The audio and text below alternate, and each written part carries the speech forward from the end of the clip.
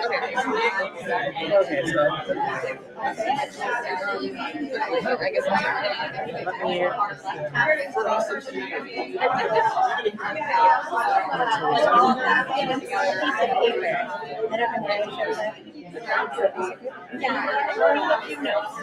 I can get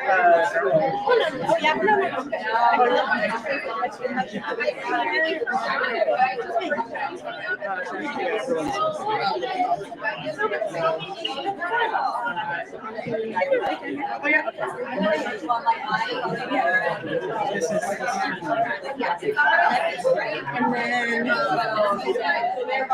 just amazing.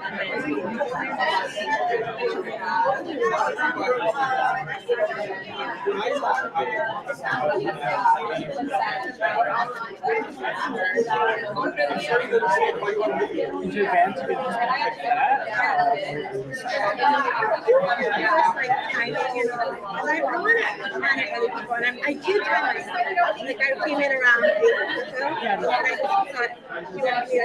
Yeah, I'll give like so everyone gets 6 minutes and like 2 minutes. Wait, do you want a 6 minute instead of every? I was trying to figure out like a 6 minute presentation.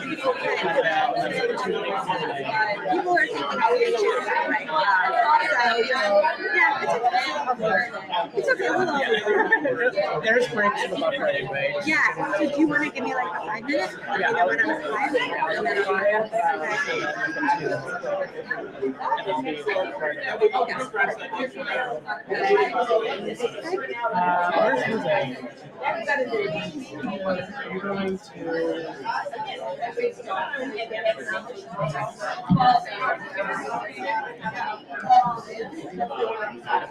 Hold on. I need to find Jose. He's supposed to be announcing you.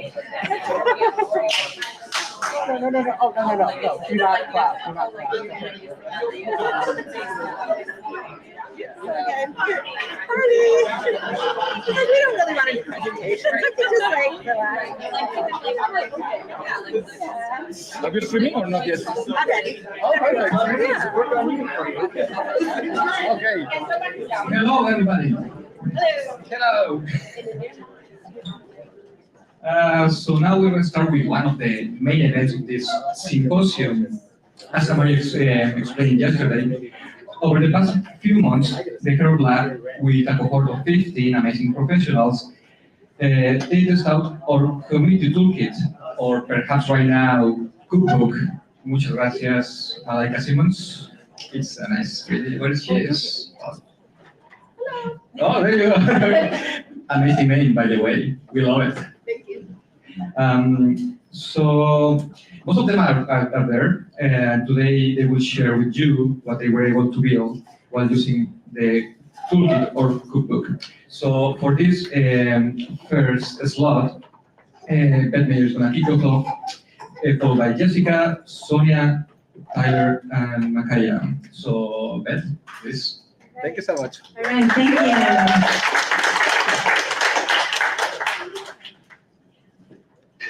That the island was disappearing. So, when did you start to notice that the island was changing? I can see that when we have a hurricane, the tidal wave would uproot the marsh, and then this was all open water. I remember Andre in 1957, and then Hilda in 64, Betsy in 65, and Carmen in 74. But Ida, a year ago, that's the worst hurricane that I've seen. We realized that we was washing away. That was the voice of Albert Nakan of the Isle de Jean Charles Choctaw tribe from an NPR StoryCorps podcast. When the U.S. government issued a $48 million grant to resettle island residents in 2016, it was said to be the first ever federally funded effort in the country to move an entire community due to global warming. Closer to my Chicago home, leading scientists at the Field Museum in partnership with community organizations such as my own are constructing a future plan entitled Climate Action Plan for People in Nature, recognizing the importance of people in nature and the need for a holistic climate solution. El Vejo Little Village Environmental Justice Organization is working locally to institute clean water as a right. And this past Thursday, June 13, 2024, the Climate Innovation Organization, in partnership with Exec Club Chicago, conducted its first ever Climate Innovation Summit, and actually gave awards to people who are supporting the air we breathe, the water we need, the food we eat, and the energy that we use. Discussion on how we can work together to ensure our needs are met globally has taken center stage. Pioneering meditation teacher and climate activist Joanna Macy has written, "The pain of climate change is so great that we feel we have no choice but to retreat into denial or apathy. It simply hurts too much to care." Yet we have to have these difficult conversations to generate much needed solutions. We need to hold on to hope. We can make small differences individually. Working collectively together and educating and brainstorming and collaborating on solutions, we can find out ways and figure out ways to adapt to our changing world. My name is Beth Beyer. I'm the executive director of a small nonprofit, the Tech Alliance. My project idea, Hope, Education, and Art, seeks to identify places and spaces to have these difficult conversations in outdoor spaces where art can help ease the anxiety of these difficult dialogues and also be part of the expression of what is going on around us, both the problems and the solutions. The app, Heat Chicago, now exists thanks to my SDOH in Place Fellowship. More on that in a little bit. I'd like to take on a little journey through my fellowship, and we'll start here.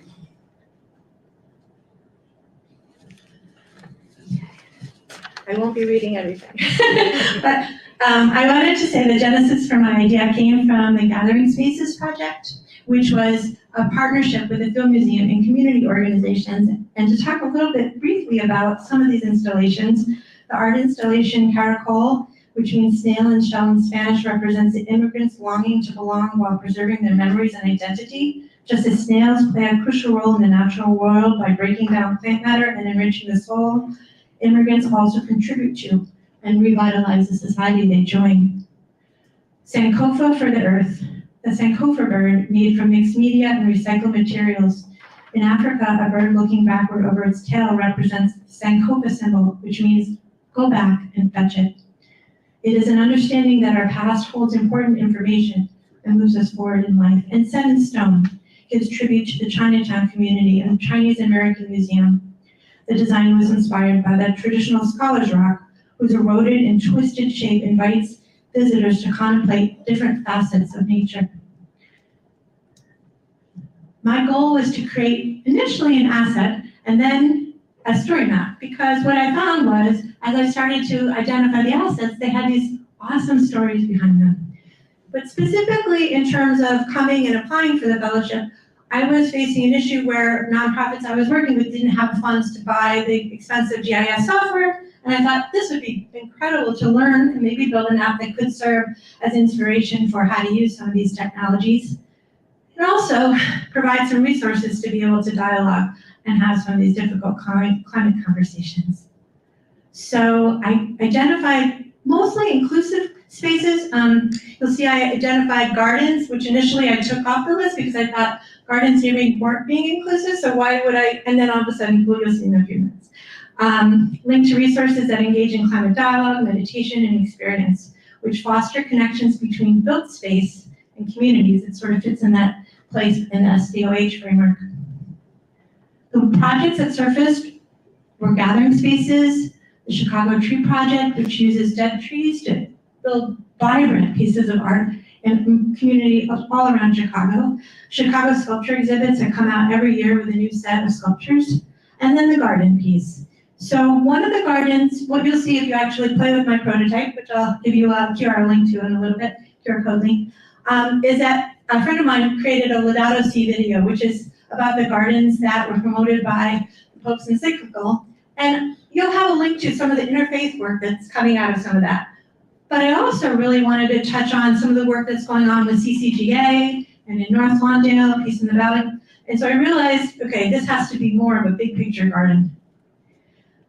And then the fun part.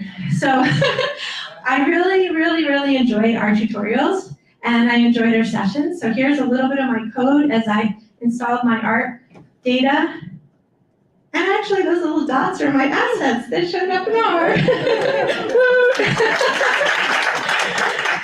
And then I ventured over to UMAP because I was like, okay, this is like really challenging. I need something a little simpler. And so I created the beginning of an open, my asset story map. And I started to think, well, I might want some pictures of like what might be out there. This is underneath the sculpture. And I might want some sounds like a bubbling brook, or all these things you can kind of click on in the app and start to get to these other places. And then it was kind of time for, getting to my leaflet tutorial. And I struggled a little bit with this. So I actually am so grateful for those who helped me during the SDOH office hours to translate, and you know who you are, to help me translate, because I was like, I don't really know JavaScript. How am I ever going to be able to do that? But you guys are so helpful, and I was able to even incorporate the GeoJSON from the Chicago data portal for the neighborhoods of Chicago. So I began a soft launch where I gave people the link to my little app, again, prototype, and I put it on our Tech Alliance website. Right away, we started seeing some of the things. Mine is not as beautiful and complicated as some of them, but I'm starting to see like a lot of our assets are showing up along the lakefront, not necessarily in the south or west communities, and what could be done further to develop these assets in all the neighborhoods. And then just to give you some of the ideas, some of the stories, one of the most interesting podcasts was a living history podcast put together by Jay Simon. And this one speaks to Jimmy Lee, who was an activist that worked with Martin Luther King Jr. in North Lawndale. And so you can actually, if you go to my app, you'll be able to click on those links, the Living History Podcast or the History of North Lawndale, which are all really too small to see, but you'll be able to see them if you click on that. So my next steps are, it definitely needs more data, but I'd like to try to user test it. I'd like to explore funding opportunities, and if so, develop a dissemination plan. And the other thing I'm really interested in is taking a step back and thinking about these open source technologies, and are there ways, things I learned about R or asset data, that Hope leaflet or UMAP, are these things that I could use with I work with youth in schools, are these things that we could use in the classrooms right away? So, questions? Yeah. Thank you. I'm gonna put this up in case you want to grab it. Okay, yeah, go ahead. Sure. Have you ever shared your map with a stakeholder, and in which way? I mean, in which platform? Yeah, absolutely. So that's a great question. So at the beginning of this week, I had someone who said, "Oh, I'll help you give some feedback on your presentation." I was like, "Well, okay." This is a friend that goes with that. Turns out she was heading to that conference, the Climate Action Conference. And so it was kind of like she's sitting there, she works at DePaul, I'm not gonna give names, but my point simply is that all of a sudden she was like, we really need this, we need some good. So it was really helpful. I'm just starting, just to be fair. I probably spent like the last 3 weeks developing it. I spent the first part learning the software. So I'm in the I said soft launch, and it's a very soft. So yeah. Yeah, go ahead. That's fantastic. So as an experienced designer, I love the multimodal of sound and sight and everything. So I think that's really fantastic. And I also love the oral histories. And so if you could talk a little bit about that process of actually getting the oral histories, because I have an ongoing project right now with my grandmother around just recording her voice and talking about things that have happened. So can you talk a little bit about that? I can talk about Jay Simon's experience. So Jay Simon developed this entire, and if you go to that link, you'll see that all the people, there's 2 links on that page. One is Jimmy Lee, and the other one is about North Lawndale and the people he interviewed. So where I see myself coming in is identifying the assets. And so if you have something, especially if it's related to Chicago, I would love to kind of link this so people can find it. I wouldn't say that I'm the expert in creating stories, but then the other ones you saw, I don't think I can go backwards, but maybe I could. Let's see. Where are we backwards? Maybe No, I never there.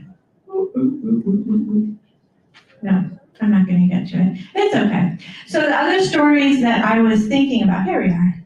These are movies.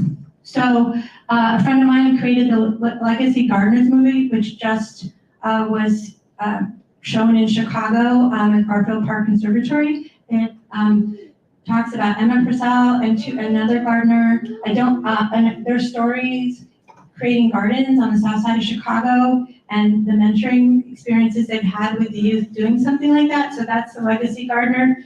The Chicago Tree Project, each tree has its own story.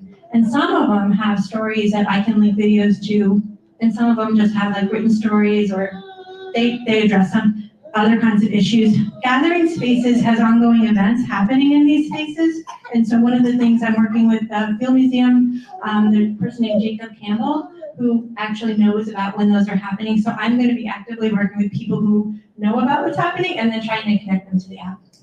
Yeah. Yeah, thank you.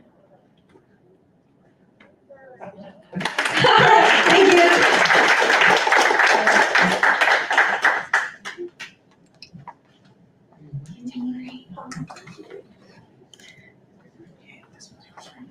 Yeah. Thank you. Good morning, everyone. Good morning. Thank you for taking this time to listen to my project. This is a passion project, a love of mine. The community and the population I serve is something I pretty much spend every waking moment thinking about when I'm not thinking about my own kids. So I'm really excited to share this with you. I do kind of want to give a trigger warning though. I will briefly touch on infant morbidity and mortality. So if that is difficult, I apologize for that. I wanted to make people aware of that. And there is a picture of a child with a heart defect who had heart surgery. I have no conflicts of interest, and I have been supported by a number of grants for this important work. And these are my objectives very briefly. I'll introduce my population and the scope of the problem, what my goal for this project was, and then the asset map that I created. So first, I want to share my mission. So as I said, babies with heart defects are something that I think about constantly, and supporting access to adequate and quality lactation services is something that I'm going to spend my life working towards. This beautiful little baby is named Grace. She set me on this journey into academia, just witnessing the struggles that her mother had. The struggle of being able to continue advocating for breastfeeding and human milk use in the face of having a life-threatening defect is not something a mother should have to do while they're trying to protect their baby from dying. This is something that we should be doing for them and serving them and advocating for. And so as I've been thinking about my purpose and my mission, I've really been thinking about it as nutrition equity. So if we have good access to infant nutrition beginning in the prenatal period, this is going to contribute to lifelong adequate nutrition. Babies with heart defects have really high rates of malnutrition. They're more likely to die. They're the leading cause of pediatric hospitalizations in the United States. And they also have the lowest rates of breastfeeding and human milk use. Within that population, we also see disparities in the color of the mother's skin and the support that she is getting.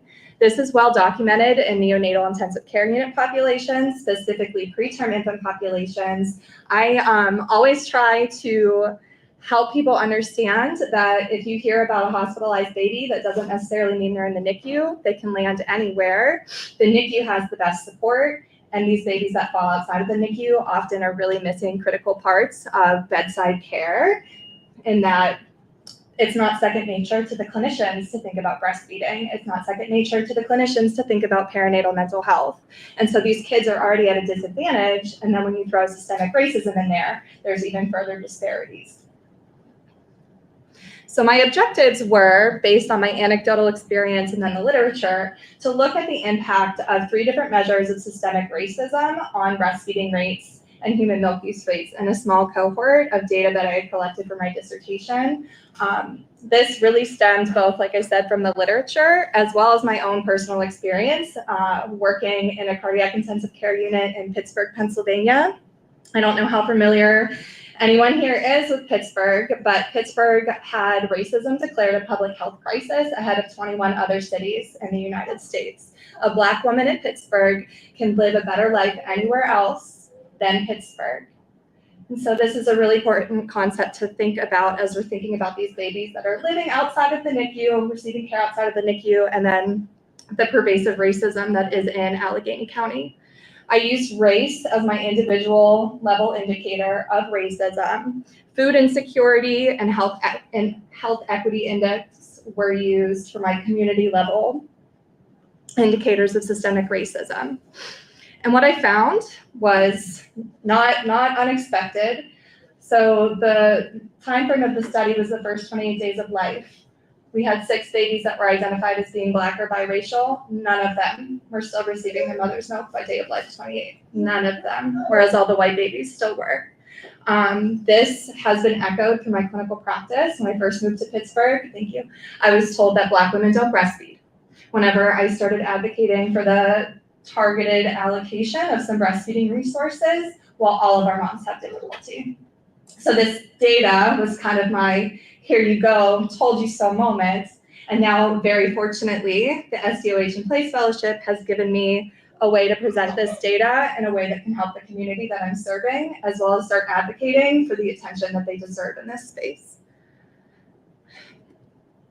So my goals, as I said, were to start advocating for this population and the need to support them and allocate resources. So I partnered with community members within Pittsburgh who are already doing beautiful work supporting Black mothers. I identified deficits in resources around Allegheny County, which is where Pittsburgh is housed. And then I am planning to report these disparities to the clinicians that I work with and my hospital administrators. So I made the 412 breastfeeding resource asset map, really trendy title since everybody in Pittsburgh is obsessed with the 412. That's our area code. Never in a million years thought I'd be making an asset map because I have limited use of technology. But with these beautiful mothers who are peer leaders in the Pittsburgh Black Breastfeeding Circle, I co-created this map that highlights resources around Pittsburgh. I assigned each type of resource their own symbol and their own color. So if you can see these purple with the cross, those are hospitals. This is kind of like an ambiguous rocking horse for pediatrician offices. There's an apple for a WIC space. The turquoise with the diamond is a birth justice organization. And then the pink that looks like milk droplets are lactation-specific resources. I also thought it was important to highlight whether or not they were BIPOC or LGBTQIA safe spaces within Pittsburgh. The resources that are safe for me as a cisgender white woman in the suburbs are not necessarily safe in Pittsburgh for somebody of color or someone who is not cisgender. And so with that in mind, created an emoji of a Black breastfeeding mother, and then, or utilized, excuse me, and then also the rainbow flag. And then with Ebony and with Kelly, created a list of what parents would need to know when they're searching out for resources. So what kind of meetings are they offering? Do they have home visits? Do they do inpatient visits? Are there virtual appointments? Something I haven't thought of, are there other services offered? So am I able to get diapers here? Am I able to get pump equipment here? What kind of things do I have? And then hours of operation. I also took this opportunity to map the indices that I had used to show my clinician colleagues the deficits in care and map it to the differences and outcomes that I observed in my data set. So darker shading indicates that those are places that have higher rates of food insecurity. If you can see this area here, which is predominantly white and is in a suburb of Pittsburgh, their average parental milk use in the CICU was 100%. Hazelwood, where the other indicator is predominantly Black, low-income community, and they aren't having any parental milk use in the CICU. And even though it was a small cohort, I did forget to mention this was statistically significant on all indicators of systemic racism. So the data don't lie. We have a problem here that we need to address. And similarly, I did it with the health inequity index, whereas higher rankings indicate worse health inequities. And it is the same thing for the health inequity index as the food insecurity index. And that is my presentation. Thank you.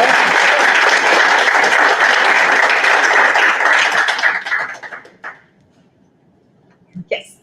Do you imagine deploying this to lactation consultants or physicians, or is it a go in the iPad for a mom while she's postpartum? So that is a really good question, and that's something that I spoke with Kelly and Ebony. So like a lot of big healthcare organizations, the one that I work for is not necessarily always trusted by the community. And was not something that I designated as a BIPOC or LGBTQ space. You know, I have a really loud voice, so I'm just gonna keep talking. My initial thought was to have the map embedded on the Children's Hospital webpage, but then thinking about the potential for the hospital system to want to take ownership of the map and then not be able to update it in a way that I think would serve the community best. And so Ebony and Kelly and I are going to start talking about different avenues about where we can get this into the community hands so that they can start using it. What Kelly and Ebony had said that they really liked about the map is that now people that are already serving this community don't have to memorize where all these resources are. So their idea was to put it in a place where we can train people that are already part of these organizations, and then they can train mothers that they're already serving how to utilize this and kind of coach them through finding the resources to help them. Does that answer your question? Yeah, Thank you. It's a great presentation. I knew by your choice of dress today that you were going to be spot on. Pun intended. But so this is great. So as my youngest is 14, but you know, a nursing mom who advocated by example versus not necessarily being in the community. So I really, really applaud and appreciate this work. It's really, really important. So we just finished up some work with the Western Regional Data in Pittsburgh, as well as the Black Equity Coalition Project. So if you're not already connected with those folks, they are fantastic. Okay. And they touch so many different parts and pieces of the community in Pittsburgh. They're fantastic. So just, just as an aside, that those are some great partners to have if you're looking for. Thank you. Yeah. Thank you very much. You're welcome. Any other? I'm just curious, what exactly was your cohort size? What was my what? Your cohort size? My cohort size, it was only 20. 20. It was 20 babies. It was very limited by that sample size. The reason I made that decision was because I was able to get those community level indicators for kids residing in Allegheny County and not necessarily others. And then also with the argument that if there weren't disparities in outcomes, I wouldn't be able to find anything with these 20 kids that had similar access to the Children's Hospital and the resources around the area. And on the map, what I found, like there was clusters with resources directly in Pittsburgh, directly around Children's Hospital, and there are these disparities present. So we are not serving this population despite a wealth of work that people in the community are already doing. But with that being said, the small cohort size explained 60% of the variability between overall parental milk use rates between Black infants and white infants. That's pretty significant, and that was even controlling for defect severity. Chylothorax, which that's jargon that I will throw up, but it just means that there's fluid building around the lungs that is caused by short or long chain fatty acids in maternal milk sometimes. So even controlling for those factors that we would expect to predict not having access, it was still significant in this incredibly small cohort. Thank you. Do you mind if I have one more question? No, I don't. I gotta admit, I did find this a bit surprising. Just, and this is just anecdotal here, but you know, I grew up in a low-income Black community, and I don't know about everybody, but a lot of the people I knew that had babies, I saw children getting breastfed all the time. So this is a bit surprising to me. So I'm curious, like, what you think the reason is if this is like. I'm not saying it's not an issue. I'm just saying No. It's a bit surprising to me if that's actually that big of a discrepancy. I think it's the support that they're getting. So like I said, whenever I started my nursing career in the NICU, and then I went to labor and delivery. The way nurses were teaching me to help support breastfeeding moms was don't bother talking to the Black mothers. They do not breastfeed. And so that's the support that you're getting in an environment, in a hospital system, and then you're expected to go into the community and navigate those resources yourself. Breastfeeding is hard work and it's isolating work. But that's why this community, there are so many amazing organizations that people are doing to address this need without depending on people that look like me. Like they are serving themselves, and so I think the rates are getting better. With babies with cardiac defects, I think one of the challenges is people assume that sick babies are in the NICU. So they assume that they're getting these resources that NICU babies have. They assume that they're being cared for with good lactation support, with providers that know about supporting lactation in a critical care environment. Lactation is usually the furthest thing from the pediatric cardiologist's mind or a CT surgeon's mind. It's more just about keeping the baby alive at that point. And don't bother talking to the mom right now. She's really stressed about her baby surviving. And my argument is, well, think of how stressed she's going to be when she can't feed her baby in a couple months. So it's definitely a multi-pronged problem. I think in Pittsburgh, the community, they're supporting themselves and it's getting better, but it is without the help of the formal institution and healthcare system.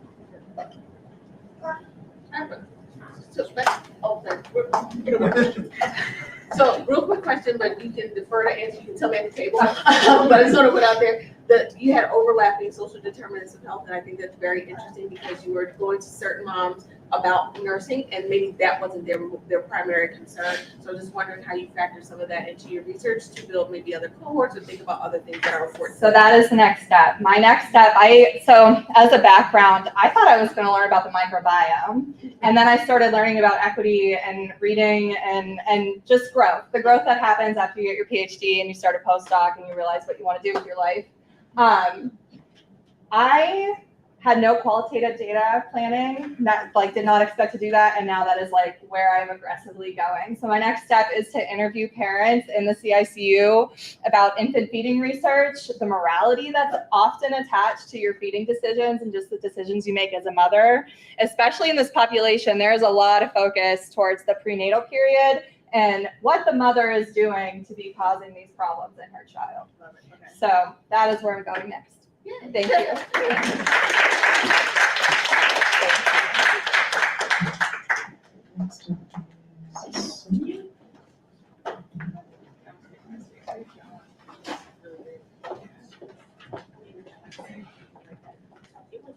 Thank you.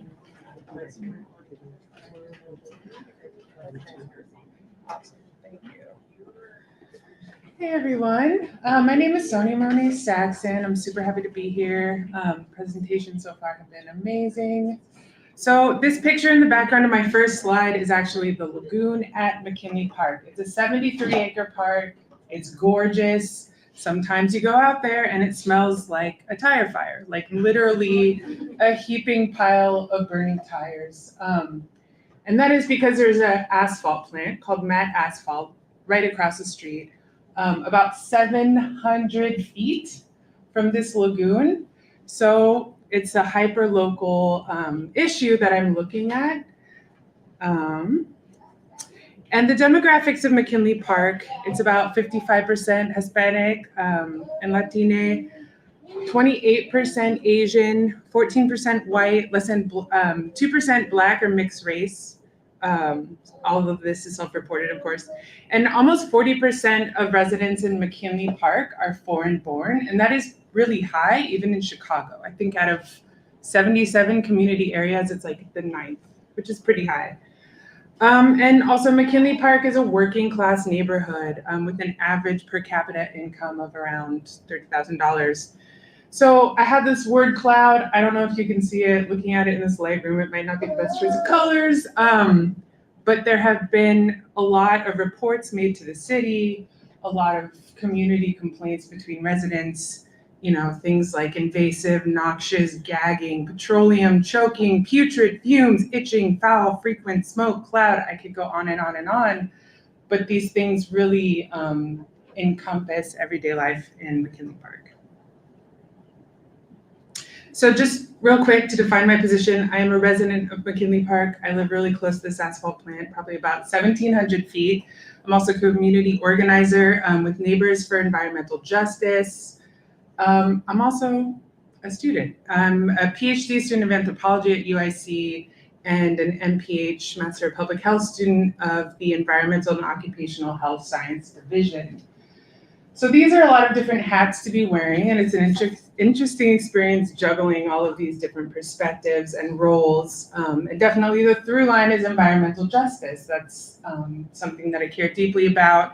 And I'm personally interested in looking at the dynamics and relationships of data and how they play out in these different worlds and different perspectives. So my project goals that I'm working on through different layers, but in this project, SDOH in Place, I'm really trying to center on the lived experience and use the story map to do so. But like I said in the beginning, this is a hyper-local case study of environmental injustice, looking at the presence of one specific asphalt plant in McKinley Park. And I wanted to highlight the lived experience and bring visibility to the sensory experience of everyday life. Smells, sight, sensation, headaches, eyes burning, all of that stuff, which is honestly challenging to do with words and pictures. So yeah, another thing is to address what is left out by data gaps in the air quality in our hyperlocal situation. For instance, there are only 2 EPA validated monitors, 3 in all of Chicago, but the closest ones to McKinley Park are 8 miles away or more. So as you can imagine, that's not really reporting what's happening on the ground where we live. And there are community level monitors, but those aren't really validated. And when it comes to like regulatory decision making for air quality, those monitors are looked at as tools of storytelling. Yeah, thanks, cool, I gotta go faster. So some of the goals of this project are to broaden the types of ways of knowing, like what is considered valid evidence, who gets to determine the narrative of data and how it's used and how it's gathered, to address the gatekeeping that kind of runs through those processes. And then another basic goal is to communicate the spatial variables and the sensory experience of everyday life, like I said, for the purpose of promoting empathy, what it's like to live in a neighborhood like this, and also baseline demonstrate the inappropriate nature of the location of this particular asphalt plant. And it doesn't take super fancy mapping to do so. So my research approach, again, communicate the spatial scale. Community identified need was ground truthing. What's actually happening versus what does the data say? The data is pretty quiet on a lot of these issues, but documents obtained by FOIA, court documents, or something that I use for this particular iteration of the project, namely data gathered from air pollution complaints made to the City of Chicago's 311 service request line. And I thought it would be helpful to speak to some of the project challenges. One was obtaining the data that I actually wanted from FOIA requests, and then streamlining the political, ecological situation of this was challenging. Like, obviously, right now, I don't have very much time to talk about it. In this map, though, I'm trying to focus as much as possible on the lived experience.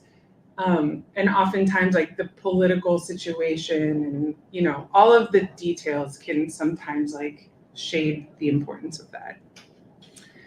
So real fast, here are some different facets of the story map product that I ended up with in the end.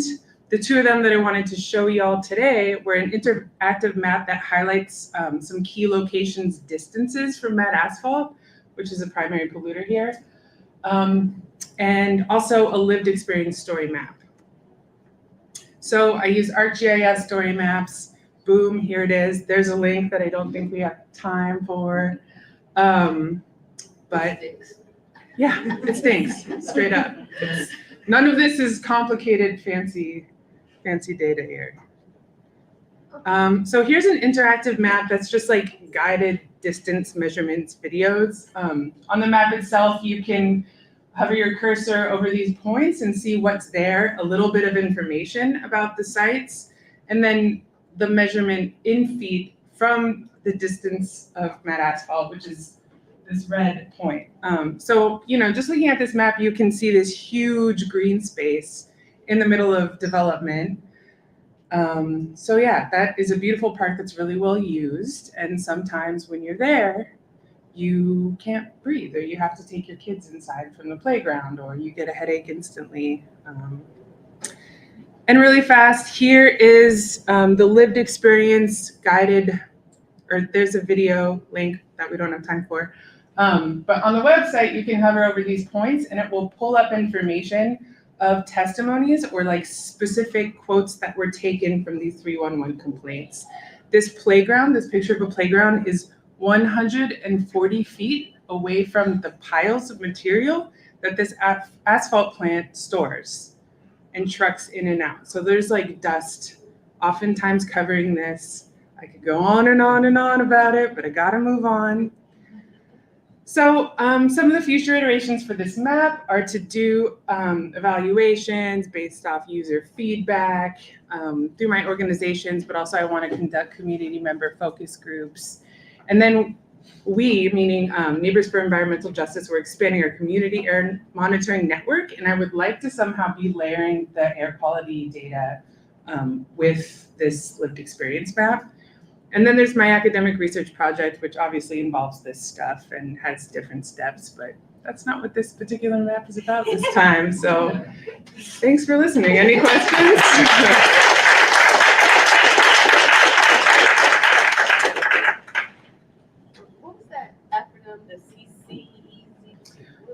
Oh, that's Chicago's Coalition to End Sacrifice Zones. Yeah, and it's a group associated with a lot of different environmental organizations, primarily in Southwest Chicago right now. But it arose out of this like cumulative impacts effort in Chicago. Like there's a lot going on with at least a stated intention of environmental justice and an action plan in Chicago. And this group kind of arose out of a desire to like hold the city accountable to some promises, basically. I feel like you need a bumper sticker, like you know how they have the if you can read this, you're too close. Bumper sticker like on the asphalt place. If you can see this sign, you're probably too close. Yeah, if you can smell this, you're too close. And you can smell it from like 2 miles away oftentimes. It's very subject to wind direction, a lot of different things. But I am kind of allergic to air conditioning, so I sleep with my windows open and I wake up with a headache and can smell it in my apartment constantly. So, yeah, we were talking yesterday about my neighborhood experience with cancer. And so what is your, like just with how tracking is with health conditions, like do you think that you would be in a position to ever go door to door and ask people what chronic illnesses they get? Yeah, I would like to do health symptom surveys as a part of my like academic experience, but I know with health research, like we were talking about this a little bit yesterday, what is considered like statistically sound, like power analysis, they call it, contains a population size that's like even too high for this community. So there are some limitations, which is why I'm interested in like the context of data and how it's used and, you know, the power structures behind data itself. But I would love to do something like that. Did I see any other hands? Yeah. Okay, for a very interesting presentation. I would be interested because you mentioned you live there in the neighborhood as well. Why did you choose, or are you were you able to choose where you live? Why you It's an amazing, I'm sorry. No, that's, yeah. It's an amazing place to live. Like I said, this park is totally wonderful. I initially ended up there because there was really cheap warehouse space, like workspace studio for my hobbies and passions, to be honest. Yeah, and part of why it's cheap is because it's like literally right next door to Mad Asphalt. So, you know, a lot of socioeconomic factors to consider in the equation of environmental justice in this city and everywhere. Thank you.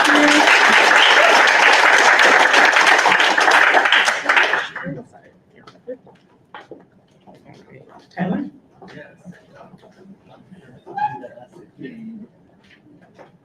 We're running a little bit behind, so if you could just limit to 1 to 2 questions.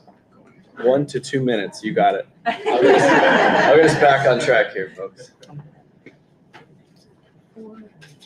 Okay, that's time left. You got it. All right. Mark's going to keep me reined in here. Well, hi, everyone. My name is Tyler Gorham.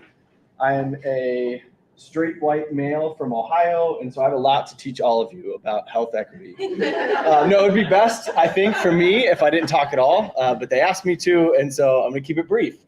I could spend the rest of my life learning about the experiences that you all have had and still not get it. And so in wanting to contribute to health equity work on the research teams that I sit on, this fellowship came along and it was like, okay, this is at least an on-ramp to me starting to understand these issues as a data person that usually sees 1,000 data points at once or 1 million data points at once, and actually thinking about the stories of the communities that we're working in. So my thanks to the Hero Up Lab for helping to give me language and kind of a foot in the door to thinking about these things well. And I submit everything with complete humility. This feels like a finger painting compared to some of the work that you're doing. So let's look at this is my fridge, basically, my mom's fridge of this little story map.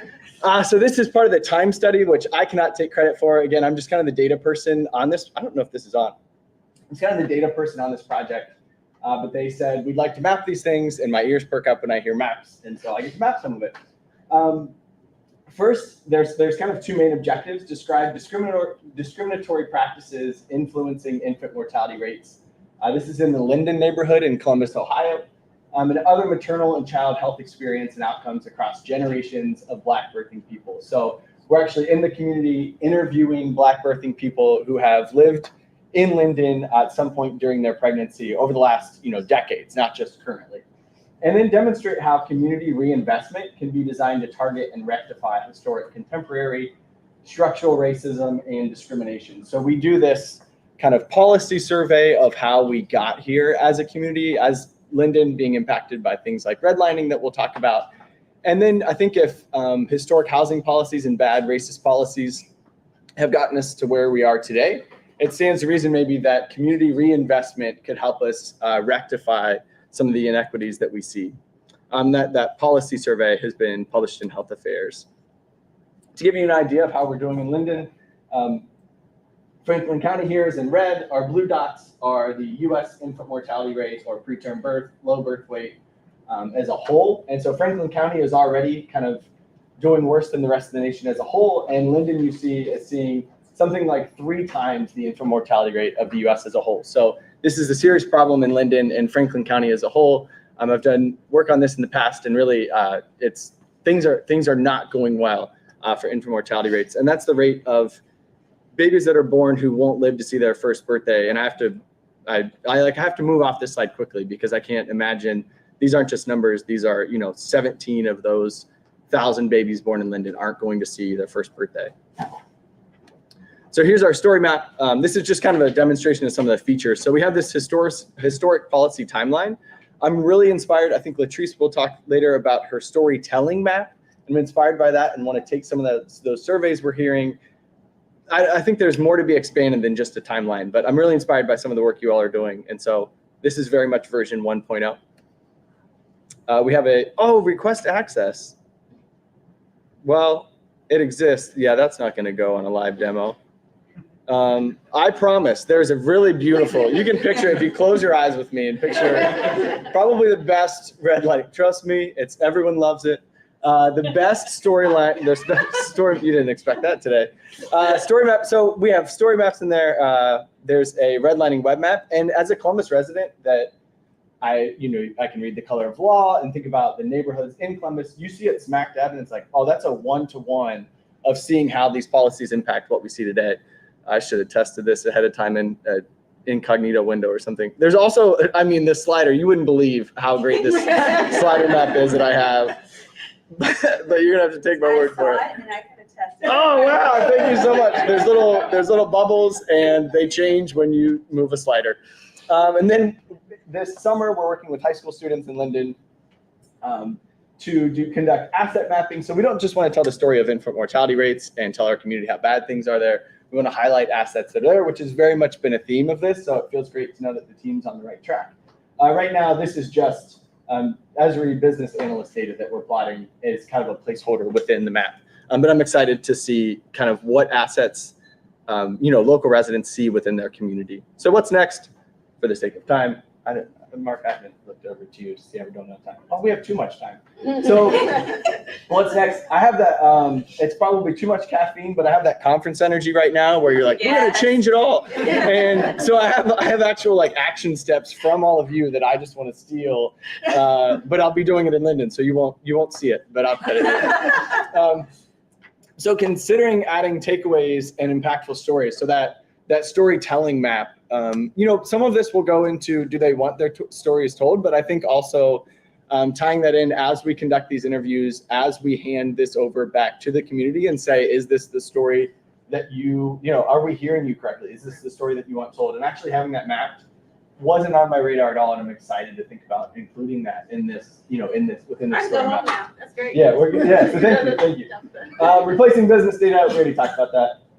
More input from healthy neighborhoods, healthy families. So this is a community reinvestment kind of arm of our hospital that I'm really proud that I'm not a part of it, but I'm proud that our hospital is, where they are working on affordable housing in the neighborhood around Columbus, and a huge portion of this in the neighborhoods around our hospital. A huge portion of this is, we've done this in the south side of Columbus, and now looking at this in the Linden neighborhood, and we're doing a difference in difference study to say, have we seen these health indicators shift after that community reinvestment? So this is a long-term study that we're going to be working on, and why I was originally pulled into the project. But working with them as well to say, is this story told as our funder? Are we telling, the story that you hope to hear, or that, that can help inspire additional funding sources for this work? Usability testing and improving branding and aesthetics. It's another thing I see done really well here that I'm such a novice at. My slides, like, it just looks like a bachelor made it, and that's, what you get usually. So I've just used all of your graphics. Thank you. And then using a platform to share results of the reinvestment study with a larger non-academic audience. So I'm used to talking to other data scientists and all of that. And so it is so good for me to think about this human-centered design and actually thinking, what is the end user thinking? And then asking the community, how would you improve this? Is this telling your story? One of the challenges that we talked about is this story map might look very different for, hey, this is a tool for the community versus I'm trying to inspire funding. And so maybe there's two versions of this, or is that two-faced? I'm not sure. So there's a lot of thought that needs to put into, what is the final target audience? And are there two different products, I guess, so to speak? Here's the team. Thankfully, I am just an outsider on it, and they've welcomed me very lovingly. But lots of very experienced people on this team that I get to work with. And that is it. Any questions? Sorry, you didn't get to actually see any of it, but any questions? Yeah. I just have one comment about your last point about the difference between what you showed the community and what you showed funders. I wouldn't say it was two-faced. I would say that there was different levels, right? And so there's a higher level, which is bubbling up all of the things for visualization to people who don't necessarily understand the nuance, and then the more nuanced piece for the people who actually understand it. So yeah, I think because what you're getting at is the authenticity and making sure that you're not, telling two different stories. You're not telling two different stories. You're telling one story from a different viewpoint. That's great. Thank you so much. Thank you. Fantastic work. Thanks. Oh, thank you. Yeah. Yeah. Great presentation. I'm just curious, what are you intending to include in your asset map? Yeah, so I think a lot of that is community opportunities. Like, what do you like about your community? So that could be parks. We've talked about NDVI, and we can map green space, but that just means something to someone in a geography department. But, what are the parks that you find accessible? That could be churches, barbershops. Like, what are you actually proud of within your community? There are a number. One, Linden is a great example, or We Are Linden is another community organization where their headquarters, where the main shops that they're working out of. So I think probably that is the majority. Do you have anything in mind? Well, I was trying to think about the link between the impact mortality. Yes. You're talking about and the assets. Yes. Yeah. So I don't know. Oh, it says dead battery. So Okay, there we go. you're carrying a problem. Yeah, so that link, unfortunately, has been demonstrated in the literature, and that's kind of part of that story map. When you think about what does redlining have to do with infant mortality, that those rates, unfortunately, just overlap pretty directly. And how do we impact that with assets? I'm not sure if it's the well-being of the neighborhood as a whole, or is it community resources like your presentation? Not that's just breastfeeding, but is it how can we help moms be in just a great environment when they're home from the hospital, not just while they're under our care? Yeah, great question. Yeah. Okay, great, thank you.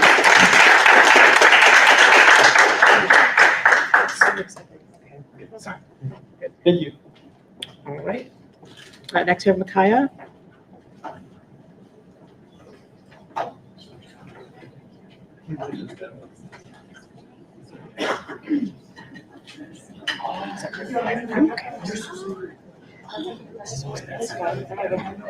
You're all good? Yeah. Okay, good. Good afternoon, everybody. I've been in the military for the last 10 years, so I do have a big girl voice. So I think I should be okay without the mic. Again, my name is Micaiah, and my project is a Champaign-Urbana experience, and I will be using my actual story map that I created. Okay. Champaign-Urbana Experience, or She Your Experience, is a platform that enables local mothers to establish community, stay informed of local maternal resources, receive mental health and wellness tips, and overall stay connected with maternal health culture. The facts. The current infant mortality rate for the United States, as of 2024, is 5.3 per 1,000 live births. And the CDC establishes a map every 10 or so years. And if you look at the dark color map, color states, that's the higher ones, and the lighter states are the lower increased states. But since I am from the amazing state of Illinois, not Chicago, but Champaign-Urbana, I will be focusing on Illinois. And here are the infant mortality rates for the last 10 years for the state of Illinois. In Illinois, in 2021, 743 infants died before reaching their first birthday, an infant mortality rate of 5.6 per 1,000 live births. As well as in 2021, the maternal mortality rate was 17.3 per 10,000 live births. Non-Hispanic Black African-American women in the state of Illinois are 3 times as likely to experience a pregnancy-related death as white or Hispanic women. The purpose. The stagnancy to not act has caused the United States to become one of the only developed countries with a rising mortality rate. As a Black mother, as someone in healthcare, I have not only a passion, but an obligation to make a difference in the city of Champaign-Urbana, where I currently live. The project. The purpose of the Motherhood Project was to first communicate to the mothers in the community of the alarming rates. So as I spoke with a variety of women in the community, they weren't, and me, honestly, personally, before I got into public health, I was not aware of the alarming rates. And as we saw the last 10 years, if we scroll a little bit up, this is not something that's recent, but has been going on for a while. We're just now talking about it. So a lot of the moms in Champaign-Urbana didn't realize that the rates were so high. Next, I wanted to inform them of the many resources available to them. Lastly, I wanted to empower them to advocate for themselves with opportunities. So I established See Your Experience. I wanted to focus on Black African-American women. Why? Because they are 3 times as likely to pass away by giving birth in the state of Illinois. Next, I wanted to focus on the last 5 years. So because that information is not currently out there. Lastly, I wanted to pay them for their time, right? Like I wanted to give them an initiative to share their story. A lot of times, Black and brown people are giving their stories, they're giving their input, but they're not receiving compensation for that. So I definitely wanted to pay for their mothers for their time. Stakeholders in my project were Champaign-Urbana Public Health District, where I'm currently employed, Carle Hospital of Champaign, which is all the mothers gave birth at Carle Hospital, and a few other small organizations like Planned Parenthood and BIPOC for Better Birth. All the mothers did provide, I asked them to give me proof of birth. So I gave them, they all gave me a copy, or I made a copy of their birth certificate just to ensure that there were some validity to the surveys that were given.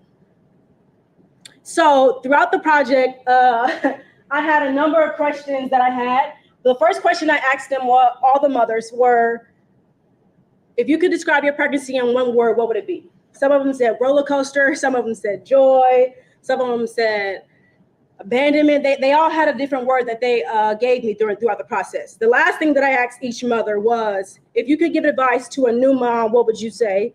And if we scroll through these advice, most of them were a sense of advocacy. Speak up for yourself. It gets easier.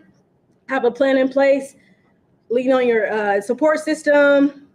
Stay healthy. A variety of things that the mothers gave back to future moms. If something feels wrong, speak up. Trust your gut. You're a mom. You know. So throughout my project, I noticed that there were a variety of commonalities and also differences. Most of the moms did not have a birthing plan. Like me, I just winged it, and and most of the moms did the same thing. So that's something that I actually established, that I posted on my See Your Experience social media.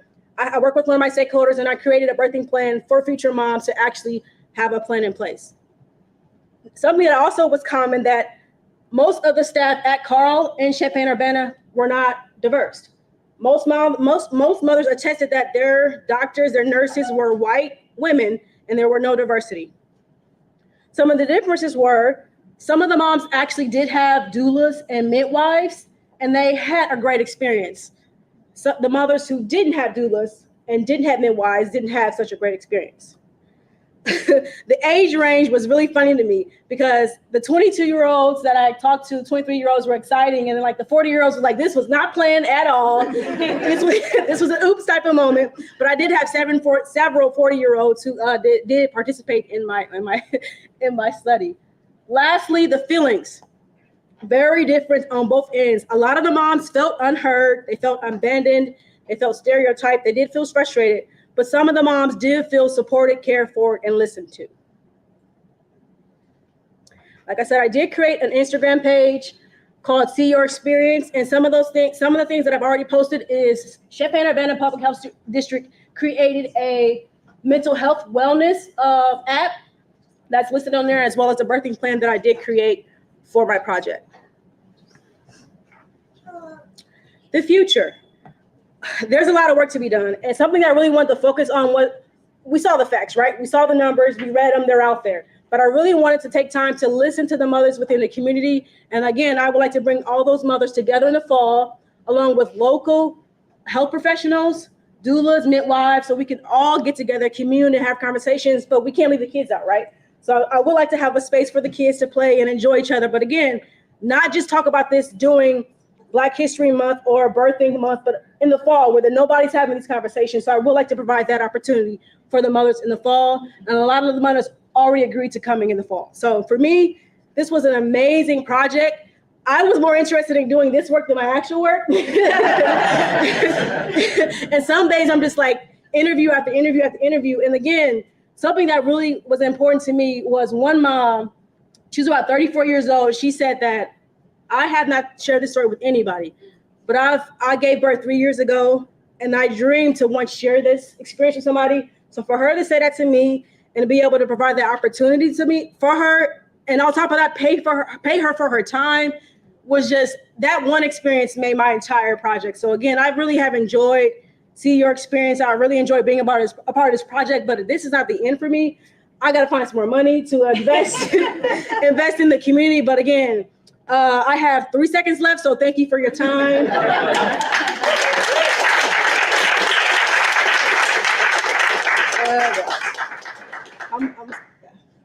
First of all, thank you for your service.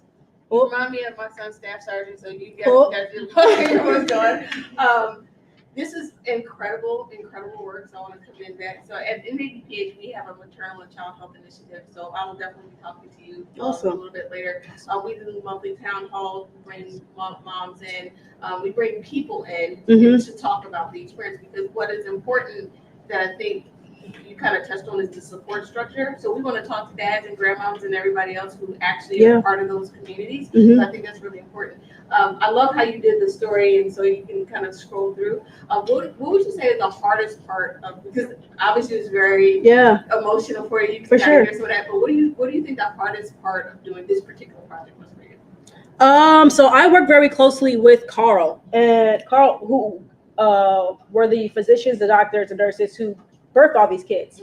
And the hardest part for me was speaking to them and letting them know, because they had an event and they've been trying to speak to their clients and their clients don't want to talk to them. So the hardest part for me was speaking to them, and they're saying that, well, we're doing the training and we don't really see the issues. And I'm listening to the parents, I'm listening to the facts, and it's just like, it's not adding up. So I do plan on sharing this with Carl and trying to show them that something ain't right. Like something ain't right. And so hopefully we're able to just, again, change those numbers, because 743 children in the United States passed away. And a lot of those were African-American kids. So just trying to get to the core of the issue, which is the hospitals at the end of the day. So Thank you for your work. That's great. anyone else? I gotta do, but we can talk later. So. Okay. Yeah, you probably have like 10 seconds.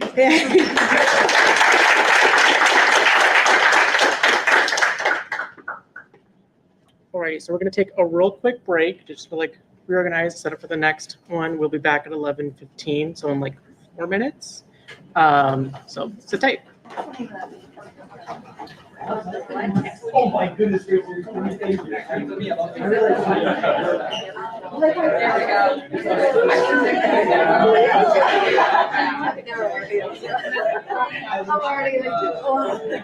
had noticed at night, so I had it in PowerPoint and I converted it all, well, sat over there and yeah. So now it's in Google Slides and it should work. It's slide 6. Okay. So it's Okay, I'll just do it. Yep. Yeah, and And I'll then do for both. the last one is, I think, it's just YouTube. So if we have Wi-Fi, it should work. Yeah. It's working. Yes, I think I'm the next presenter. Oh, thank you. Yeah, I wasn't sure. I was just like. Let me see if it fits. Aha. That's what happened. Allow it to connect. Start later.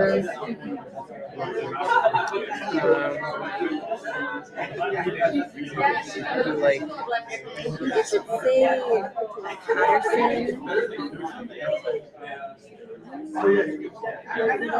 oh, right here. Oh my gosh, I was like, where did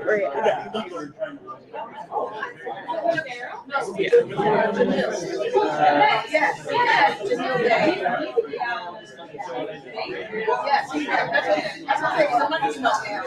PDF.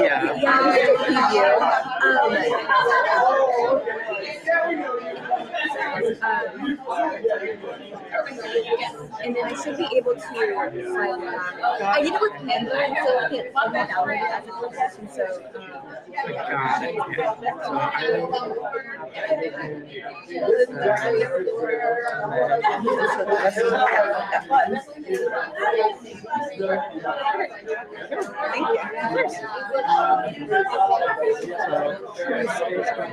You said they already have our PowerPoint slide after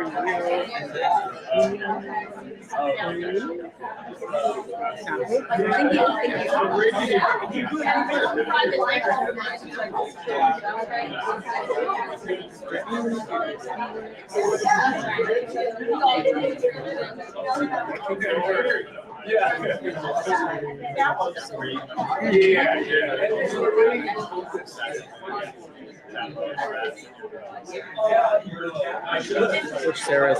Sarah's Scott. She's last. We have 2 Sarahs going back to back. Sarah. So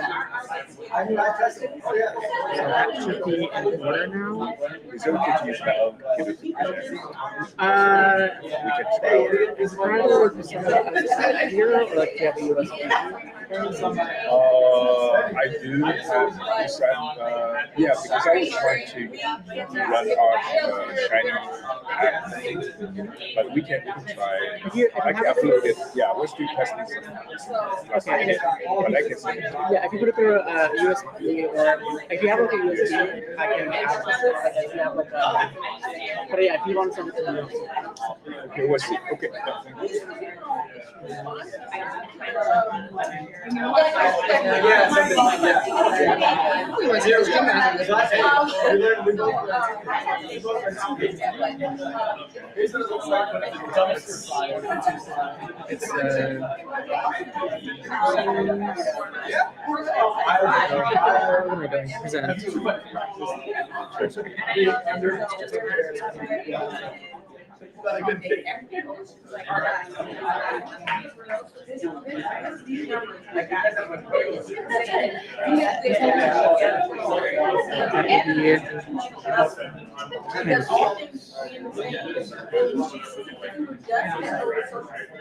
Oh my God. It always hesitates.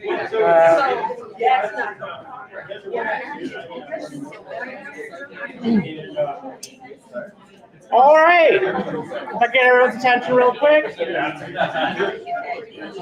Please bear with me. I do have to yell because we don't have a microphone yet. We are working on getting it back. But I'll leave it over to Maria to introduce our next speaker. Awesome. Hope you enjoyed your break. Nice to see you all again. So first we have Kennedy, and then followed by Latrice, Amy, Alex, Sarah N, and then Sarah S.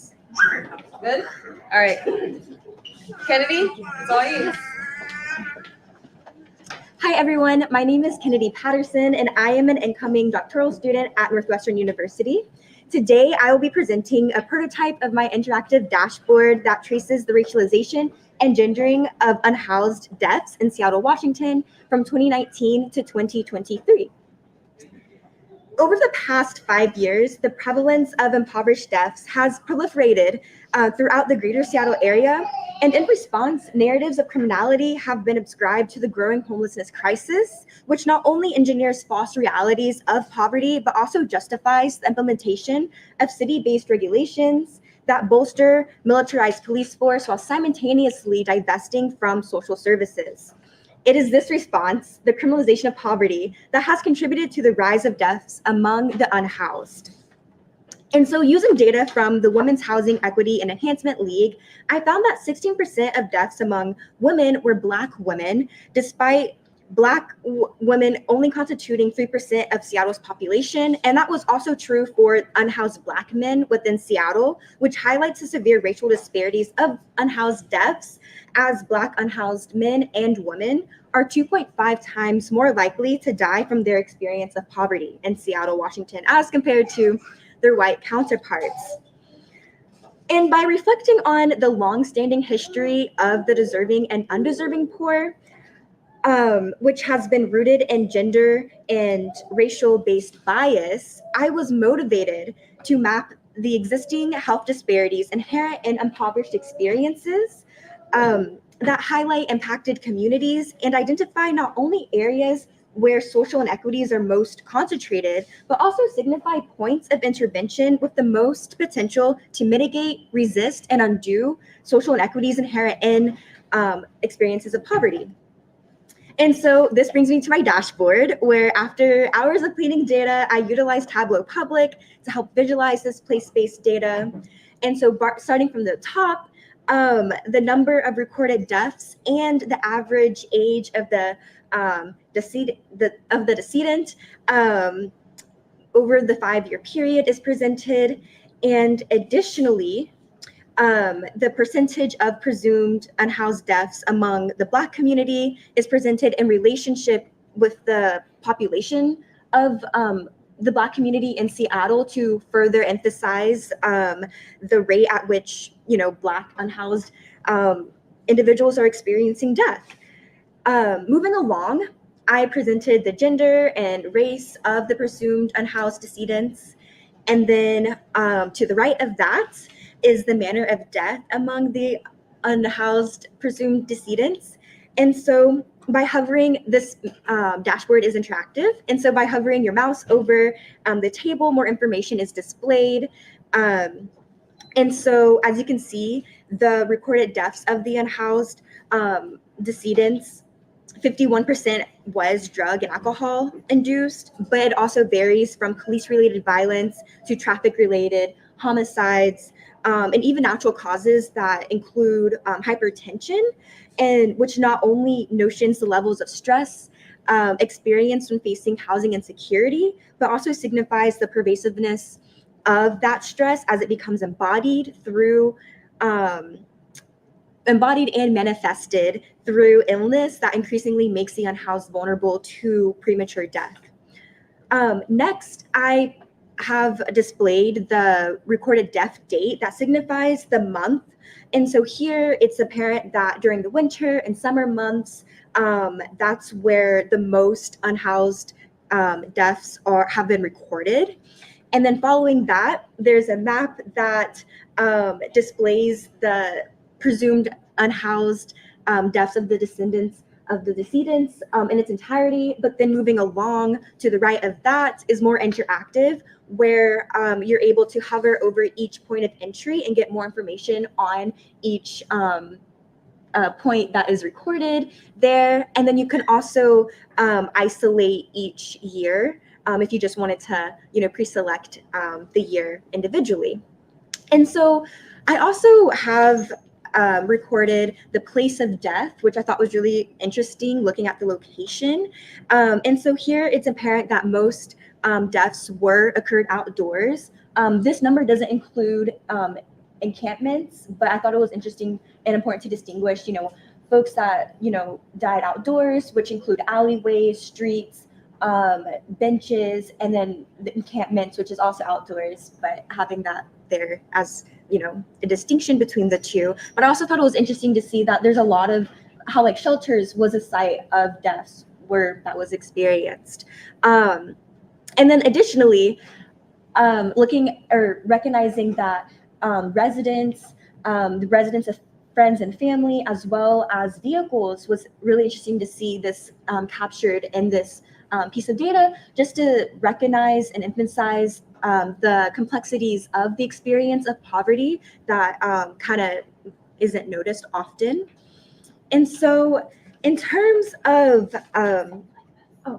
thank you so much. And so in terms of applications and implementations, I hope that my dashboard seeks to first honor and remember the lives lost to homelessness by making it a standard practice for medical examiners' offices to record and keep record of unhoused deaths across the nation. I would say that during this work, I was surprised that it's not a standard practice for medical examiners' offices to keep record, which kind of demonstrates the erasure and disposability of impoverishment.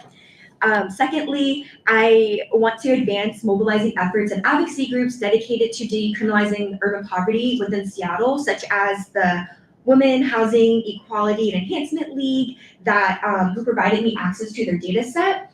And then lastly, I want to inform social welfare policy that's rooted in the collective experience and wisdom of communities that are most directly impacted. And so now y'all may be wondering, how does understanding the dimensions of impoverished deaths facilitate in the implementation and development of social welfare policy, you may ask? Well, first, demographically, revealing communities that are disproportionately impacted makes room to address gender and racial bias that may cause one to perceive another as undeserving or overly deserving of receiving aid.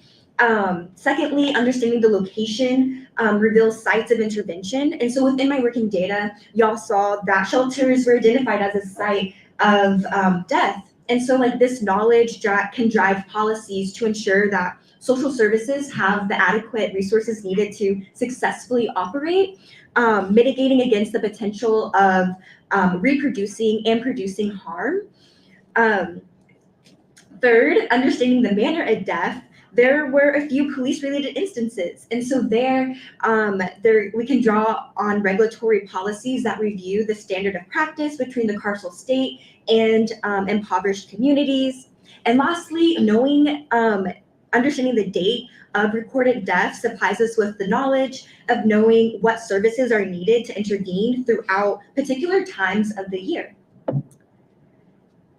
In the words of Maya Angelou, my mission in life is not merely to survive, but to thrive. And it's that declaration And this declaration is what I desire for all communities who have been historically deemed as disposable. It is time for us to see the humanity in others and decriminalize homelessness. Lastly, I would like to thank the Healthy Regions Policy Lab through their fellowship program for supplying me with the skills to visualize place-based data, as well as funding my project. And I'll also like to thank the Women's Housing Equality and Enhancement League for granting me access to their database. Thank you so much.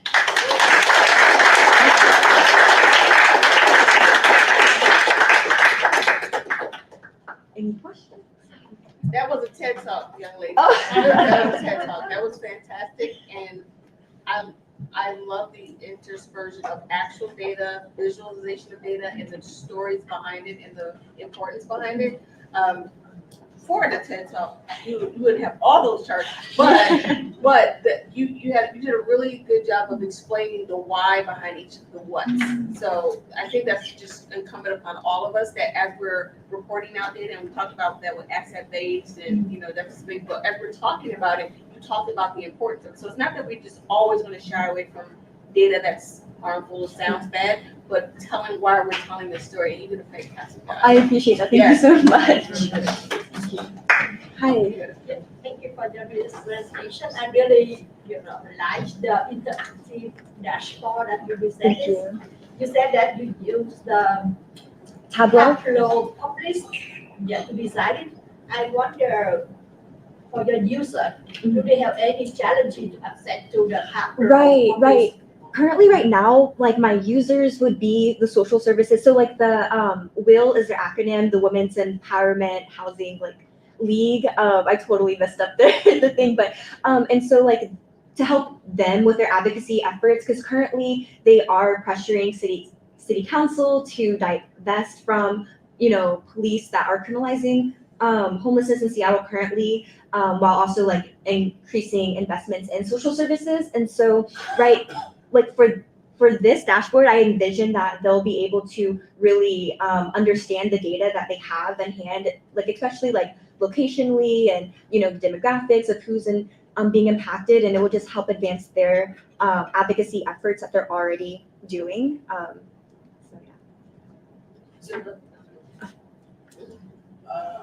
just curious, and I think my question was about the nature of the data that you use. Was this data linked or had information related to the cause of death? Yes.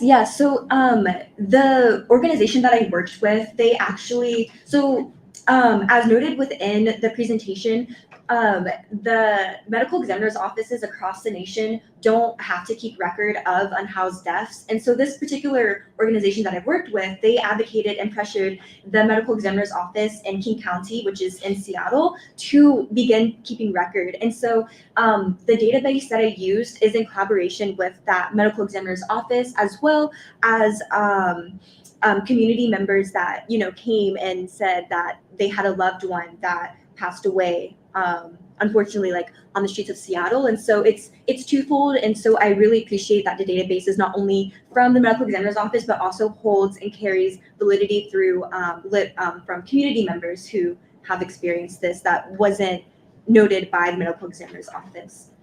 And so within that, I think it was around just under 500, or wait, no, it was around 1,400. Yeah, I can, around 1,400 recorded deaths over 5 years.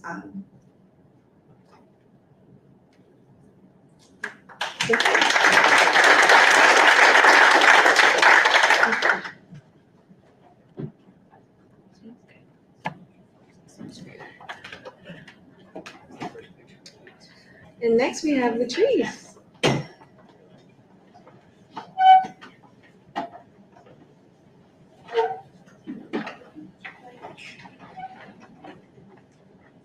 Hi, everybody.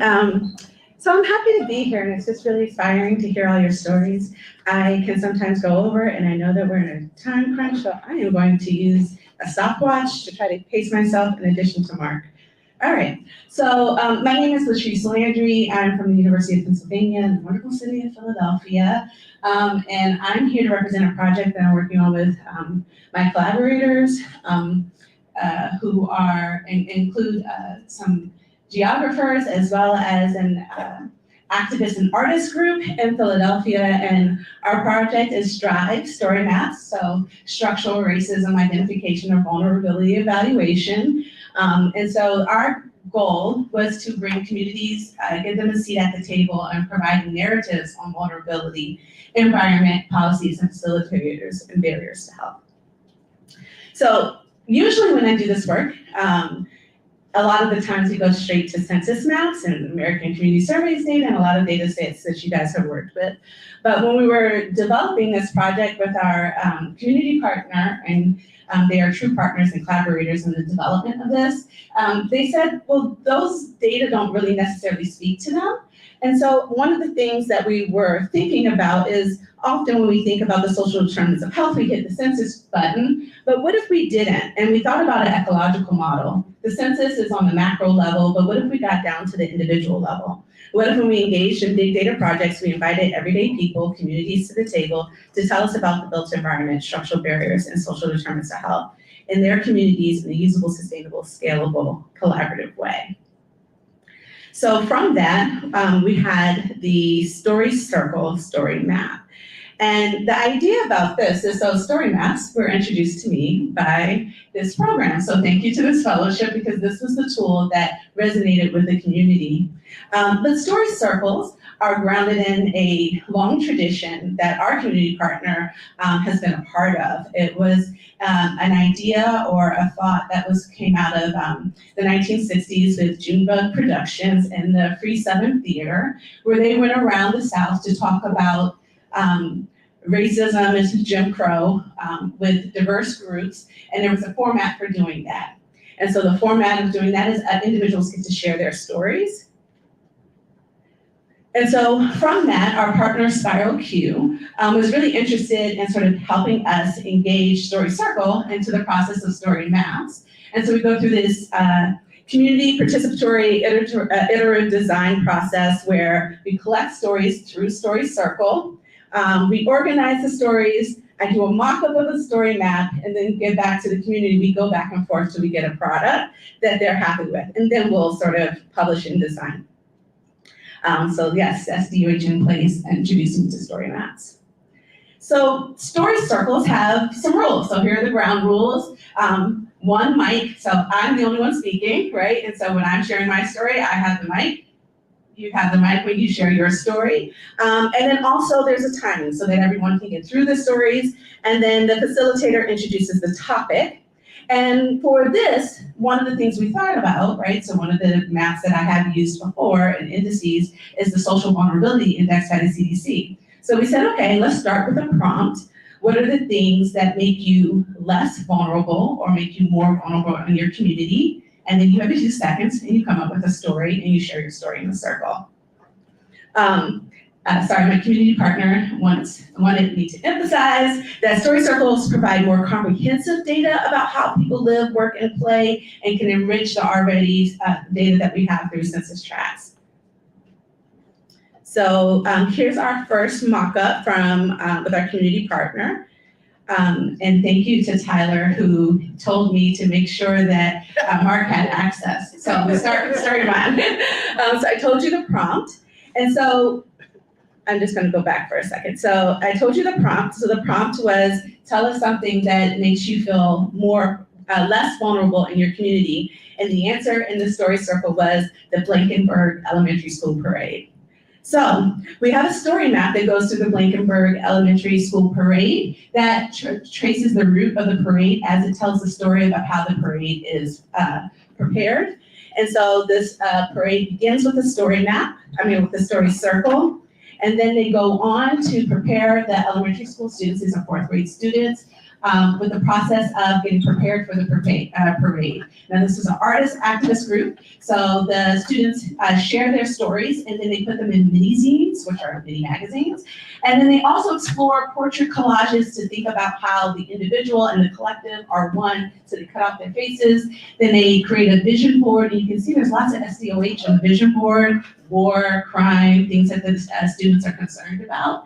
So all of this comes up through. They create slogans that are related to their vision board and the problems and the social determinants of health that they're concerned about. They make puppets, and they go through the puppet making process. Puppet hair has become really important in an African American group. They want them to embrace and see their hair.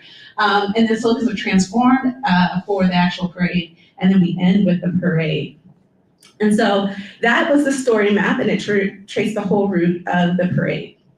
Now, the things that we're thinking about as a part of this iterative process of design is how many stories in a collection, what's the format, visual, audio, and photo, and different things like that that we're trying to figure out as we customize. Now, one of the other stories that we're working on, so this is a visual of it, and so in honor, let's see, I can get the volume up. In honor of Juneteenth, so we're celebrating Juneteenth, I want to share this story. I'm going to let it try to take over the rest of the presentation if I can get the audio to work. Switch to the different source. Okay.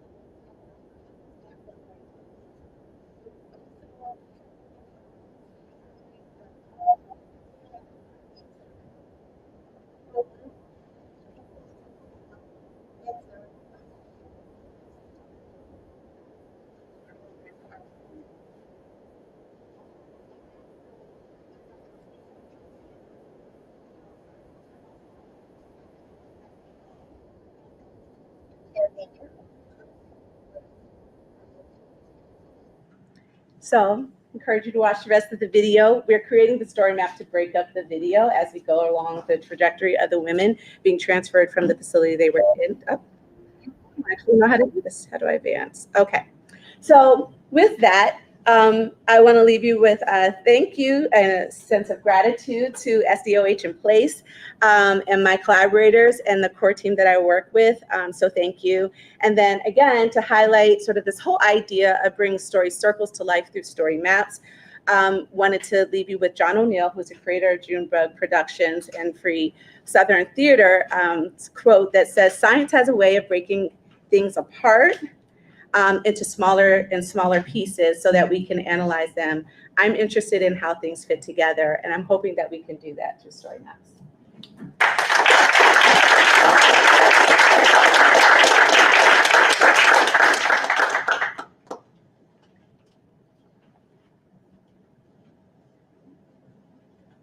Go fill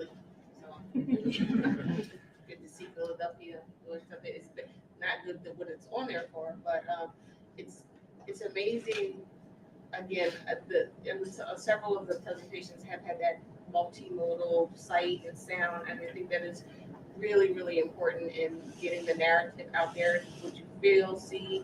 Like, I almost wish that the young lady that talked about the burning, it stinks, like, you almost want one of those scratch and sniffs. Like, we need people to understand how bad it is. So any way that you can immerse people in the experiences, just watching the video, I can hear the Philadelphia accent on the women that are calling in. And so it's just like, yeah, that's Philly.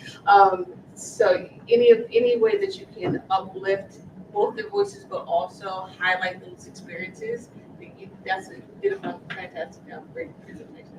Yeah, it's one of the exciting parts of working with the artist group, artists and activist group, because we didn't really know what we were going to start with. And then we were like, oh my gosh, this is really exciting. And they are getting excited about the idea that you can visually trace the map, so through the map, you can see the journey. And then you can also see the voice and the experience. So it just kind of came together in that way. I will say that I was emphatic that I had to show the video, because even though it's not really, I feel like in the video, the experience comes to life, because it is so immersive, right? You can feel the pain, and then like both the artists and the sound and sort of the women's experience. So, yeah. I imagine story circles are really safe spaces. What was it like entering into that and then raising your hand and saying, can I record this, or can I, as a researcher, but also wanting to participate yourself? What was that like? Yeah, so story circles are built on trust. And so they're the ground rules, and I didn't go over all of them in the interest of time. But I will say my first story circle, I was told afterwards that they were recording because they wanted it to be authentic. I did suggest to the group that going forward, we want to make sure everybody knows it's going to be recorded. And then this is not a product. This is not from the story circle. This is sort of a production piece that we have sort of highlights a story. And so when we are doing this, we want to make sure that the community knows that it'll be recorded. But the activists and artist group that we're working with, and this is why community partners are so important, has trust in the community. And the community thinks that this will be useful for them. So those two pieces, there's buy-in and there's trust, the fact that you're recording it, and because the community partner are collaborators, I don't own the data, UPenn doesn't own the data, they don't own these stories. The community collaborative partner has it. It is public domain. They get to have control over what happens with it. So I think that becomes an important piece as well. Thank you.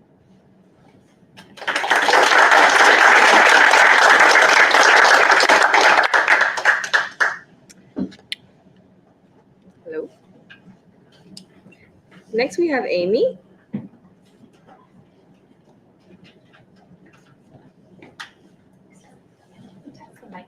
Hello, hello. Hi.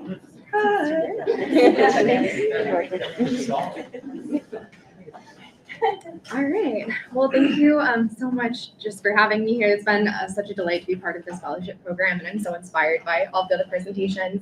Today I'll be talking about developing an asset map for Montgomery, Alabama. This is still in like the very baby stages. There was a lot of qualitative and quantitative work that went into understanding the community assets and the community needs beforehand, so I'll be talking about that. I also just wanted to start with a quick positionality statement. I am not from and have never lived in Montgomery, Alabama. I actually live and work in North Carolina, but I work with Partners in Health, which is a global health equity and social justice nonprofit. And one of our sites is located in Alabama, and they needed someone doing data work, so they tasked me to do that. But just another note, Montgomery, Alabama is a predominantly Black community. I'm a white woman. It would have been great to have someone, I think, from Alabama and more representative of the community probably working on this asset map, but we have me instead, and it was a wonderful project to be a part of, so very grateful for that.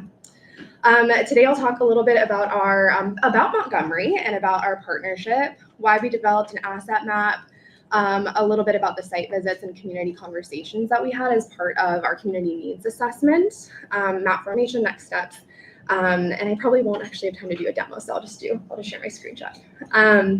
So first, wanted to share a little bit about Montgomery, Alabama. It's a relatively large city with 200,000 residents. It's also the capital of the state of Montgomery. It's a really interesting historical, cultural place. It was unfortunately the capital of one of the capitals of the Confederacy, but then it was also one of the birthplaces and really cradle of the civil rights movement, and more recently it is home to the Equal Justice Initiative, which is really amazing, and they have an incredible museum there. Highly recommend visiting the community. It's also, however, a place of great inequity. There's about 21% of residents living in poverty, and even those who don't necessarily meet the threshold for poverty still face food insecurity, housing insecurity, environmental injustices, and more. So what Partners in Health did is we partnered with the City of Montgomery to help co-design and launch the first ever community health worker program. And we continue to provide training and support for that program. For those of you who might not know, community health workers are trusted members of their community that help connect clients, individuals to resources and help navigate the health system, providing holistic support and care. And we also conducted and are just finalizing our community health needs assessment. It would have, again, been great to have the community health needs assessment conducted by the city themselves, but funding issues and also staffing issues created the need for this partnership. And what we're hoping to do with the CHNA, I'll talk a little bit about the process, which I think is really interesting, but the community health needs assessment will later be used to actually develop a committee for Health and Human Services. The City of Montgomery does not have a health department, so we're hoping that this is kind of the seed of that, and we really wanted to get community input.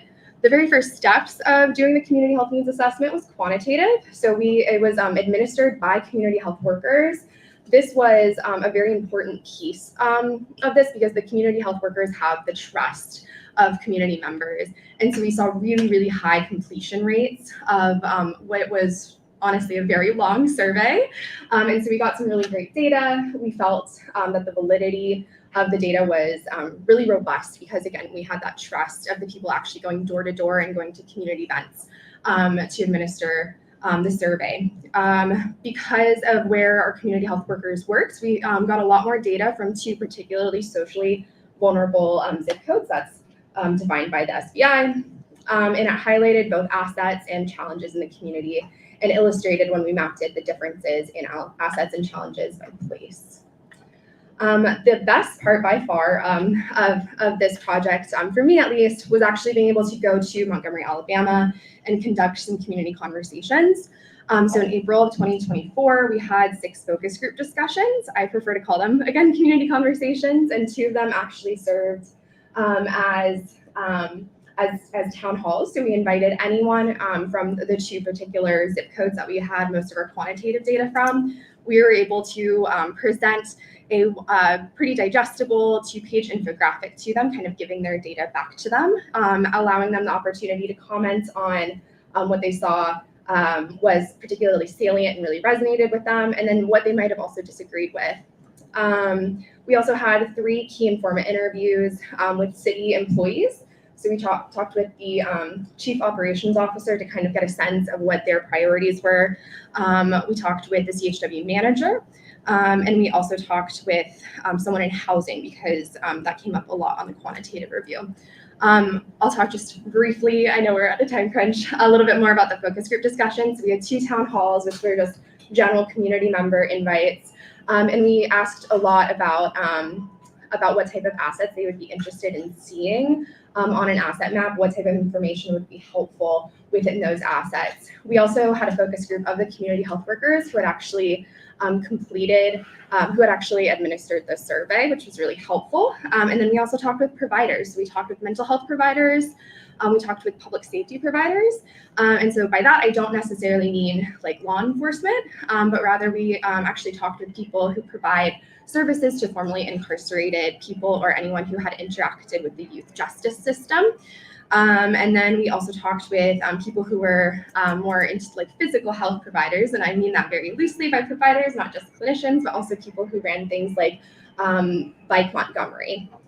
So they give us some really valuable information. And with that, we were originally thinking of doing like maybe an asset map and a disparity map. But what really came across to us when we did these conversations is that there's both, frankly, a lot of hopelessness that we heard from in the community, but then also a huge desire for change. And I mean, that was so, I think, exemplified by just the number of people that we got actually showing up to these community conversations.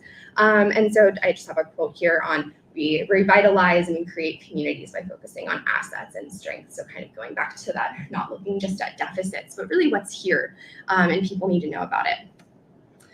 We focused on 3 particular things. I have not mapped all of these things yet, really just looking at physical wellness so far. And within that, people really wanted to know more about recreation, nutrition, and access to healthcare. For emotional and community wellness, they were really interested in youth and elderly specific programming, mental health services, and community centers. And for public safety, they wanted to know more about how to engage with law enforcement and engineering, which by that I mean like road design, street lighting.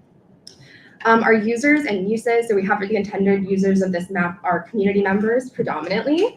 We also have community health workers. We wanted to give them like a one-stop shop for where to look at all of the resources and connect their clients to them. And also city employees, they can use this to look at funding opportunities, maybe where there's a deficit of nutritious food options or green spaces. Intended use, again, is primarily finding resources and connection, but also understanding where resources and investment need to be made. So map formation, we look at assets around the 3 key health areas that I outlined. We want it to be really easy to use for the intended audience, but also really easy to update on the back end. And we want to include features and details that promote accessibility. So we're not quite there yet, but this is what we have so far. So we created it in R Shiny, just because I love R personally, but also we wanted it to be publicly available software, open source, and also really easy to add information and edit. So right now, again, we only have the food assets and recreation assets. So this is all assets. And then if you click on the individual tabs up at the top, you'll go to food assets, and then it'll actually be color-coded by, I should have included a screenshot there, but color-coded by subtype. So for example, if you click on food, you can then see what's a grocery store, what's a farmer's market, what's a food pantry. We used the Veritas color scale because it's it's one of the most friendly for different types of color blindness. And then if you click on each individual dot, you'll have address. We have a lot of next steps that we want to do, including adding more assets, specifically around healthcare providers. We want to limit the number of tabs and add toggle features. Include a public transit layer, but that was something we heard a lot in the community conversations, is that people really rely on the public transit system, which is not particularly great in Montgomery at the time or right now, but we definitely want to see what is available right now, and perhaps like what are the main asset corridors that we could develop public transit around. We also want to include information around hours and benefits available. So like at a grocery store, if you can use SNAP or WIC benefits. We want to have a Spanish translation available. And we'll also continue to work with the city so the map can inform decisions. Just quick acknowledgements, the City of Montgomery, my partners and health colleagues, the SDOH and Place Fellowship, of course, huge omission from this list, and then the residents of Montgomery primarily, because without them, we really couldn't have done any of this work. Thank you.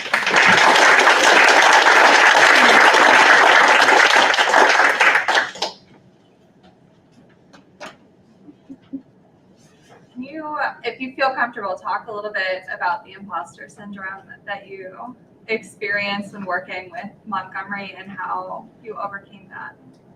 Yeah, that's a great question. I mean, so I arrived on like Monday night, and Tuesday I was having my first town hall. And so it was really overwhelming. I will say I had great support from our partners at City of Montgomery that helped a lot. But mostly, I mean, I'm trained in qualitative research, and so I like relied on a lot of my training for that, honestly.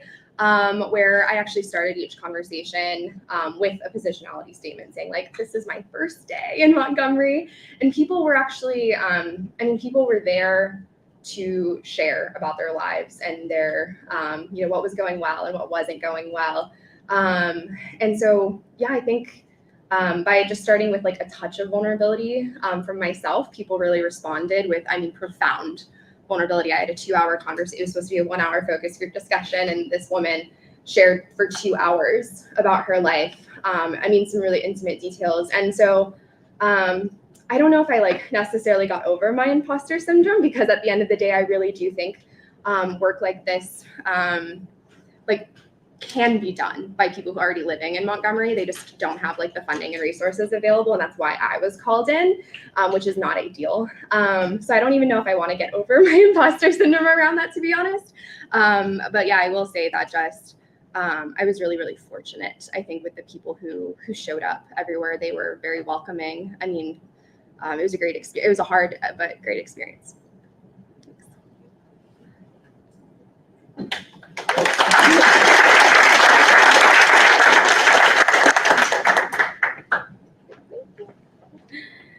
And now we have Alex.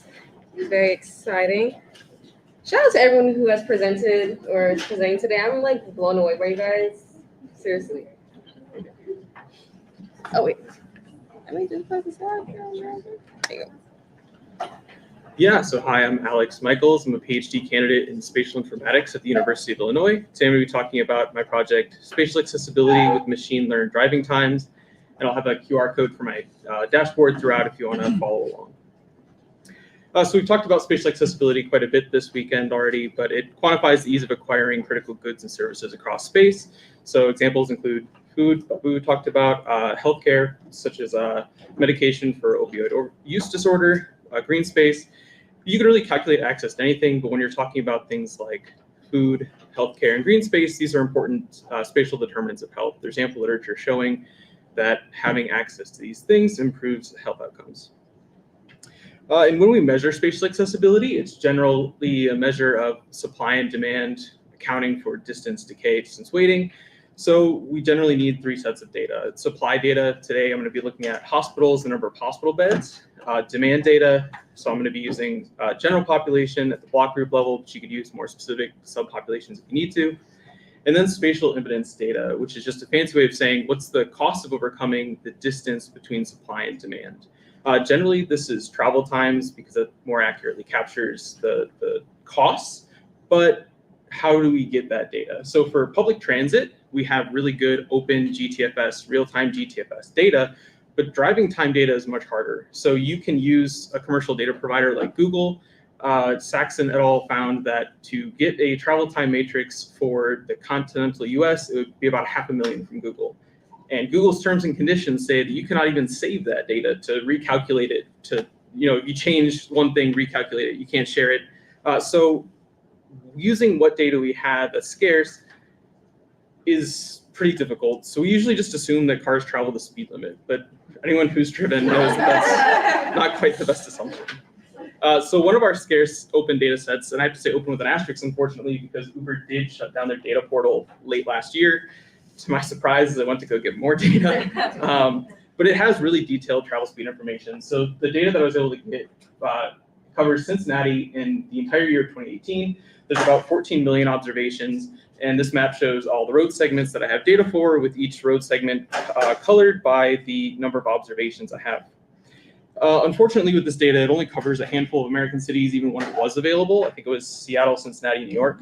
And it doesn't cover completely. So just looking at this map, even along roads that we do have data, there are gaps. So we can't quite use this directly to calculate travel times.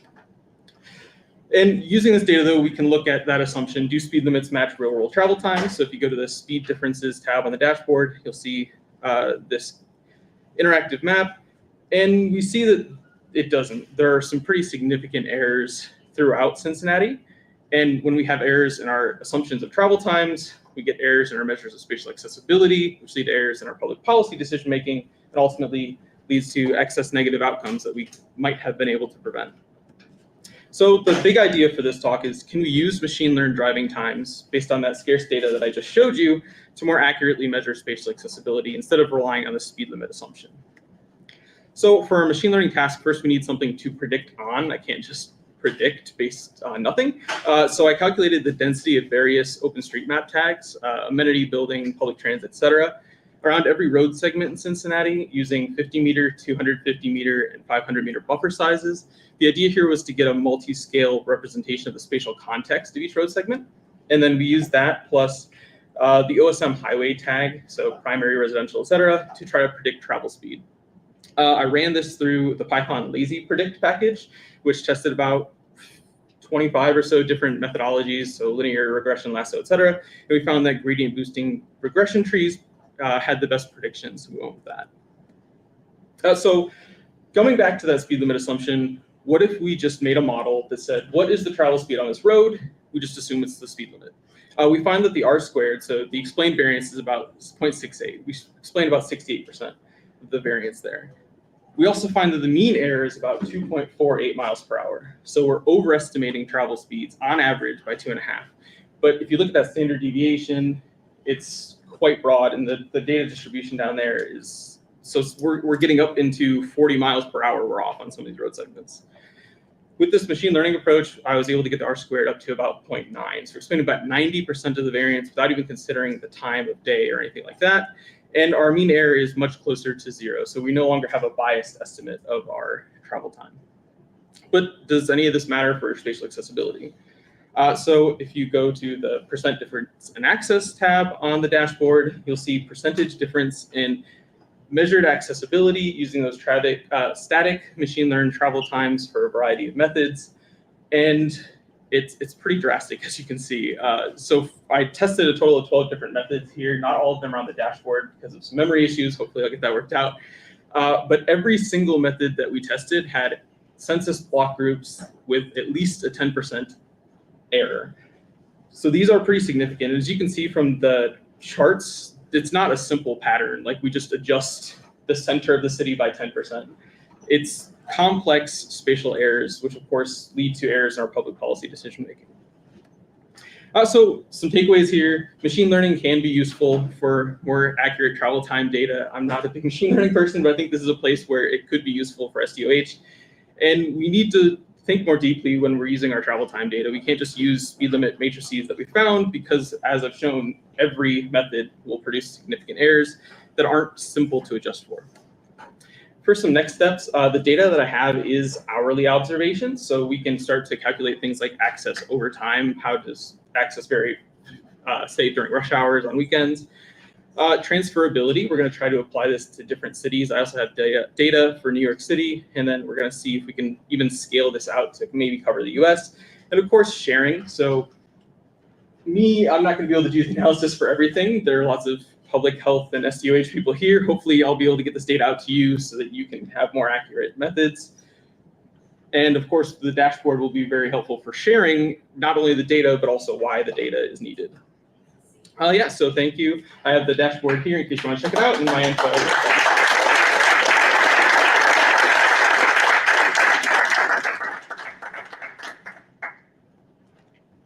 Yeah. That's fine. So how do you envision policy addressing this now? Because I'll be honest, I never thought about speed limit and factoring that into accessibility of resources. I always think in distance. So what do you think a next step would be to addressing that? So distance is used sometimes. It's a little outdated, at least in the academic literature. I'm not sure about practitioners, but generally now we're using travel times. So like Esri network analysts will do that, which usually uses speed limits. So hopefully when we get this data out, people can either plug that into network analyst or whatever tool they're using to get more accurate measures. The idea is for it to be a plug and play. You just swap this out for the data you're currently using, not a whole new methodology. Okay. So, no surprise here, I have a qualitative bias around it. But I was wondering whether the preference of routes is calculated or can be calculated at all, because you might say that the machine tells you that this is the most direct route, but I know that Dunkin' Donuts and I want coffee is over here, and I'm probably taking this route, even if it may take me a little bit longer, because I prefer to go that way. That's just one example, but there are lots of reasons why people prefer to use routes that may not be calculated in your schema. But how do you decide? Yeah, so that isn't really compatible with this kind of spatial accessibility, but there is some really interesting work in individualized access. Armida Carr has a paper in Annals of AAG where she looked at that, but for walkability. So there is work in that field. It's just there's kind of a divide between individual level and population level, but hopefully some of my work going forward can start to bridge that gap. Did you say somebody?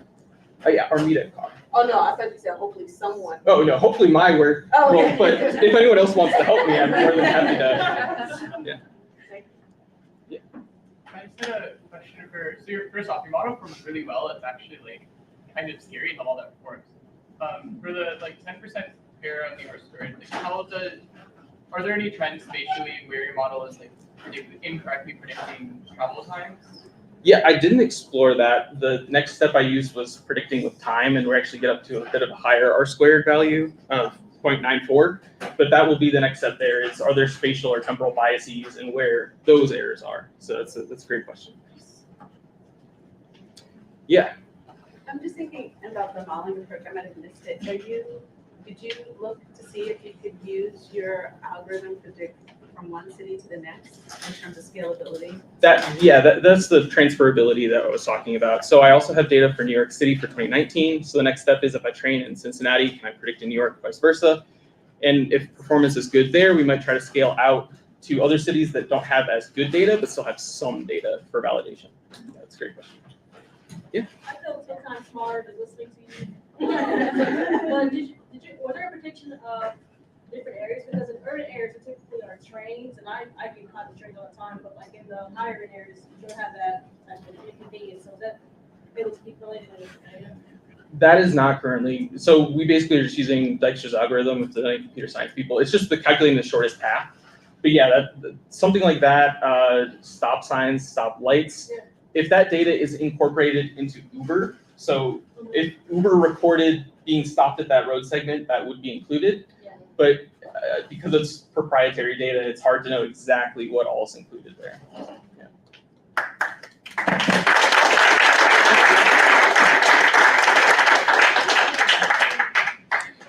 And next we have Sarah N.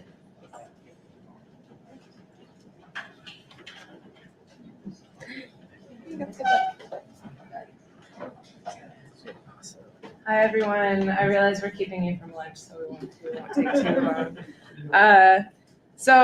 My name is Sarah Nelson. I'm an assistant professor at the University of Nebraska at Omaha in the Department of Geography and Geology. I also work in the Medical Humanities program and the Native American Studies program. So I have a really cool interdisciplinary job. And joining me today is Nick Finn, who's a master's student in the geography program. And we worked a lot on this project together. So we're going to present on it together. And so what we're doing is an asset map, and it's looking at referrals from one community-led organization in Omaha to other services that their clients need. So this is just what we're going to cover. I'm going to do the first part, then Nick's going to go, and then I'm going to do the last part again. So our short-term goal for this project was to create a map, to share an interactive asset map that could go on the website of our community partner, to share the location as well as some other information. And we're still sort of testing out what information is going to be the most useful to include in this map. One of our priorities is also to keep it simple so that it's easy for clients to use, it's easy to quickly see where you're going, it's easy to sort through the information, for example, on a mobile phone. And this is going to be, in fact, it is live on the website of our community partner, who I'll talk a bit more about in a moment. In the long term, I'm hoping to continue working with them to dig a little deeper into the types of services that they're referring to, as well as the types of services that they are providing. So my background is in sort of patient experiences and access to healthcare services, in particular with Indigenous communities. I've done some work in different parts of Canada and now in Omaha as well. So I look a lot at what people say about their experiences in healthcare settings, including what some of the barriers are to people accessing healthcare. And something that comes up a lot, not just in my work, but in a lot of the literature, is that Indigenous people feel often very uncomfortable in healthcare, and that's for reasons of mistrust, and it's also for reasons of just, frequent experiences of racism. So that's a bit of a problem, but it's a problem that communities are addressing themselves, such as our community partner, they run a primary care clinic as well as other healthcare services specifically for Indigenous communities. But one of the ways to counter these barriers and overcome them is to have the services offered by the community themselves, and to have the services sort of informed by community needs, which sort of inherently makes them culturally safe for community members.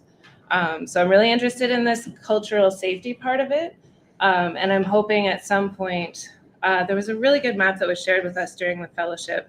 It was the Illinois Community Food Map or something. There's a whole website.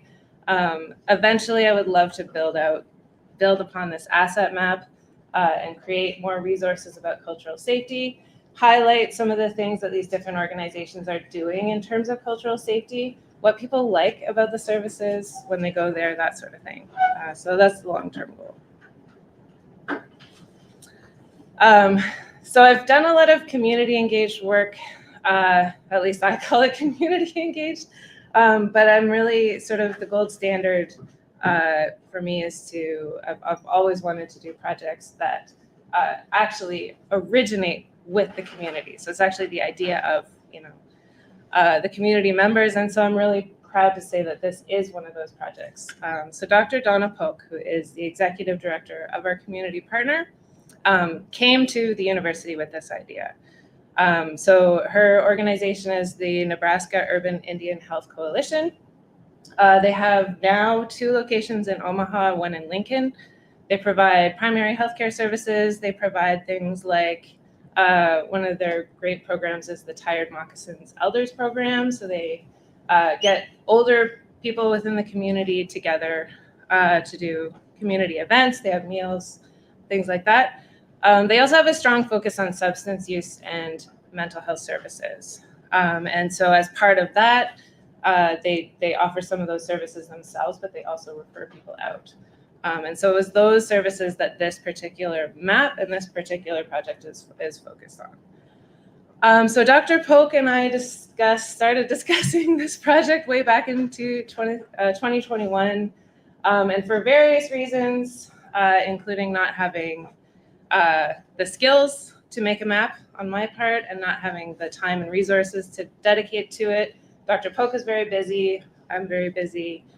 We weren't able to make it happen until the perfect alignment of situations occurred this past winter and spring. So Nick was looking for an idea for his final project for his master's. And Dr. Polk also hired a data analyst named Chantel Mosley. And so we've been working together with Chantel pretty closely with the support of this fellowship, which is amazing, which has given me the time and resources to learn how these things get put together. We've finally been able to make it happen, which is really great. So I just wanted to shout out to everybody who's worked on this. So myself and Nick, Chantel Mosley, and Dr. Polk. And Nick, I'll turn it over to you to take us through the map. Awesome. Thanks. Yeah, so right here, I made a total of 3 maps. And the first one is a service map, which is the one to be hosted onto the website of the coalition. And the purpose of this map is to show the location of the facilities, almost like a one-stop place to go, geared towards the indigenous communities that we have in Nebraska. And so with the help of Chantel, we created an Excel sheet of the latitude and longitude points. And basically, I put them onto the mapping software, ArcGIS Pro. And then that's where you see in the legend, they're represented now as polygons. And we group them into the type of service they are, such as the blue points, a lot of them being correlated with mental and health services that are available to these people. And of course, you can see on the map, I showed the boundaries of the major cities being Sioux City and of course, Omaha. And of course, on the top right, you will see the link / the website of how the map kind of looks like. But if you are interested, there's also a QR code at the bottom. There's also another slide where you can see the map in action, and that is where you're able to interact with the map on the website. And so, of course, it shows the facilities and also options to change the type of map you want displayed in the background as well, and other tools such as a search bar and I believe a distance ruler as well if you're looking like a GPS type of style for facilities, streetway. And also too, once you do click on a type of facility, there's information that does pop up of the address, the type of service it is, its phone number, and the availability of whether it is online only, appointment, or in person, things like that as well. And on map 2, there are bar graphs on the right showing the basically the total population and also population of race and ethnicities to show that as well. And so here on map 2, we're showing the 2018 to 2020 average heavy drinking in the past 30 days of adults 18 and older. And of course, there are 6 main regions, 6 behavioral regions as a type of government local unit that the state uses. And a major takeaway is, of course, the orange boundaries being where the actual reservations are at. And of course, Region 5 having the highest, which about 7.70% of the total average is where heavy drinking is prominent, as well as in Region 4 is where most of the reservations are at, with about 6.56% of the total population of heavy drinking as well. And right here, map 3 is the same format as around 6 regions, but this one is instead covering the average opioid misuse in the past year of adults 18 and older as well. And for the most part, compared to the alcohol map, the percentages are lower, except, however, for Region 5 has a 9.20%, so it's quite higher compared to map 2's Region 5. And overall, we theorize that reason being that alcohol is a legal substance, is more available to these communities, while opioid is, of course, illegal and hard to get. But however, it is a serious issue among these communities, especially in Nebraska and across the Midwest as well. Okay, so as I mentioned, the map is live. You can use the QR code there to have a look at it. We launched it, Chantel launched it April 25th. Since then, we've had a total of 9 viewers that stayed on the page for an average of 37 seconds. So everybody go to the website now. Yeah. Chantel will be happy to see how many people have looked at it. But we also, so we're still sort of, looking at it, tweaking it. We haven't done any sort of promotion of the map, which I think we will do together with the NUHC to get the views up. And I think we'll leave it there and leave some time for questions.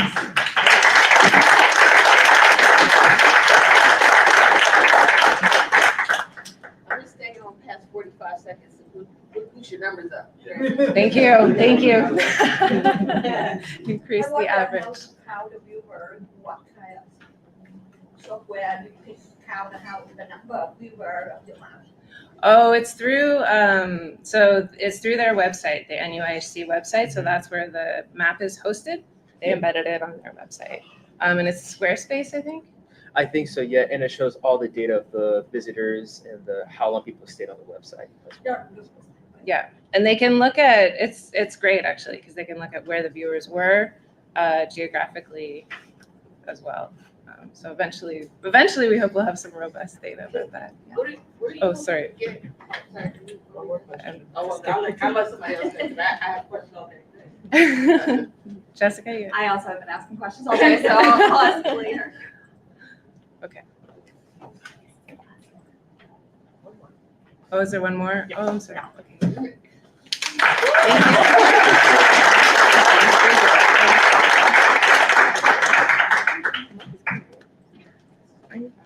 I think we have to just put it up really high.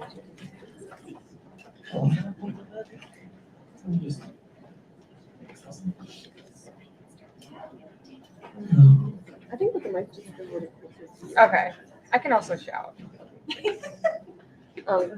Sarah! All right. Hi, everyone. I know that you're so hungry, and I'm sorry, so I'll go quickly so we can eat. I'm Sarah Scott. I am a graduate student researcher, a PhD student at the University of Pittsburgh in the Department of Epidemiology.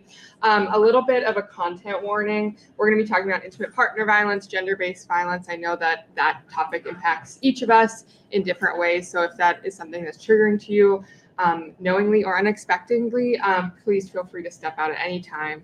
I will not be offended, and I understand. All right, so I'm an epidemiologist by training, so of course I have to talk about the deficits before we get to the assets.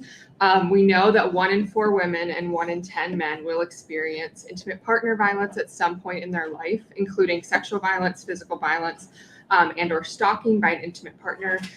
In my other hat, I also do a lot of work on economic violence and emotional violence. So we know that that is also a huge part of what we consider intimate partner violence. We also know that this impacts young people, with 26% of women and 15% of men who will experience intimate partner violence or gender-based violence before they turn 18. Again, epidemiologist here. Women who are exposed to intimate partner violence are twice as likely to experience depression, almost twice to have problem alcohol disorders, 16% more likely to give birth to a low birth weight baby, 1.5 times more likely to acquire HIV and other sexually transmitted infections. 42% of women who have experienced physical or sexual violence have had an injury as a result, and 38% of all murders of women globally are reported as being committed by their intimate partner. So, because of that, we know that connection to resources are essential to the health and well-being of survivors, and there are resources out there. It's really vital that survivors, when they're experiencing intimate partner violence, have access to resources in a confidential and a safe way. So because we know that, we wanted to really map the resources in Pittsburgh and Allegheny County for survivors of intimate partner violence and human trafficking within Allegheny County. So I am a part of a much larger sexual violence, intimate partner violence collaborative that I've been meeting for over 10 years. It's a academic community member partnership and work group that work on issues related to survivor health and well-being. It has actual survivors with lived experiences, advocates who, if you don't know who those are, they are people that work in domestic violence organizations that help survivors to safety plan, get connected to medical resources, housing resources, economic resources, and other institutions, shelters. The main sort of medical institution in Allegheny County is UPMC, or University of Pittsburgh Medical Center, as well as researchers at the university that are doing work related to intimate partner violence. And so what we were finding is that there's a lot of resources serving survivors, and they don't talk to each other. They were duplicating work, or people would get money and were really struggling to understand how to do the work well, and other people were doing research on how to do the work well. So what we wanted to do was create an asset map that really identified where this work was happening, what work was happening, and who it was serving. So these are some of the organizations that are part of this collaborative: University of Pittsburgh, Pennsylvania Coalition Against Domestic Violence, the many wonderful shelters and DV organizations, as well as survivors as well. So we had 3 main goals: identify the existing resources in Allegheny County, highlight potential areas of overlap to ignite potential collaborations, and then evaluate areas of need in Allegheny County in terms of actual physical location and domain. So again, we want to create one central location for survivors and advocates to find current resource, allow us to analyze gaps by service, by location or need, and then also leverage future funding. So as you know, if you have done community-based work, it takes a long time. So we are sort of still in this collecting resources and building the map phase. But we did interviews with survivors, advocates, clinicians, and academic researchers to understand what resources currently exist, what resources are missing, and then what potential collaborations each participant sees. So this is what the map currently looks like. Like I said, we are still in the building phase. But as you see, we can already tell this is definitely the northernmost part of the county. So there was a lot of assets missing on the southern, the South Hills part of the county. So our next step is to bring this back to the collaborative, really do some human-centered design sessions, review the study data, and participate with research staff and participants to be able to continue to iterate and evolve this asset map. So we're going to continue to refine and disseminate. And we're hoping, right now we've been kind of scraping along funding to be able to pay survivors and community advocates to attend these meetings and really be able to have a fruitful, sustainable partnership. So we're hoping to get some sort of center grant to really make this a staple in our institution and expand our work and be able to pay people equitably for their time, especially survivors with lived experience. So our hope is to be able to use this asset map and sort of leverage that to future center grants. So that's my spiel. I went very quickly. Let me know if you have any questions.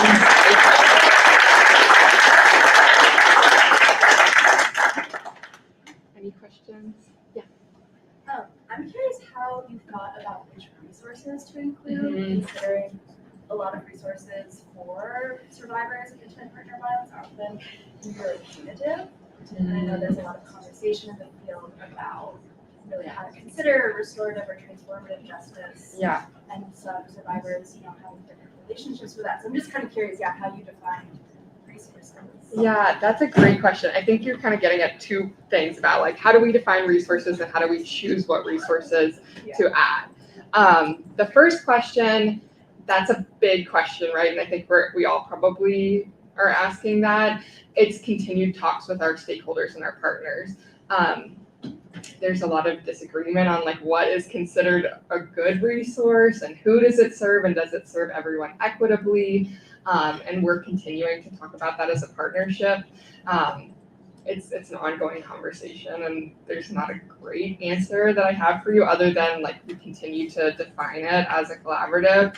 As far as what resources are added to the map, all of the resources that were added are part of our collaborative. And they're working to become less punitive. I could talk all day about that, so I won't go on that tangent.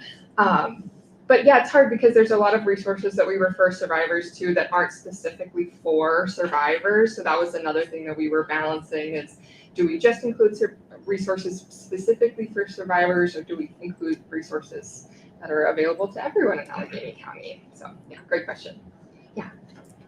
So there are a lot of acronyms in there specific to the types of violence. Yeah. How are you looking at the data in terms of either weighting WPE, around, the perception of what violence is, right? So there's the sexual violence people can say, clearly, but then like, especially around the economic violence, which I think is profound, if you can't get your money, you can't do a lot of things, right? Yeah. So that can be very traumatic as well. So is there any work inside of the thing that you're doing to kind of specify which type of violence, or is it just self-reported and all? Yeah, that's such a great question. So I think you're asking like, how do we determine which survivors are accessing which resource? Is that correct? Well, more around which, so it will be tied to resources, but it's more like, is your data going to show that most of the people that you're talking to or dealing with or serving are from sexual violence, or most of them are from this type of other? Yeah, we're not collecting specific data on that, but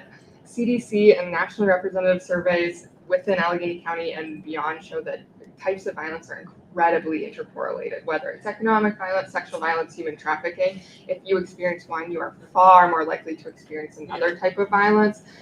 So the answer to that is complicated and it depends on how you define it. And some survivors say, well, I wasn't human trafficked, that, I might be experienced sexual violence, but really like we would call them survivors of human trafficking. And my underlying point there as well is the difficulty in getting people to self-identify. Yeah. They don't think of themselves as having had violence among them, and some of those are clearly So anyway, it's more of an education for the community sort of thing. Like, yes, if you've experienced this, then you have experienced violence. I could talk about this all day, so we'll talk. I know it's lunchtime. Thank you.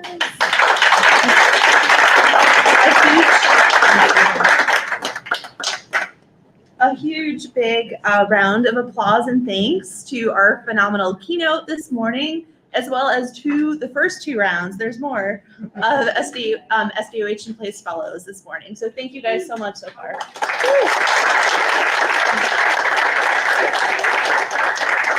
So now we've already started like 1-2 tables at a time.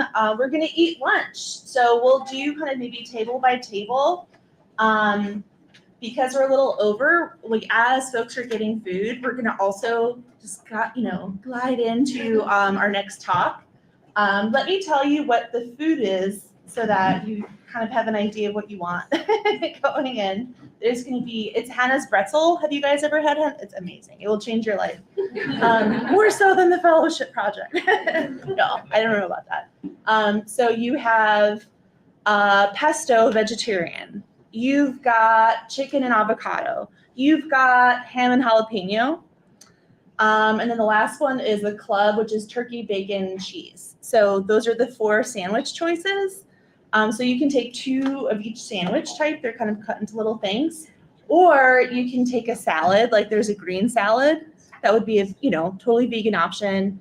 There's some nice dressing and some cheese to go with that. And then there's fruit salad for everybody. And say it again. Just one small edit about the salad. For gluten-free guests or dairy-free guests. So that's the green one, right? Yes. So it's either the green salad or the sandwiches. It will be vegan, but it is. Oh, okay. I'm sorry, it's not vegan. Okay. And yeah, they'll just save that for when we need it, and then if you want a salad, definitely come get some. 100%. That sounds great. But the fruit salad is for everyone. And there's these adorable little ladybugs. I don't know where they came from, but they're amazing. They're edible. You'll see what I mean when you get up there.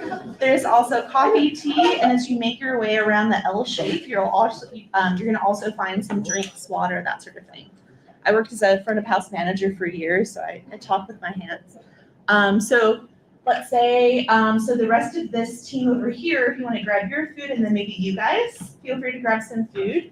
And at this point, we're going to start, let's give it maybe 2 minutes, and then our new folks will come up here. We're going to have another unveiling, which is very exciting, but we'll see you guys in about 2 minutes, okay?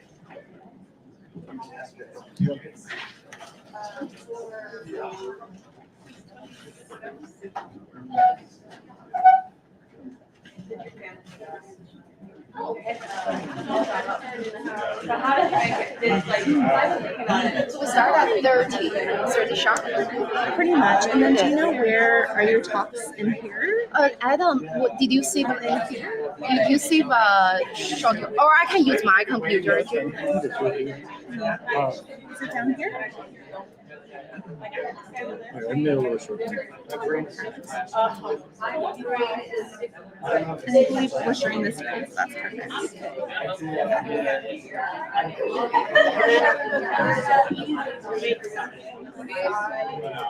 I was doing great. Do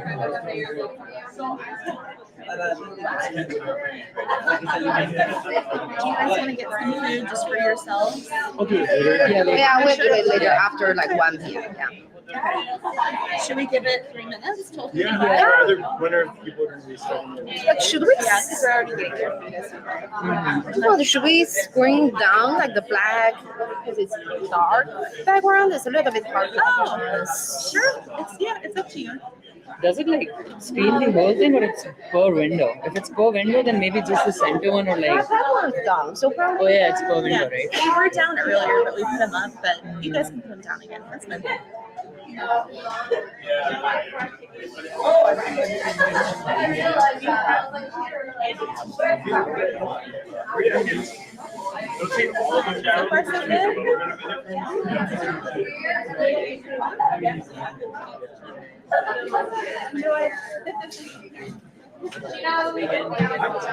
Get a head start. My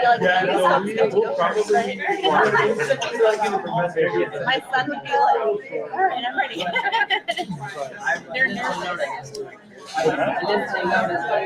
Pretty chilled out. Pretty chilled out.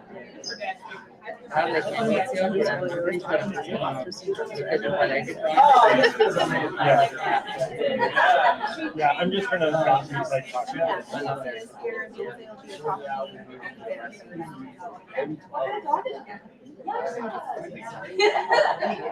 Yeah. I'm working my husband right now. Thank you for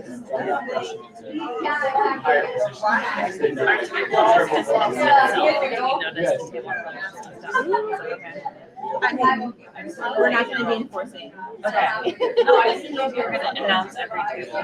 Oh, no, I don't mean that. I mean, within my role, like, the administrators that I don't mean like, yeah. Oh, yeah. I wanna, enjoy lunch at first. And also, some photographers officially. It did make a difference. And he also, I like it. I was there, but I cannot eat like the purple. Some people put purple, like I will that's take it's very hard. over your role. Yeah, I was like, Yeah, I like it. I like it. Okay. Yeah, that's Right. is this that battery died? All right. So while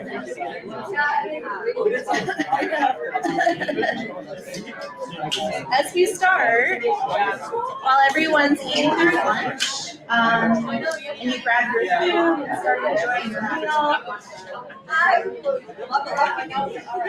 we're going to be treated to a very special preview of the data discovery tool that is also part of the SDOH in Place project programs. Again, there's many things happening here beyond the SDOH in Place project, but kind of going off of the theme of what we were talking about earlier. Let's see here. So we're going to be meeting some of the engineers and designers behind the data discovery tool. While fellows have been sharing projects using the toolkit, the second major component of the SDOH in Place project is the data discovery tool. So there are some folks here, like I think Michael is from the SDOH super user group. We've got a couple other folks who've been really invaluable in the development of the tool itself, including Malika, so thank you. But with that, we're gonna switch things over here. So let's talk about the data discovery platform. You're gonna see me just for a couple seconds before passing things on. So a huge welcome to Shubham Kumar, who's the senior product designer on the team. Woo. All right. Adam Cox, who is a senior software engineer at the Harrop Lab. And Panyin Shan, who is a research software engineer, and along with Sarah Lambert, who is somewhere around here, are these two phenomenal research engineers or software engineers are coming to us through a collaboration with the National Center for Supercomputing Applications. And I think that's the group that literally didn't like the first web browser ever come from the NCSA. Okay, so like, the people who helped create the internet. So, no pressure, right? So you'll be hearing mainly from, again, like not me, but the other folks here. So we're gonna kick things off with trying to understand why it's important to build a data discovery app. Why are we doing this? Who is it for? What's in it? How do you find it? The very exciting part, the sneak peek, even I have not seen this yet, so super excited, and then questions, okay? And so what's the motivation for this? So today, a lot of us have been talking about the social determinants of health, and then all the complexities of social determinant of health data. And our lab, like we're super nerds about the social determinants of health, finding the data, how do we represent it? How does it differ at the individual versus community level? Our team generally focuses a little bit more at the community level and population level. And while a lot of that is accessible from the census, it turns out accessing data from the census is not always that straightforward. And there's actually many other data sets that are accessible. So unfortunately, a lot of times SDOH data is split across multiple, generally siloed programs and systems that often take years and years to master. So this could be data portals for a single city or, again, the national census. So even within a single foundation, like the Robert Wood Johnson Foundation funds multiple data dashboards, county health rankings, which has a lot of SDOH data at the county level. The city health dashboard out of NYU, that's going to be an amazing amount of track level data for cities across the US. And then our team also had worked on the US COVID Atlas, which has a lot of data at city and state levels related to COVID. So we previously tried just actually linking the data directly between each of these because it's possible technically. There are specifications that you can do on the front end to do that. However, it was really challenging due to the kind of people, the people and bureaucracy part. So on our team, we did all the engineering in-house. So we were super flexible and able to do things, but other teams that are actually huge, like county health rankings that employ like 100 people, right? A lot of their development of the project might be by a consulting group. And they're not going to be, and if it's not in the original invoice, it's not going to happen, right? So, so the SDOH data discovery platform kind of comes from this new idea is there's probably better ways to do this. So our objective was to develop a new platform for place-based health equity data discovery, which is, we have to come up with an acronym or something. But the goal is, you know, there is all this great place level data at different scales that is available. There has to be easier ways just to kind of curate and find it, right? So the goal is to support community members, health organizations, researchers seeking to work with place data and develop a platform that will curate and very carefully and painfully index every single SDOH data set out there that we can find to make it easier to search for high quality place data relevant to SDOH and equity research. And with that, let's talk design. Alrighty, so let's talk design. We started off with first engaging with the super users, right? So Malaika, thank you for already giving a brief on all of these things. I think half my slides are just going to be super easy to walk through because super users, user personas, and all of that stuff is something I'll be sharing, and we've spoken about that a bit already today. So we engaged with super users. We got to know what their research process is like, and that's when you really understand what steps are they taking, what mindset do they have, and what kind of approach do they typically have. So we started off with that. We had a super user meeting in the spring of 2024, not a long time back, and then there, as I said, we figured out that there's quite a bit of diversity even in the user personas. Speaking of user personas, we asked ourselves who are using SDOH and place data. And then we figured out that of many kinds of personalities, personas, we were able to narrow it down to 4 important personas. And as you can see, we have Adila, who is the advocate, Anish, the analyst, Renee, the researcher, and Phoebe, the policymaker. So of these 4 personas, they all have different motivations, different goals. And as we started fleshing them out, these are all they're all fictitious personas. They don't exist in real. But the idea was to make personas so that we could empathize with them better. And then as we would engage with real people, we could see how accurate have we made the personas to be. And from there, we really started off with trying to identify how are we gonna flesh out each of these personas. As you can see, Adila has different priorities. She's 20 years old, in Sacramento, California, works as a volunteer at a community center. Anish is 32 years old, is an analyst at a suburban hospital in Petersburg, Virginia.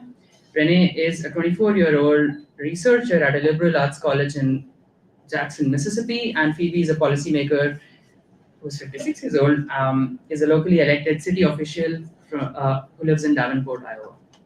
So these were some of the defining personas through which we were able to do a lot of work. So if I move to the next slide, the design sprint. We wanted to take all of that, personas to a place where we could actually capitalize on what we had built. So the design sprint was a 2-day activity that we had conducted at the University of Illinois Urbana-Champaign at the Siebel Center for Design, and we basically gathered a bunch of students from different departments. We of course reviewed their resume, their cover letter, and things like that. So it was a process. But once we had them under the same roof, we made 4 different teams, each team focusing on one persona each, so that we could further flesh each of those personas out. So as we did that, let's talk a bit about the activity itself. So we started off with first asking each team to do a bit of a competitor analysis, so that they could see what existing platforms are there, what the experience is for that persona while they're accessing those existing platforms, what were the main pain points, and what would they expect if they had a dream platform where they would actually be able to not encounter those issues. So as we did that, we then moved on to asking them to identify 3 important statements, and in the world of design it's called how might we statements. But it's basically statements that allow you to think more openly. You may not have an answer to it, but it just allows you to think, and in the process you're able to figure out a lot of solutions, of which you might just stick to one, or you might pick multiple solutions and then make something at the end. And then finally we also asked them to make simple mock-ups, just so they could demonstrate their idea better. With that, the key findings from the design sprint itself. We had 4 key findings. The first one was learning from existing tools. So something we realized was that the existing platforms are typically confusing to use. They're not that straightforward. There's a lot of data. I mean, if you must have done it yourself, the experience is just crazy. So that was clearly highlighted in the design sprint as well. So we made notes. We quickly understood that the platform needs to be clear and intuitive once we're making it, right? The second thing was diverse user needs. People have different constraints in terms of time, in terms of even SDOH and place knowledge. So you're dealing with high knowledge, more time, low knowledge, less time, and the other 2 quadrants. So you have quite a lot of kinds of users there. The third one was flexibility in search. So beginner users don't want to be overwhelmed with too many options, but then pro users need pro options, or ways through which they could search data, because they exactly know what they're looking for.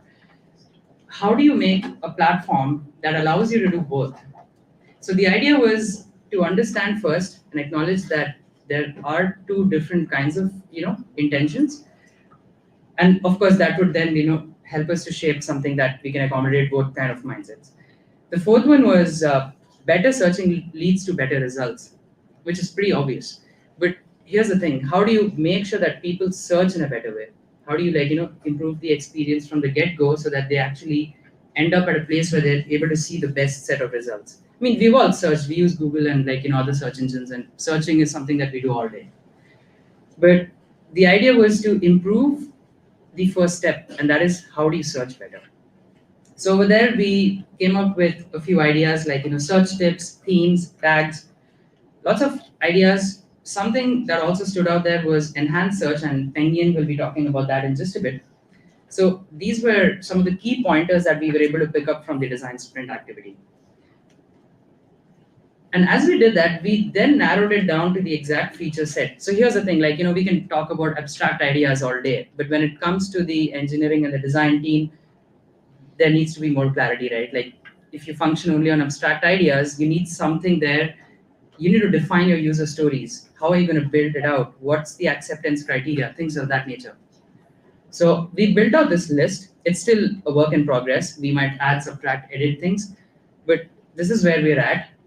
So I think all of this may not make a whole lot of sense just yet. So give us some more time and we'll show you what it all means. So now I'll hand it over to Adam to talk a bit about looking inside the data discovery app. Great. Thank you, Shubham. Wonderful. Nice to see everybody here. I'll talk a little bit about the what we're putting into the data discovery app, and just kind of high-level overview of the software that we're using. So Maria mentioned this earlier, but just thinking about the different types of data sets that are out there that people might want to find. It's not just data sets, maybe it's dashboards like the Neighborhood Atlas dashboard or the City Health dashboard, of course. Then, of course, data sets themselves, inventory, air emissions inventory, NLCD, something that we've been talking about recently. And then indexes that you all are probably familiar with, some environmental justice index, national walkability index, social vulnerability index. So these are all, this is a small sample of different types of resources that you may need for a project or your community organization may be interested in using, but wouldn't necessarily know how to find or how to look for. And that's, again, just a few examples of the kind of different types of information that we're hoping to put into the application so that it's easy to access that information, those records, basically. So looking at this a little more as a collection of records, and so a record maybe for each one of those sources. So looking at the social vulnerability index as an example, you can think of the metadata that we're storing for each one of these resources. These are kind of basic ones you may think about wanting to store in a database of title, description, creators, etc. What year is it published in? We've added a few extra kind of special variables or attributes that we think would be really useful when people are looking for this data. And so the first one, this idea of spatial resolution was kind of one of the jumping off points, I think, for the whole project, because you may know that you want to work at the census tract level, or you may want to be analyzing counties. You would maybe not realize right away that not all data sets apply to those different types of geographies. So including that information right up front allows us to give kind of a filter right away for what kind of information that may be useful to you. We also have this idea of indexing or storing the methods and data variables that are included, and this would vary a lot from different data, indices or data sets.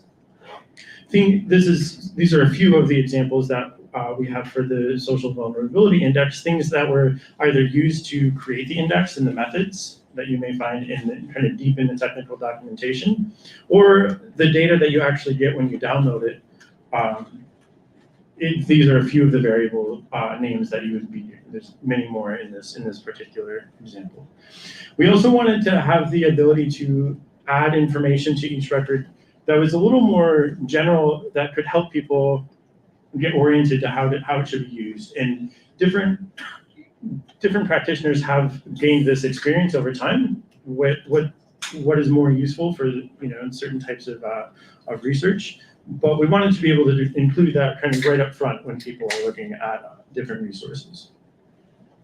So we used this metadata schema called aardvark. I showed a few of the attributes. These are almost all of them, and we're not including all of these, but this is kind of the back-end structure behind what a record looks like and what information we could be collecting.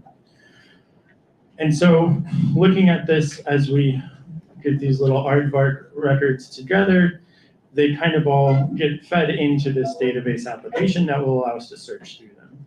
So now to go through a little bit about the software itself. So we began by looking at this application called GeoBlacklight, which is used at a lot of different institutions, especially in GIS and geospatial map libraries around the U.S. And it's a geospatial data inventory or database system platform that you could install at your institution and use. So we started a lot of research and have been very involved with that community.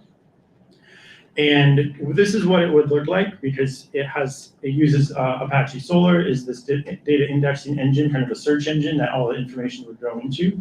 And then GeoBlacklight here would have is a Ruby on Rails application that is kind of the front end of it. We knew that we had all these ambitions of creating new workflows and new interfaces. So we've kind of changed this a little bit so that we'll be building it directly into the front end of our existing website, which is with a different different front end software. So this is the general structure of how we're putting things together. There's a lot more details in in every part. But one that Panyin will go on to is the magic that we're looking at in between the database and the people trying to find the information. All right, thank you, Adam. So now you see what are the data sets that we're going to put into this platform. But when you begin to search, what's going to happen? Here, I'm going to show you what's going to happen behind the scenes. So our platform will feature, obviously, the basic term search. So when you begin to type your words, like for example, social vulnerability, when you begin to type social, SOCI, we will use the Solar search engine that Adam just mentioned, the enterprise level open source search engine that's trusted by a lot of websites like Apple, Macy's, or Disney. This search engine going to suggest, okay, in our database, what could be the most relevant result that we gave to you? And it's going to give different ways that Solar think, okay, this person is search for this. And we will use this to do a auto completion so that you don't need to type the whole social vulnerability and probably fix your grammar, whatever. You can just click the result and we're going to give you the most relevant result. This is normally what search engine is supposed to do. But we want to do more than that. We are in a special context that we're going to have a lot of specific words. We're going to search very domain-specific knowledge. That's why we're also considering using NLP, natural language processing, to enhance our query. So now, if you use SDOH, what's going to happen when you enter social vulnerability? Besides we search the base term.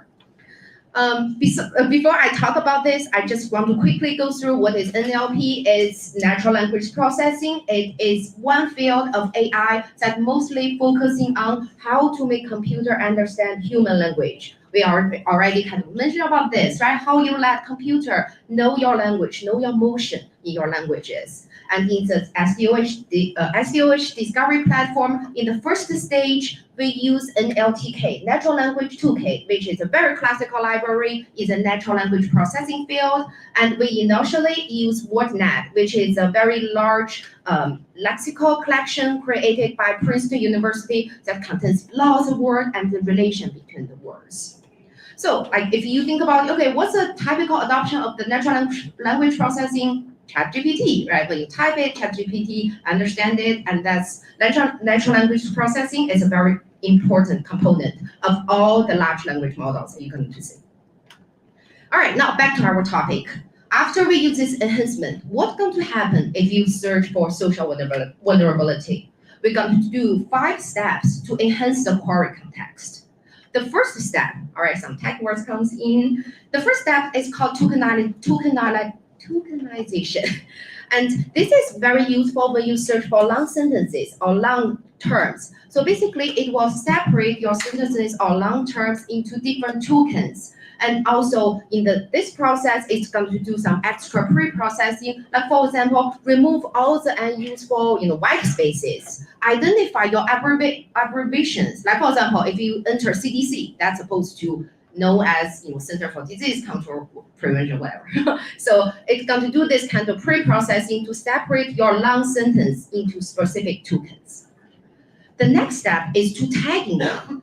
There are lots of token tagger available, but on the initial stage, we use POS, part of the speech tagger, which means for each of the tokens, we're going to give a specific attributes to this token. For example, in our case, we identify that social is adjective, so it's called have like abbreviation called GG, right? Vulnerability, it is a singularness, so it's going to have like an NN tag. So this kind of tagization would be very useful to identify, when the next step we search the definition, what should be the correct definition of this word in this specific context. And then the next step is to remove the stop word. Stop words, generally speaking, is the words that you don't want to include in your context, in your speech. For example, if you are recording like people's talk, you really don't want to include all of well, to the computer, because that will increase the cost of the computer to analyze your text. So we're going to remove the stop words, and for now we use a very general library NLTK provides. So we're going to remove like how, me, I, am, like as, very, etc. And this is, as you can see, this is very useful when you enter a long sentence and we remove all the words that we don't want. The fourth step is get the synset. Synset is basically a collection of the words, and the words have the different relationships. So, like for example, assume that you have the term as picture a tree, right? Your term, your search term is in the middle, and there will be other terms that are above level of this term. That means a more general concept of your current term. Like just think about like publication versus book, right? Publication can be book, can be data set. So book is the term you suggest. Then publication is a general concept. It's called hypernyms. And also there are terms that behind this level of the tree, like hope is called homonyms. So it's a specific instance of the book, like what paper book, web ebook, something like that. So in our case, we search for the synset, we search for social, we search for vulnerability, and as you can see, we search for all the definition of the vulnerability and social in this case, and we figure out all the term relation with that. So now we got all these relations. What relation should we pick to enhance your search? So in our initial stage, we're going to take hypernyms. So hypernyms are more general concepts of your specific term. Like for example, as I said, if you have a term called book, hypernym would be the publication. So in our case, we will search for all the hypernyms for the tokens we got, and social doesn't have any hypernym, but vulnerability going to have two hypernyms. One is danger, another one is weakness. So think about this. When you say danger, it's definitely a vulnerability, right? So it's on the top level. And later I'm going to talk about the possibility to add our own synsets to our case. So now, as we can see, after this enhanced query, instead of just search for social vulnerability to see what's in our database, we're going to search for social vulnerability, danger, weakness. Why this is useful? Because in some case, if the database doesn't contain the exact words that you are searching for, like obviously we have social vulnerability in our database, but what if we don't? Instead of just show you, oh, no result, we're sorry. We're going to search for social danger. We're going to search for social weakness. And based on the relevance we rank, we still going to give you your result. This result could be relevant to you. So we don't want you go without, have anything. And as you can see, this is on the fundamental stage of utilizing the NLP, natural language processing, and we have some other plans in the future that we're going to do the enhancements to the query process. So we have 3 steps. First of all, we're going to create our own MWE tokenizer. So basically, it's multi-word expressions. Because in our context, in the SDOH context, we have lots of terms so multiple words that should be recognized as one term instead of separate. Like for example, the social vulnerability example. Social vulnerability probably should be treated as one word instead of social separate vulnerability, right? Or community space. Community space should be treated as one word instead of 2 separate words. So we're going to do this and add this type of the words to our database. The second stage is to create our own synsets. Currently, we're talking about synsets in the general English context, but we want to really do this in the SDOH context. So we can have more synsets and create our own relationships. Like for example, right, mental health, it could have synsets as emotional health, like psychological well-being, all of this. And this will give us a better relation based on our own, what we are talking here. And the last step is to create customized corpora, which is list of the libraries, dictionaries, that kind of like, general English dictionary. And during this process, we're going to add some customized vocabulary in our context to the dictionary. Like for example, SDOH, it is a word, it should not be treated as a stop word, it's very important to us, right? SVI, it is an abbreviation of social vulnerability index, but computer doesn't know this, so you have to tell them. And beside this, we're going to add a lot of domain-specific dictionaries, corpora to our database. And lastly, we're going to assign like higher weights to the terms that are more relevant in our context, so that we can always give you the relative results based on your query. So as you can see, after this process, we have benefits of improving your query relevance. We give you the most relevant result. We also increase precision and recall. We make sure that you get the most closest result, and we make sure that you are not missing anything, even though the term is not exactly matching to our database. And lastly, as you can see, we provide context-aware result, which means that we really care what you need, and we're going to give you what you need. Now, after we talk all of what happened behind it, it's the time to go to a very exciting moment. So Shivan going to talk about the sneak peek. Thank you. Okay, so for the moment we've all been waiting. We've been like really waiting for this moment for the longest time. So, all right, let's go to the next slide. So this is how the data discovery platform looks like right now. This is just the first version. So think of it as just like, taking a piece of paper and like putting things together. It's not a platform that's live. We're working on it. This is an idea. So let's actually go over it, right? What are the most important elements that you see here? So starting off with the search bar at the top left, you see you have options, right? Like city, zip, county, tract. That's basically the spatial resolution that you can select right before you even search, because you know what resolution you'll be looking for. So you can make a selection there. So it's a checkbox. You can select one, you can select multiple. And then you can type in what you're looking for. And so here's the thing. You see that advanced button there? That's exactly what we were talking about earlier. So for those who really want more options, like having and or even like more knobs and switches, all of that stuff will go right into that advanced option there. We haven't designed that yet because it's a work in progress, but that's the idea. So the moment you feel like the search bar itself is pretty restrictive, if you don't have enough options, you click on advanced and then you're exposed with more options that allow you to further search exactly in the way that you want it.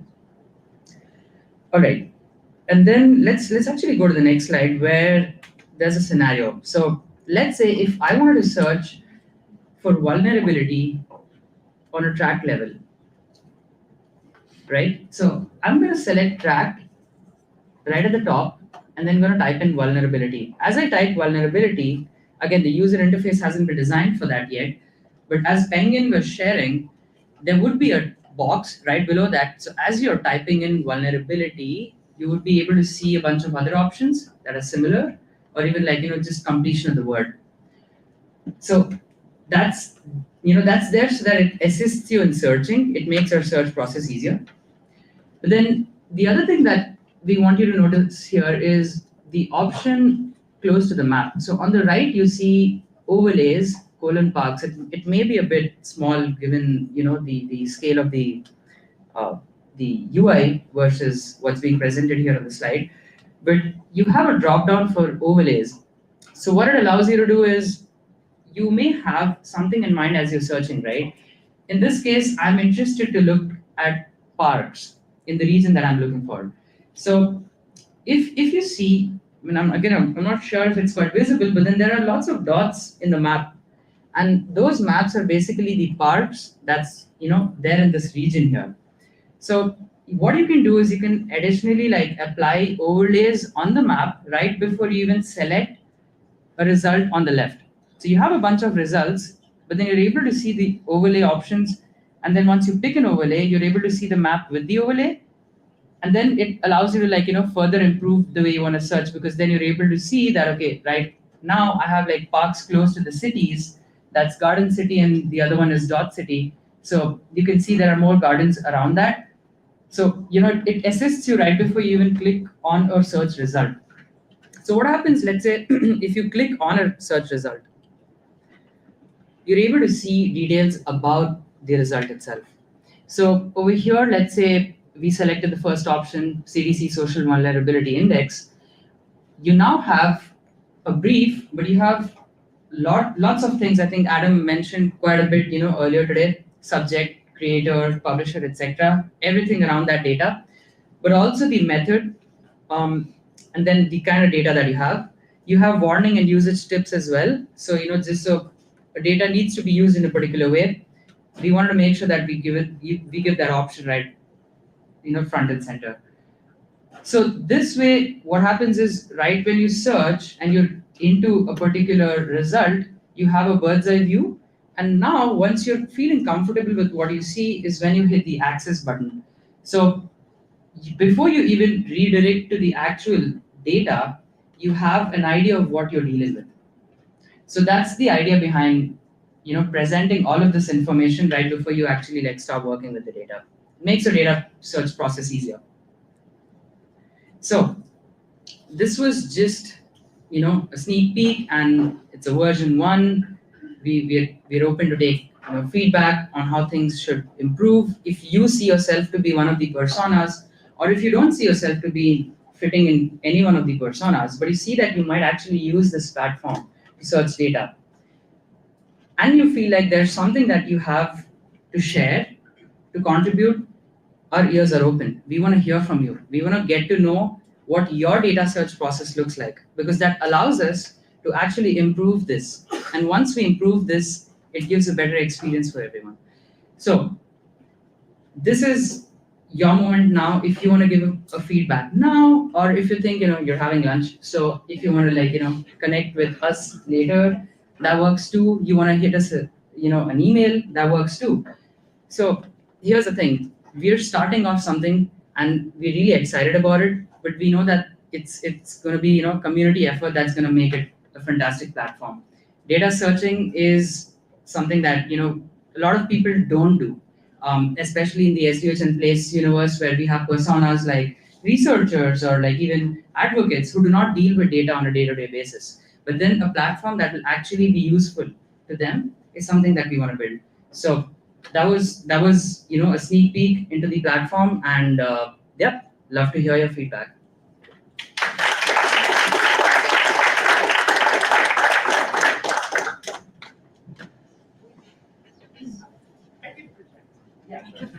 When will it be ready?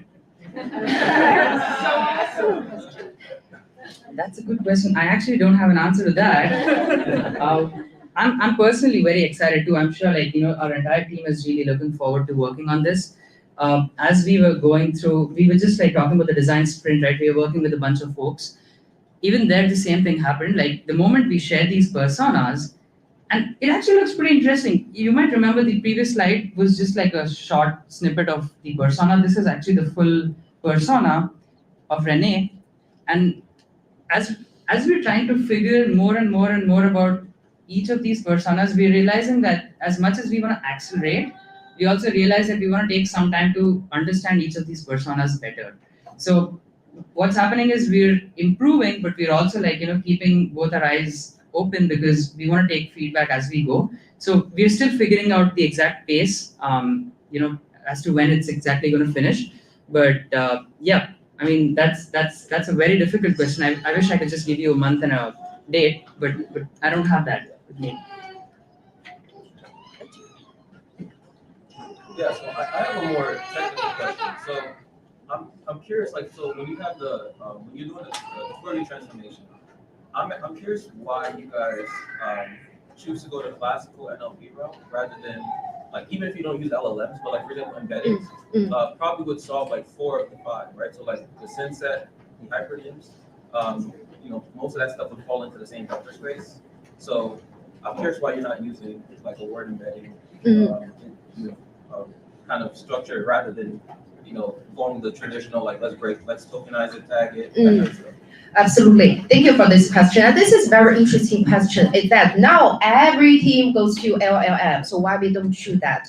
So there are 2 things. First of all, when we go to the LLM, we're going to touch some, let's see, black box part that, there are some calculations, there are, kind of machine do their own learning. And our main purpose, we should definitely remember that we're not built something like ChatGPT. ChatGPT is there. We want to make sure that our search process or our weighting process, our tokenized process, whole process would be transparent to all the researchers, because we're not going to do any, so far we don't have any plan for text generation. right? ChatGPT is not just NLP, there's text generation. But we want to make sure that we have a very clear method of how we're going to weight your results. We're going to let all the researchers know how we're going to do this. And then we can turn to LLM, all that the advanced attack. But let's do something classic first, step by step, and see what all of you are going to see this. And later we can gradually move to the LLM. I know there's a lot of teams just jump directly to the LLM, but we should always remember our purpose for this data discovery platform is that we're not going to generate something for you. We always follow a fact of truth. We're going to give you clear results. So that's why we go with classical. So just for a bit, I actually agree with you, but I guess my point was more on the embedding part. Oh, yes. When you see when you're transforming the queries, right, and you have to get the synset and you're doing that. Yeah, we would just step with the word embedding, you wouldn't have to actually you basically cross the synset part out and the hyperlinks. I think. I mean, I don't see any reason why you couldn't do that. So yeah. So I was just wondering why you didn't go with at least for even if you don't go full LLM, but at least for that part, of how you transform the query, yes, and find matches, basically doing a distance search between. Absolutely, yeah, I know what you mean. So definitely, that will be more second stage. I would say, as you can see, we're in the phase 1. We just explore this. So we want to do this step by step, and we want to see that in this case, if this is a classical way in our context, give us the synset, give us everything that in the in the accurate detail. Then the next step we can go to word embedding. All of this comes. Yeah. Thank you for the question. Yeah. Just one other thing is that level of integration is something we've kind of mostly experimented with in terms of the architecture, because it's kind of a separate little AWS Lambda that we're able to hit instead of the actual backend. So part of the work that we've done is really just figuring out how the components can work together, rather than a deeper dive into exactly how to optimize the different steps of using the NLP and all the steps that Punny mentioned. So we're kind of have set ourselves up to be able to get to that point of doing more specific implementation and changes within the architecture that we had to build first, basically. Have you considered allowing users to export that preview map? So I'm the only mapping nerd in my hospital, it feels like a lot of times. So for years, my bread and butter was just pumping out floor plan. Having 3 SHBAM approved pretty map defaults or something, options to choose from, and then they can run. Now I have my, SBI map or something. Is that or is that I'm asking you to create a totally separate thing? Kind of that. Yeah. That's a great idea and a great question, and something we actually have integrated into the Chives platform somewhat, in that you can create a custom index in there and then export that image and the image of that floor map. And it brings up an important point here, though. We aren't actually taking in the SVI data into this application.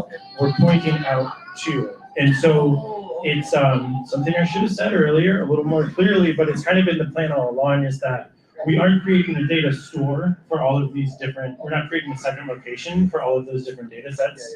We're creating a way for you to find them and look out to those websites, because there's a lot of, wanting to avoid duplication, wanting to not, have to store the data maybe, but that's what you would need to do to get to what you're saying is presenting. And the overlays that we mentioned, that's maybe a little separate use case, in that it was determined earlier on in some of our stakeholder advisory group meetings that we've had, just that having some sort of point of interest resources available would be a nice addition, some sort of actual resource assets available in the web page or in the system. So that's a little bit alongside, complementary to the metadata records, kind of, in that it helps create a little more context around what you're finding, and we do hope to have that to be something that people can download those kind of points of interest, which just and that's enough for that. So I have a lot of bias, so I have putting that to the side because I think it's fantastic, but I also worked on something work, so I'll take that apart. But one question I have is that we talked before about the user base and how we want it to be something that as a novice user versus an advanced user. And I don't remember, or maybe I didn't hear, whether and how you have built in ways for them to become more knowledgeable in the process for things that they identify. So if they're in there and they see the data, but they don't know what to do with it, where do they go and how are we going to do that? I can take that. Yes, so on that actually we do have plans, and that is a work in progress. So that's a good question because it's not quite evident from the UI here. Search tips actually is absolutely absent here. We don't have that at all, but that is there in the feature set. So what we've decided is we want, in fact, not just that, feature tips are pretty exploratory stuff, but like even having a guided pathway. So let's say if you have an end goal in mind, we want to like in an ideal world, we want to have like 5 different pathways for 5 different goals. So let's say if you're looking for say green spaces or green covered, what would your approach to finding that data would look like? So you have like multiple steps up until you really reach a point where you have enough to play with. So that entire like journey is something that we want to like walk the user through. So that's something that we want to add. So this is like the very like basics, bare bones of what we built so that we can have a starting point. But that is a great comment. We want to have that experience for novice users so that they can eventually become more comfortable and start utilizing the advanced options that we intend to have.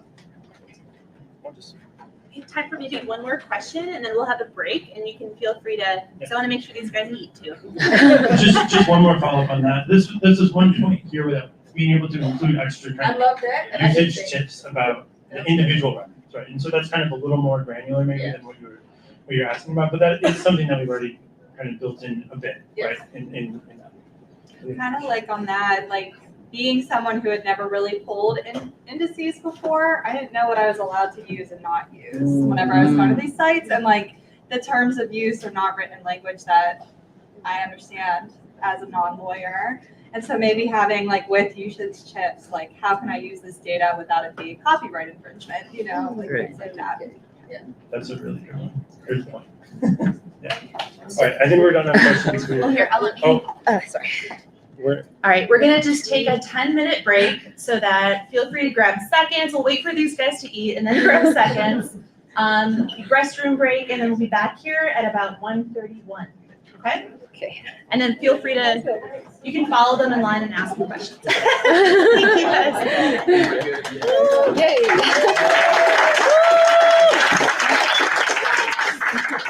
Great. Congratulations. I'm so excited. Big deal, right? Yeah, absolutely. Yeah, quite. And people got it. Remember at the very beginning, like it was so difficult to talk about. Like we were on the project for half a year, and I mean, none of us really knew what it was going to be. So amazing work, guys. Yeah. I guess like now the thing is how do we like actually build the thing out, like just go out, right? Yeah, mine. And then in terms of like metadata stuff, because I can help with this stuff, and there's also another like the research rabbit that links to like all the things. That one is so good. I like it. Right, and so you can have links. Good to see you. So yeah, sorry. Oh wait, go get food. I really feel like I'm blocking the way. And then question. Yeah, presentation of the computer. Okay. Here or send it by email, what's the best way? I don't think this accepts that. So email to maybe whose computer is this? Mark? Probably Mark. Then it's Mark, right? Send to Mark. So, okay. Or if you can even drop it in the drive. There's a drive for that? Yeah, where everyone's stuff is. The Symposium Google Drive. And then here. Can we like pause? Hello, everybody.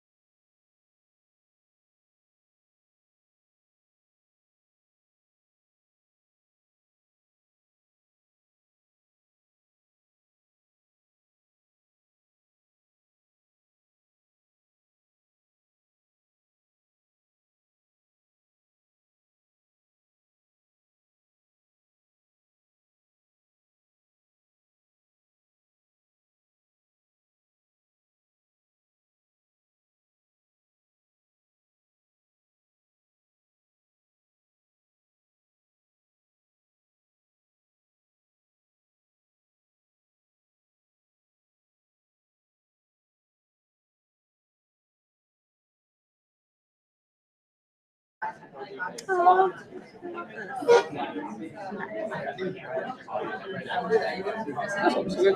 Should I go? If you want to do it, so we don't miss anything. Yeah, I wait. I know it right now. All right, and then microphone is down here, and we're good to go. I'll just Wait.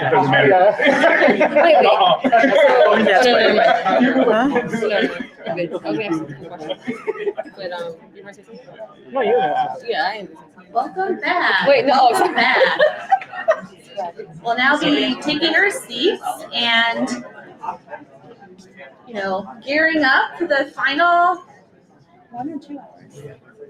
Yeah, the final 2 hours of the event. So we're gearing up, guys. This is getting exciting. Hour and a half. So I'm gonna pass it off to Maria. Here you go. Thank you. Hi, everyone. How was lunch? Okay, good. The sandwiches were good, right? Awesome.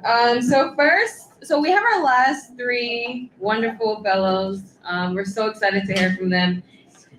First, we have Wei, then Peter, and then Madeline. Wei?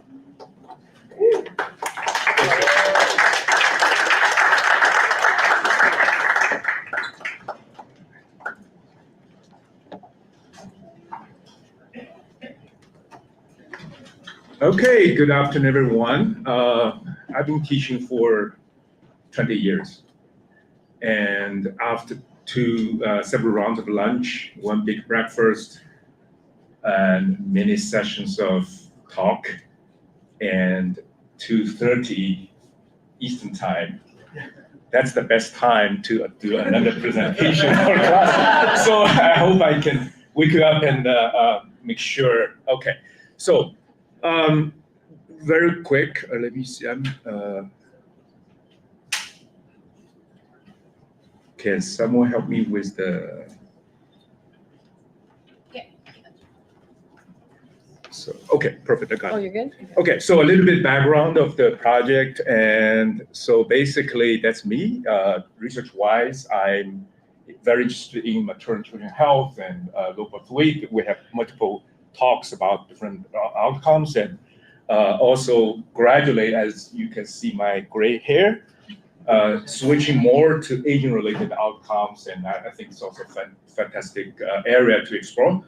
And also teaching-wise, I teach ArcGIS Pro and GIS and spatial analysis, but mostly using non-coding approach, even though research-wise, I do use R.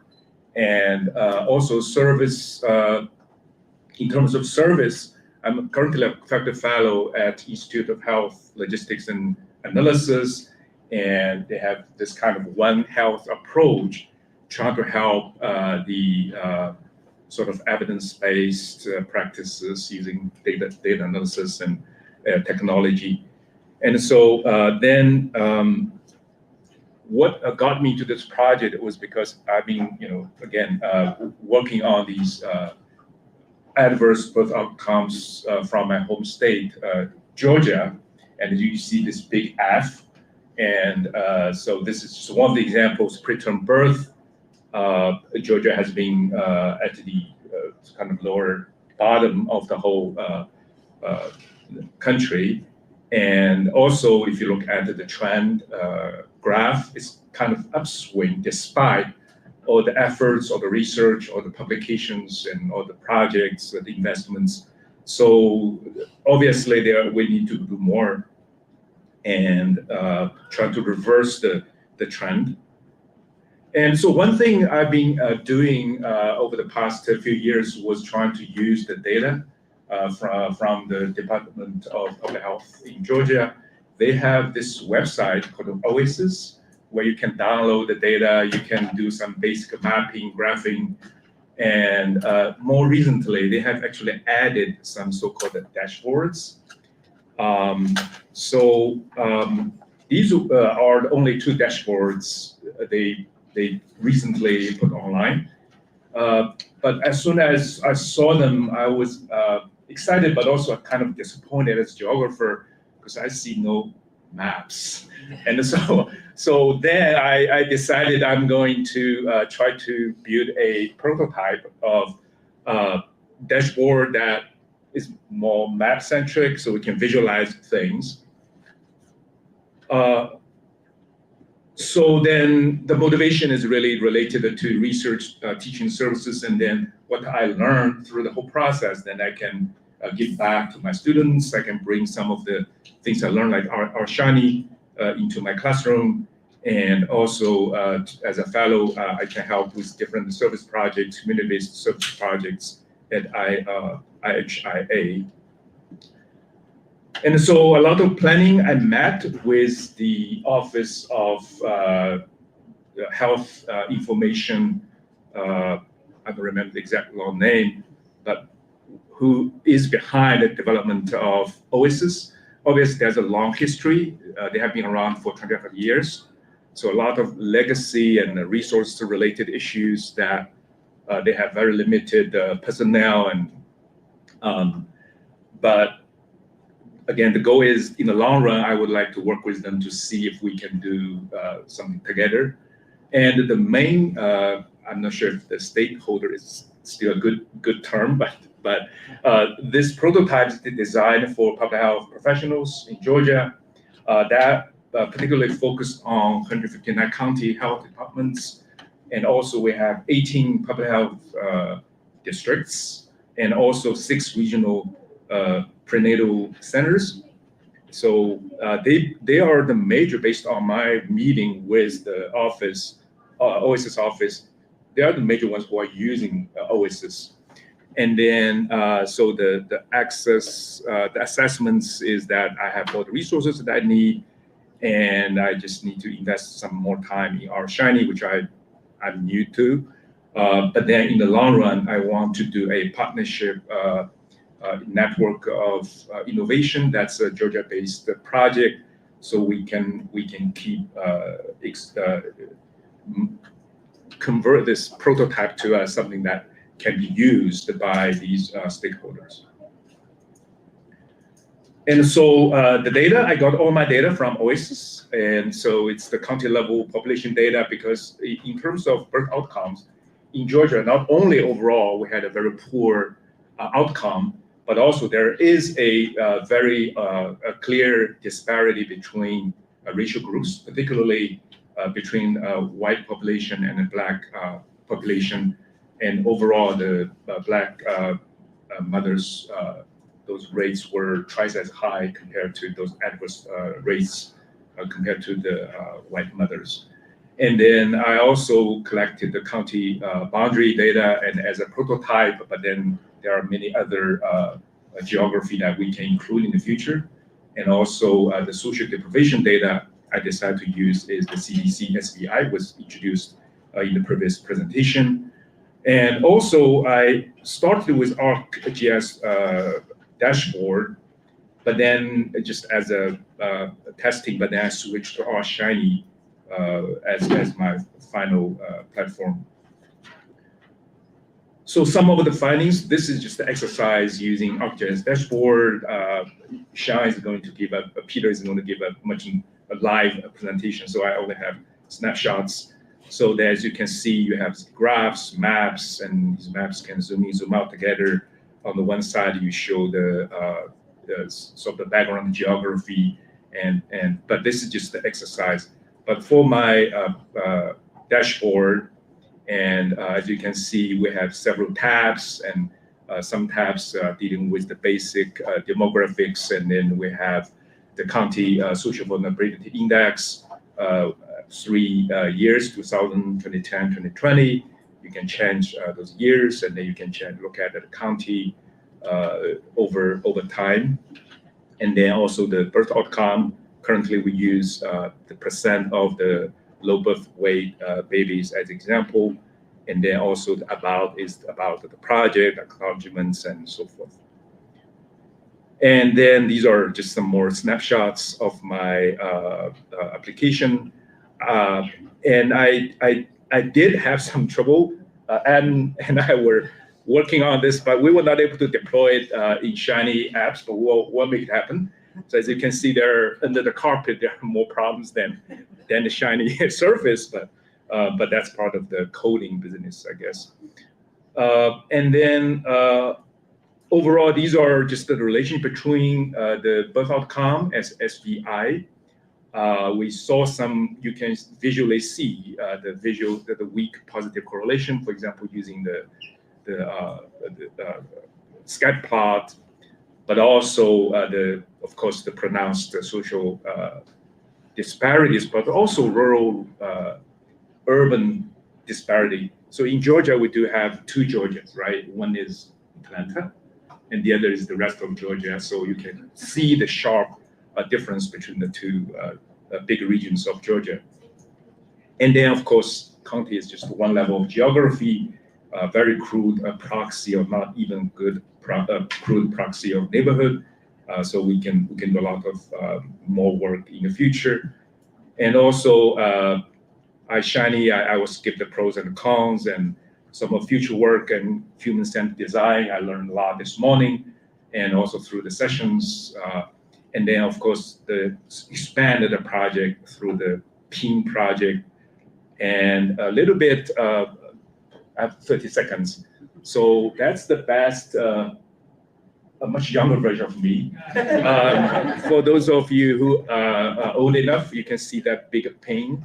That's Mao. And so that kind of revealed my age. I was born pre-term, and I was stayed in the incubator for many weeks. And so I'm very happy many years later, I had the opportunity to do some research with the hope that I can help this outcome for others. So thank you so much for this great project. I really enjoyed it.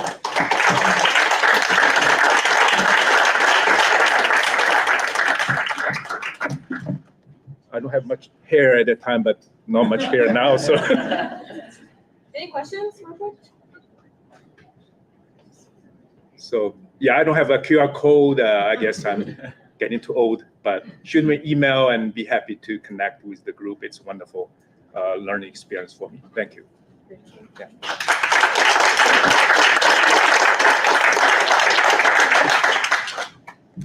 Awesome. Next up, we have Peter. Not this one. I haven't. Yes. Yeah, that's me. There you go. Thank you. Hi, everyone. My name is Peter Chen, and I am a GI scientist / health geographer in the Department of Geography at University of Connecticut. So today I'm going to give a presentation on my SDOH project, which is titled Towards Inclusive GIS, Improving Food Access for Low-Income Community in Northeastern Connecticut.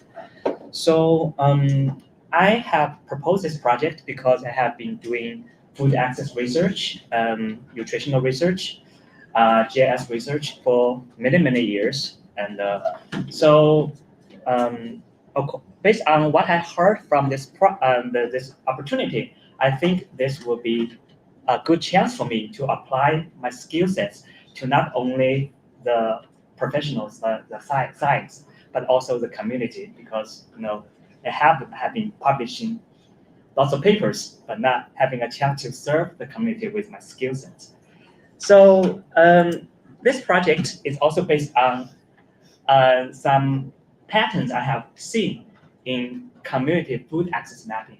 So if you look at all these nationwide or local maps about food or food sources, you may realize that all these locations are all for general purposes. They are all for either the stakeholders, such as the USDA map, the food desert map, or showing a general image of grocery store in a city. So what is missing in those maps? So if you look at the slide here, all these maps serve a general purpose. They are not customized for the socially vulnerable populations, which I define as low income and food insecure groups. And if you are in the shoes of these low income populations, you may have a different need and the patterns of food access. You may not go to the grocery stores for food procurement. you may only use, your food stamps, or you are supported by a WIC program, or you may go to the food pantries or soup kitchens for your weekly food procurement. So can we make a map for these low income, these marginalized populations? So that is the initial purpose of this project. So here I have listed some of these structural barriers or financial barriers faced by these populations. So they may procure food at other places.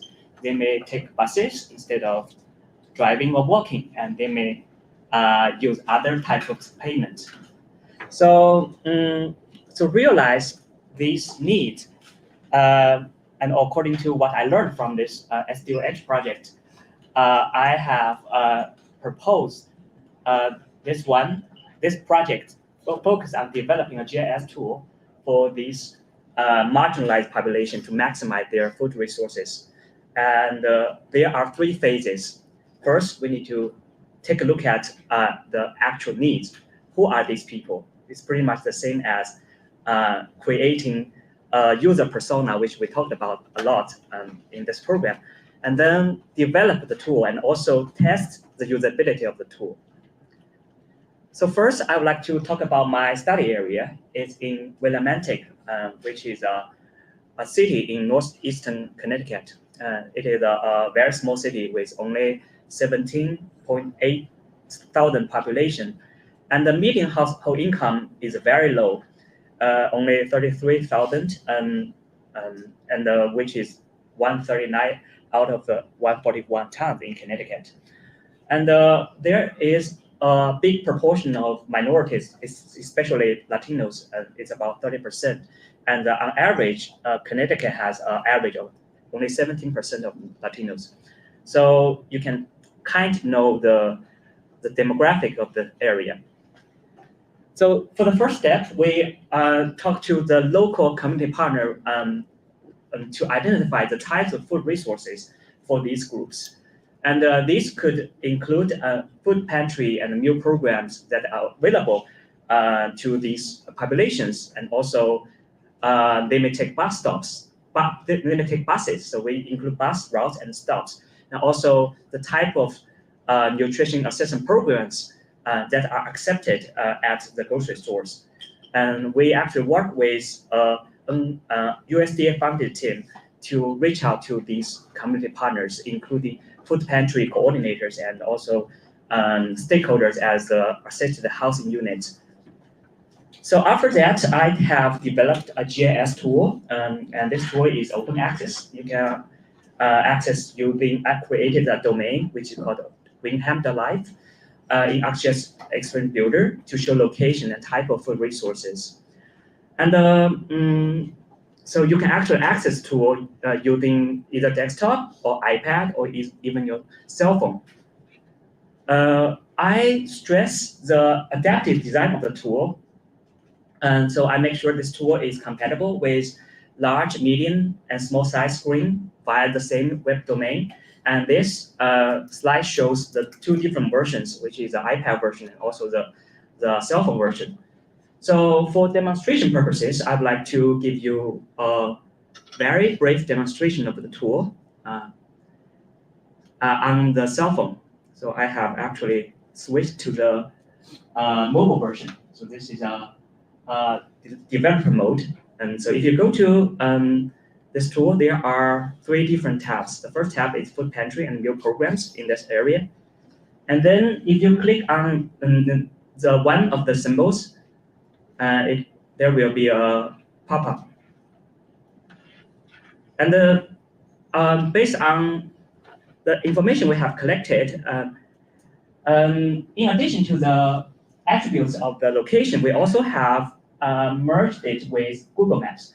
So if you click on how to get here, Google Map will pop up, and then you are able to search how to get there based on where you are located using the Google Map and also the mode of transportation. So I'm not going to further demonstrate because this is a Google function. And next, one second.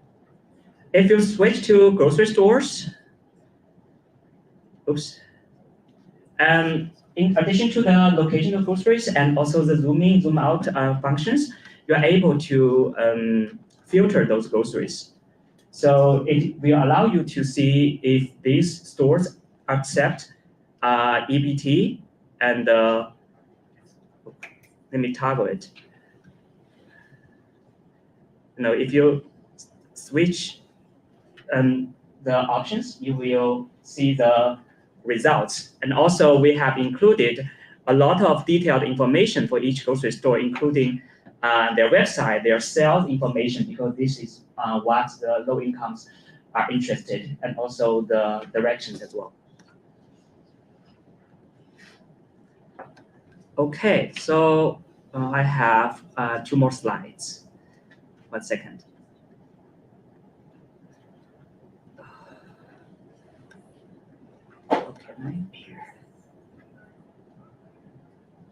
Okay, so and in addition to the tool development, we are going to also test the tool.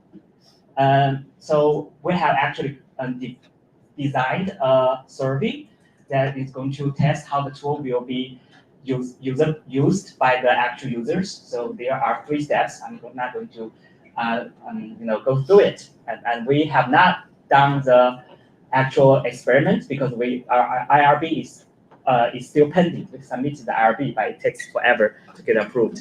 And I appreciate Jose and also Shiban's help with designing, the steps for the usability test. So I actually learned a lot from it. And we have a big team at UConn who helped me to gather data and also do the usability test. So 2 students actually helped me a lot. And that's all.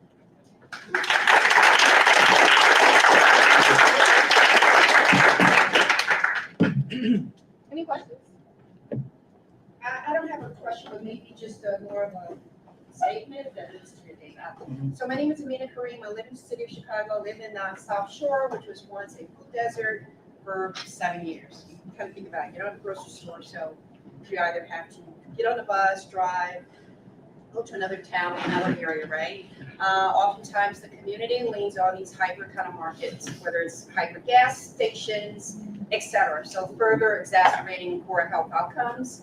And what I did, I'm not on your level, but I looked at stores that were in these areas that didn't allow for EBT. So I did put some pressure on the nation's #1 food delivery platform to say, if you are in these communities, why don't you allow for EBT access? And they weren't even aware of it. So I'm just one person, right?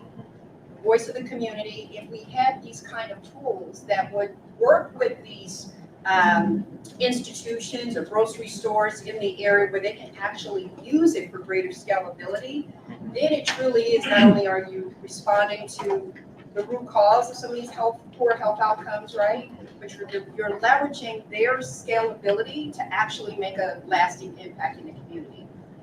And they did. They started adding in, I don't know how long it took for them to come up with their own wireframes and things of that nature on their platform, but they did implement EBT access for communities that had some of the numbers in Chicago where it was below the national, the city's average for household income. They looked at the community health needs assessment from the University of Chicago and nearby hospitals to further determine that they needed that EBT, right, on their platforms. You would think that would be intuitive, but it was not.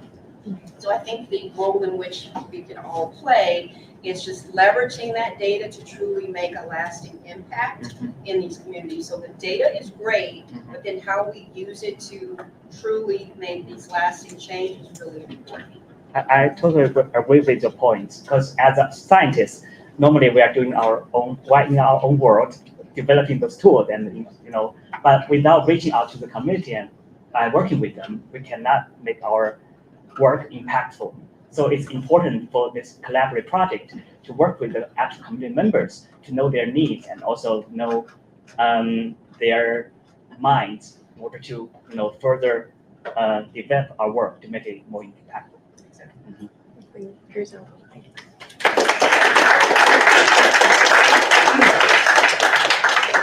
Awesome. So next we have Madeline. Hopefully it's Madeline, not Madeline. Madeline. I just want to make a quick announcement. Just before all the fellows just hop up and leave right when we're done, let's just stop and take a picture before we leave because this is the only time we get to see you guys in person. Yeah, I know. I just want to make sure you guys don't leave right after this last person. But alrighty.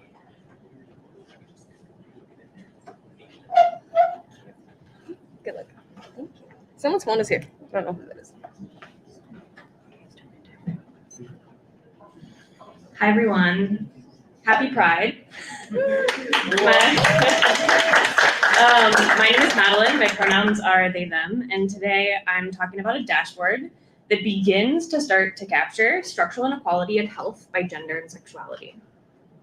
So a little bit of background before I dive into the dashboard.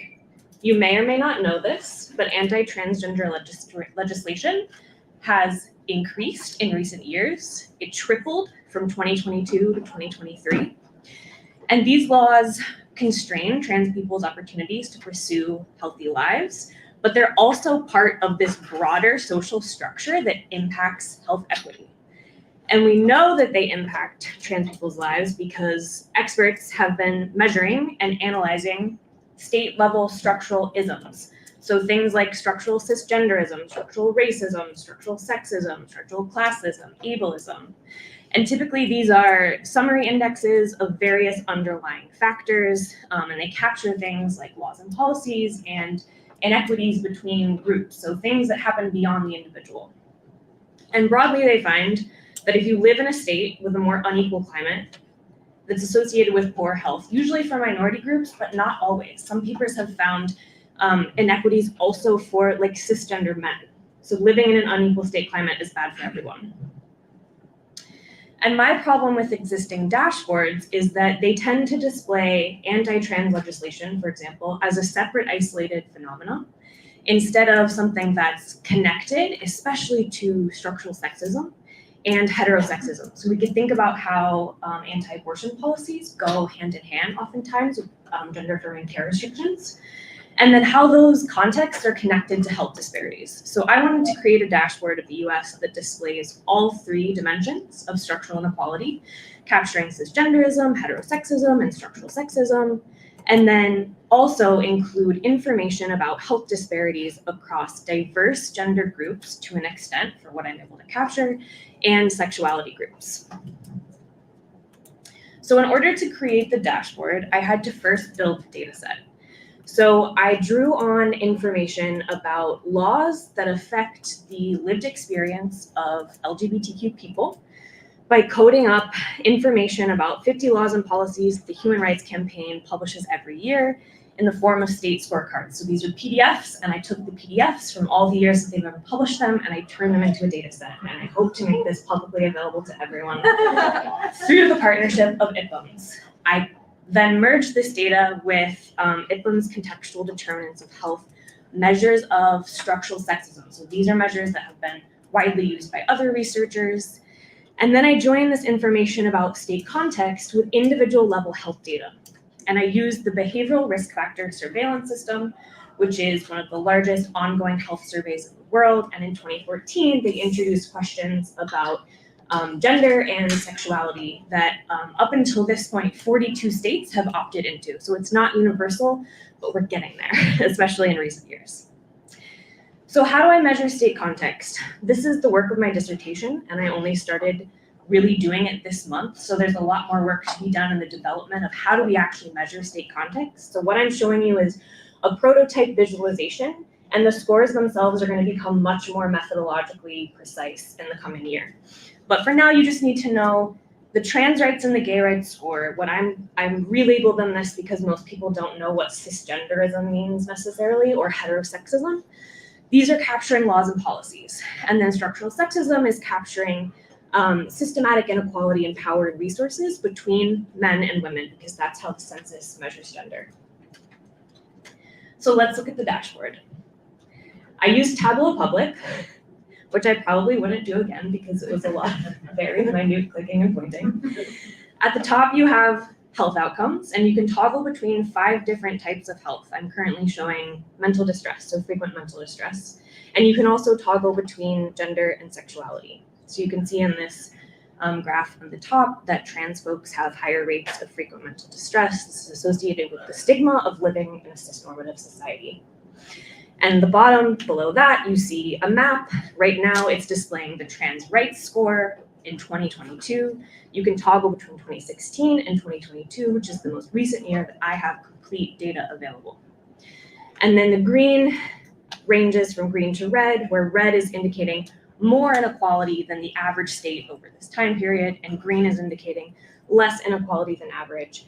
And at the bottom, you have this panel where for people who really want to know more about what does this mean, what is this capturing, you can dive in several ways. First, you can explore specific indicators. So it was really important to me that people be able to see what are the specific laws and policies and what's the distribution across states. And it was also important for me to be able to show experts what are these inequality scores capturing, because there's a lack of transparency around that in existing dashboards, and then my sources where you can theoretically recreate the data and then one day hopefully download it.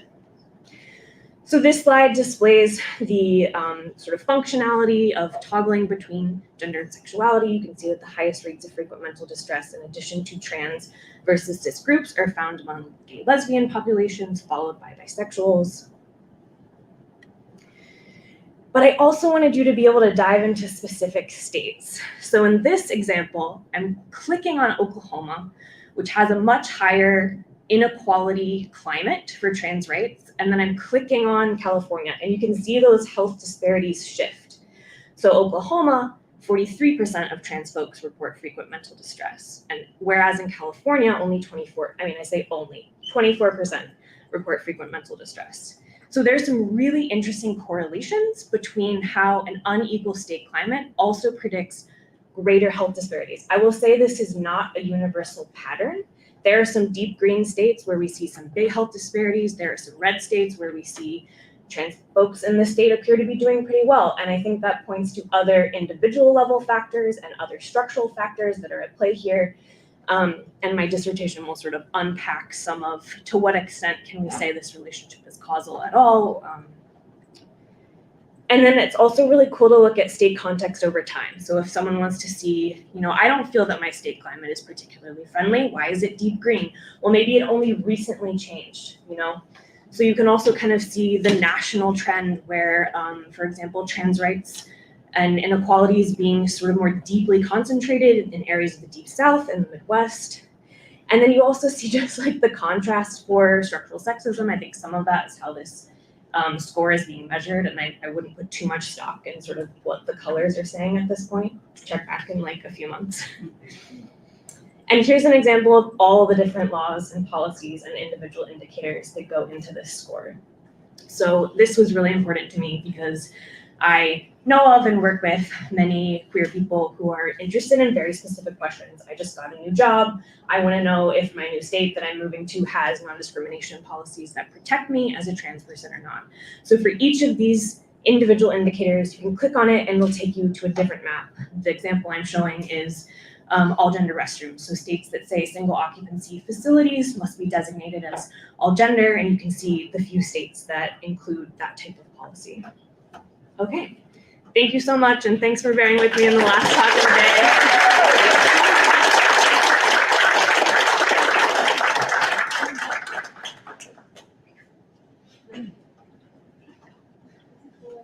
Oh, questions? Yeah, sorry. I have a question about the by average measurement they use, which I think you also kind of noted is complicated and limiting. And I'm curious if you could speak more to that. Also, sorry, way in the back of your standing. No, that's okay.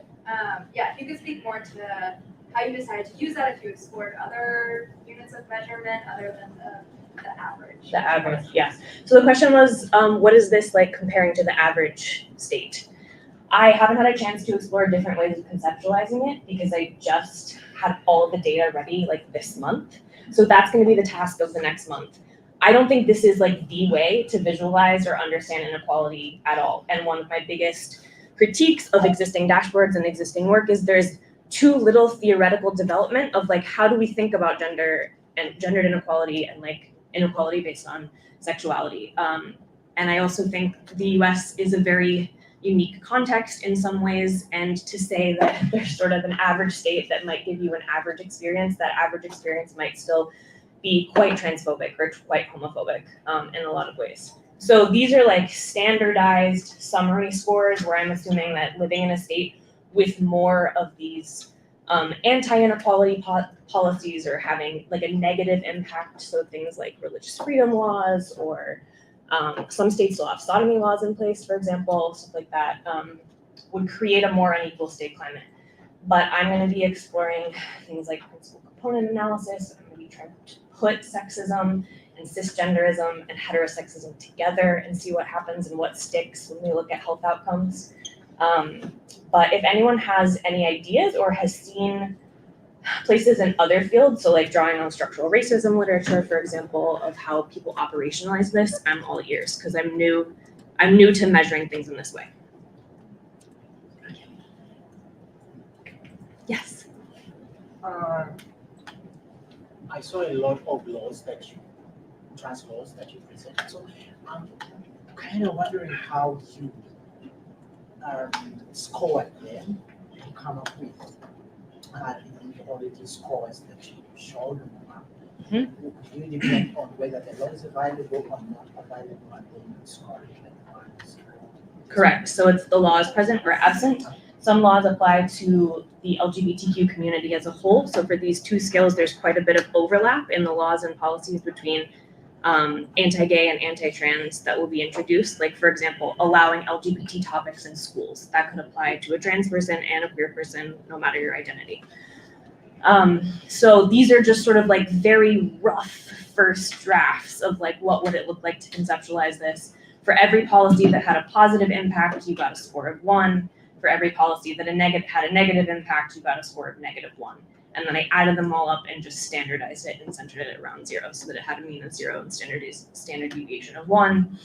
Again, it's really just an exercise in like, how do I create the dashboard itself and create the framework so that when I sort of figure out the most valid way of measuring this in the future, I can plug it back in. Yeah.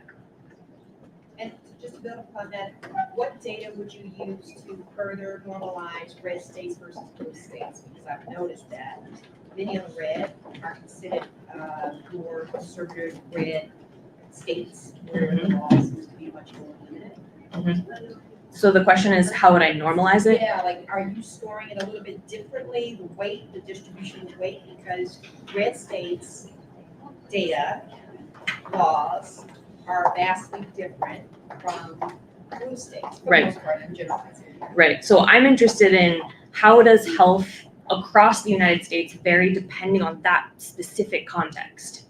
So I'm interested in not like controlling that away, but leveraging it and showing that these policies have a very dramatic health effect, if that makes sense. Yeah. So I am interested in the difference between Democratic and Republican states and sort of calling attention to that directly. Yeah. Go ahead. Last question. Okay. But to answer your question, I think that as an epidemiologist, you can put it into logistic regression. You can test for that. You can like make sure that it's not like skewing the stuff. But that's a really good point because it matters. Yes.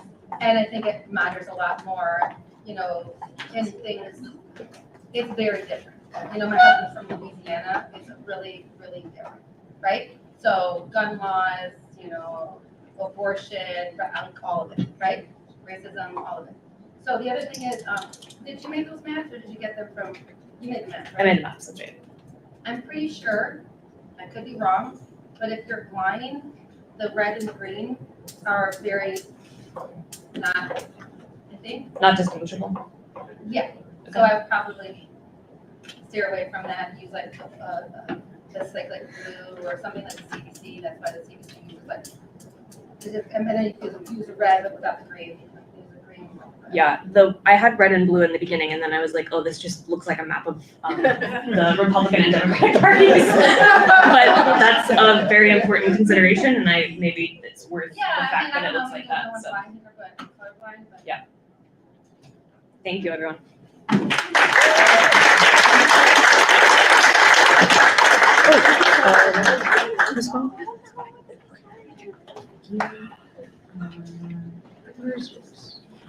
Should be in the folder. Is it this?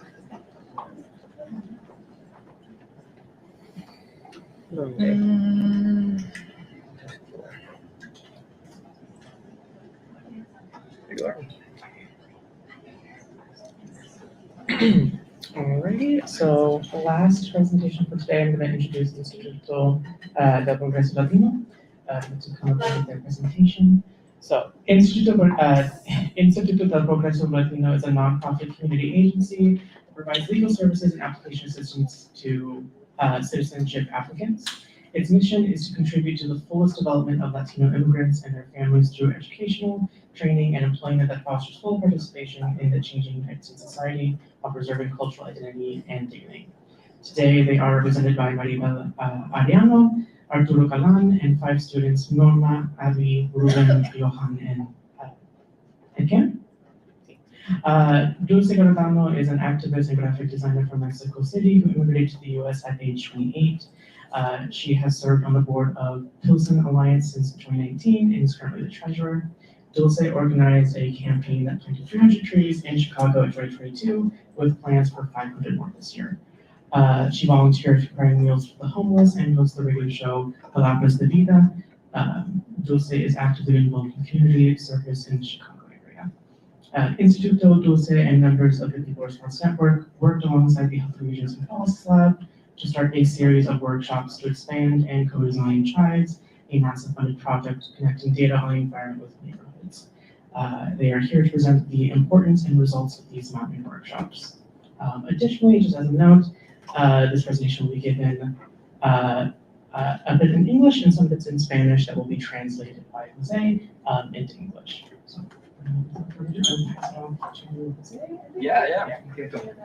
Thank you, Mark. And perhaps before we start, and in terms of Latin American representation, a big round of applause to Mark Socio-Palmer for his work in this workshop.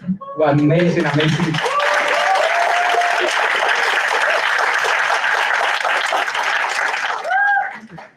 There you go.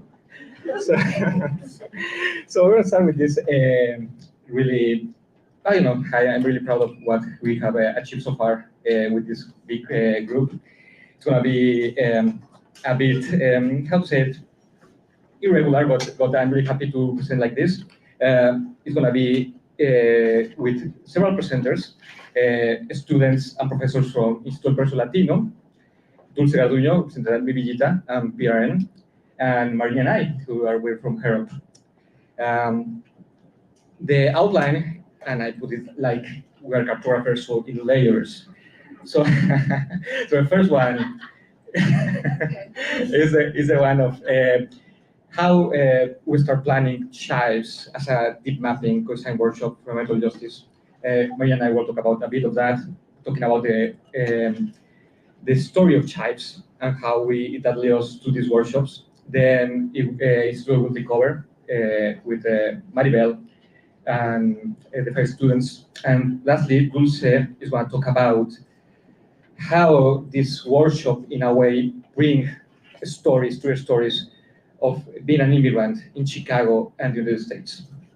So to pick up, I will pass it to Maria really quickly to tell us about chives.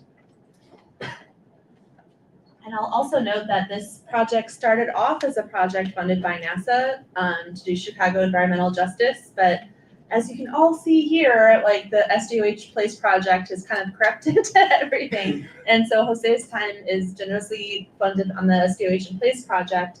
And it became really clear as we were working on this that it needed to be broadened and co-produced and co-designed. So it's also brought to you. And in some ways, I think that a lot of us on the team are brainstorming ways to continue the work that you're going to learn about in the future. And so we're hoping that that'll be part of the SDOH Place projects you've heard about today as well. But a brief background on chives. So this started,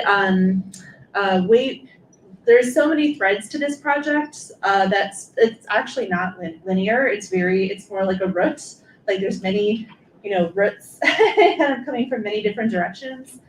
Way back in 2015, when I realized that being a writer is hard to raise a family on, I learned how to do some coding, and one of the first things I worked on was a Chicago neighborhood interactive asset map with Chicago Department of Public Health and some community organizations.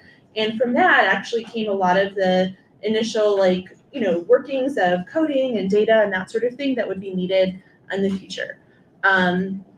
That kind of started to shift into other projects as I kind of continued to do my graduate studies and volunteering with Chicago Department of Public Health. We started to work together on now integrating data on air quality, environmental factors, social economic indicators of the city. And from that, it started to generate additional partnerships. So working with the Respiratory Health Association to look at CTA buses, which most of them run on diesel, so Chicago Transit Authority. And diesel, not clean diesel, well, clean diesel, but it's very hazardous, it turns out. And a lot of folks who are needing the bus on a regular basis are also usually in a position where they're going to be a little bit more susceptible to air pollution, any kind of air pollution, let alone higher amounts. So we worked with them on this diesel bus pollution analysis. And we're also working on the US COVID Atlas and opioid projects. We've mentioned some of these. All of this was slowly building up kind of this amazing, think tank of different, designers, geographers, artists. And again, this kind of kept on building through this Chicago Department of Public Health. A lot of what we did before got flipped into a tree toolkit to be used, that actually was used for this multi-million-dollar project by the city to figure out where to, a data-driven tool to figure out where to plant trees. And one of the lead engineers with us at that time, Dylan Halpern, had also worked on a tree tool guide that was looking at cities across the world for a lot of different, so long story short, you have this whole long process when it became clear it was going to be up to us and us alone to save the data and make it accessible to be, to everyone openly. We ended up putting it all together as Chives, the first version of Chives. And it's since been, and again, throughout this whole progress, we've been looking for more partnerships and connections to continue to grow it into something else. So today, Chives is a platform for coalition building. It's a project to uncover the nature of Chicago's environment. We have climate change measures from multiple different research groups. UChicago, when I was there, we added our data set. Northwestern, their data set on climate change is there. You've got Microsoft Research Sensors that we partnered with scientists from that team. We've got housing indicators. We've got biodiversity measures from Chicago Botanic Gardens, vegetation indices from satellite data, resource guides, and thanks to the amazing team. So Adam and Sarah, please raise your hands, our engineers on the project. You can actually access this in any language, so super exciting. And so this is just an example. So here are 4 different measures of particulate matter. And all of these are at a finer resolution using evidence-based models that are better than anything you can find on the EPA. And I won't go into details there. I'm sorry, the one on the upper right is actually ozone. Oh, sorry, NO2, ozone, and then the bottom 2 here are PM 2.5, but we've actually already added another PM 2.5 particulate matter that's smaller than 2.5 microns. And then here too, you can also look at tree canopy density. What you're seeing here is actually the map being filtered according to different filters that exist on the right hand. You can't see the histograms here, but you can filter any variable using other variables. So that way you can integrate multiple different variables together, add interactive indices and all sorts of stuff there. But as you can imagine, this mapping and data style is just one type of understanding the world. And so this is kind of where our goal is to crack it wide open. And with that. Thank you. So I assume that was November when Maria called me to talk about Chives. And we were in the grant and objectives, and at one point was environmental justice, and we start thinking about environmental justice without the community. That's super weird. We have this really robust tool with data, a piece of art, a technology that has been mobilized in academic circles. But where's the community? As my good friend Margarita Reina told me. So I started thinking about why the community, how, why, por qué. So, of course, as a Latin American, I also like my own Global South epistemologies, and I like to bring Lena Taylor, a Mexican performance scholar, and she said that there are two ways of thinking about knowledge. The first, she told, is the archive. And the archive refers to data, documents, databases, texts, letters, special layers, video films. As academics, we love those. They are like, we can model, they are there for us, we can gather them, we can seek them, we can use ChatGPT, you name it. And there's always this bias towards the archive. But she said, like, there's another way of thinking about knowledge that it's not in this form, knowledge that is represented by the ephemeral, the non-textual, the stories that we talk about each other, the stories about the places, things that just happen, but in a way that we transform legends, dance, memories. And those are also important to understand places, to understand experiences. This same way of thinking was what McFarland talked about the grid map. The grid map is the archive, the dream proof, Euclidean, GIS, the remote sensing, the machine learning, there's the layers. But he said, like, there's another layer. The story map, the narratives built by the communities, by writers, by artists, those maps that bring the memory and the creative and the dreams of all of us. But the trick about the story map is that it will remain invisible always if we don't summon it, if we don't call to our attention. So the question is, like, it is possible to achieve environmental justice without a dream map. It's possible to think about it without summon it. So that's why Maria and I started talking about these workshops. And we discovered our people doing that. People in Argentina called the iconoclasistas, bringing society from the get-go to start mapping. People in San Francisco with the anti-eviction mapping project. And people here like Margarita doing the same. So we start talking about that. And we start thinking about these maps and these workshops. And I will just let my partners in this adventure, Instituto Verso Latino, to talk about it.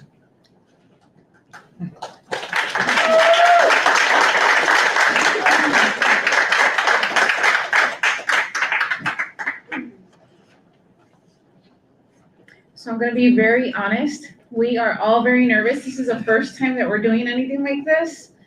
And our students are excited. But as you can see, we ask for your patience. Okay, thank you. That's it. No, Thank I just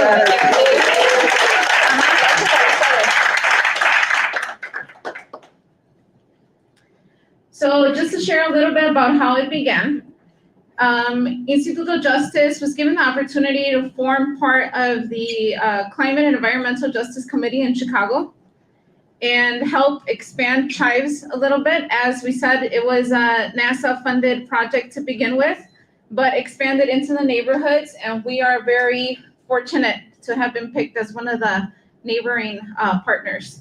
Some of the requirements that were asked of us were that we have participants that were over the age of 18 and residents of Pilsen, Little Village, or nearby neighborhoods. And the teams that we were collaborating with were People's Response Network, Healthy Regions and Policies Lab from University of Illinois in Champaign-Urbana, DePaul University, and the Chicago Department of Public Health. Thank you. All right, before we start and before I introduce our speakers, I wanted to give you a little background of who we are. So We were formerly known as Rudy Lozano. We now have the name of Instituto Justice and Leadership Academy. We are an alternative school in Pilsen, and our name originated from Rudy Lozano, who was an activist. He was an organizer for Black and Brown unity, labor movements, and voter rights for marginalized communities. He was also a big supporter of Latinx curriculum inclusion in schools. The school was originally founded in 2008. Again, it's a second chance school for ages 16 to 21. It's rooted in social justice, trying to keep the honor in the name, and we focus on rebuilding students' perspective of learning. It's an accelerated credit attainment school. We offer opportunities for internships and employment throughout the year for our students, and we try to make sure that they're always involved in some kind of community project. We include post-secondary support and expose our students to advocating opportunities against injustice. And now, these are my students. I happen to be the principal at this high school. So just to introduce, this is Abigail. Johan. Norma. Eke. Arturo Galan, which happens to be our mixed media teacher. And unfortunately, our science teacher wasn't able to make it today, but her name is Evelyn Barragan. I'm actually here in her spot today. I do also want to mention that our students, the students that you see in front of you, are actually EL students. They're in their first year learning English and happen to have translating devices to keep up with everything that was going on in the room today. Okay, so for our first workshop, we're going to hear from Eke and Norma.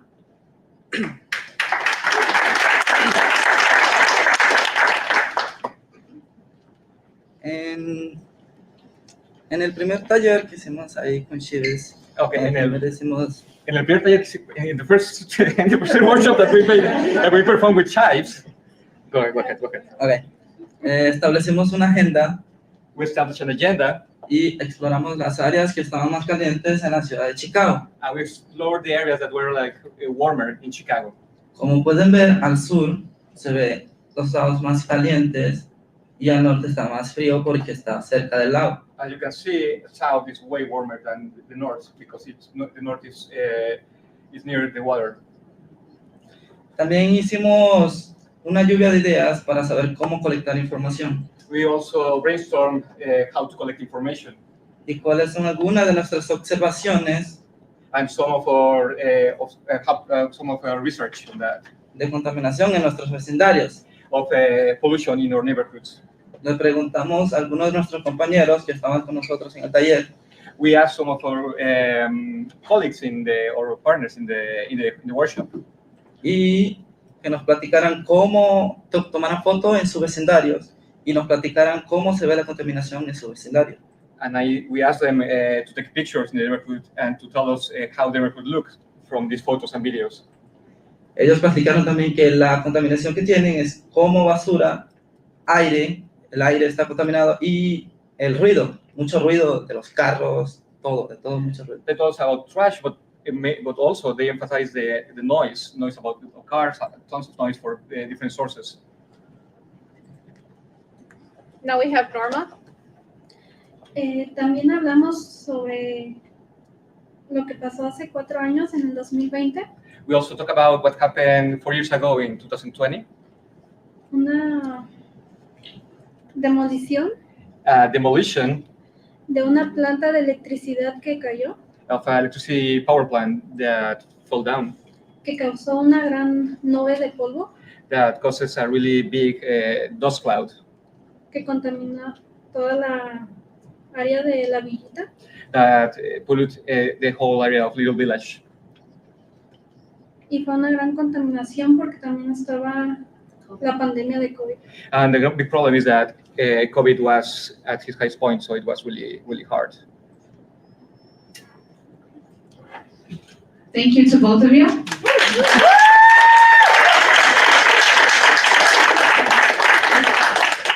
we're now going into workshop number 2 with Abigail and Johan.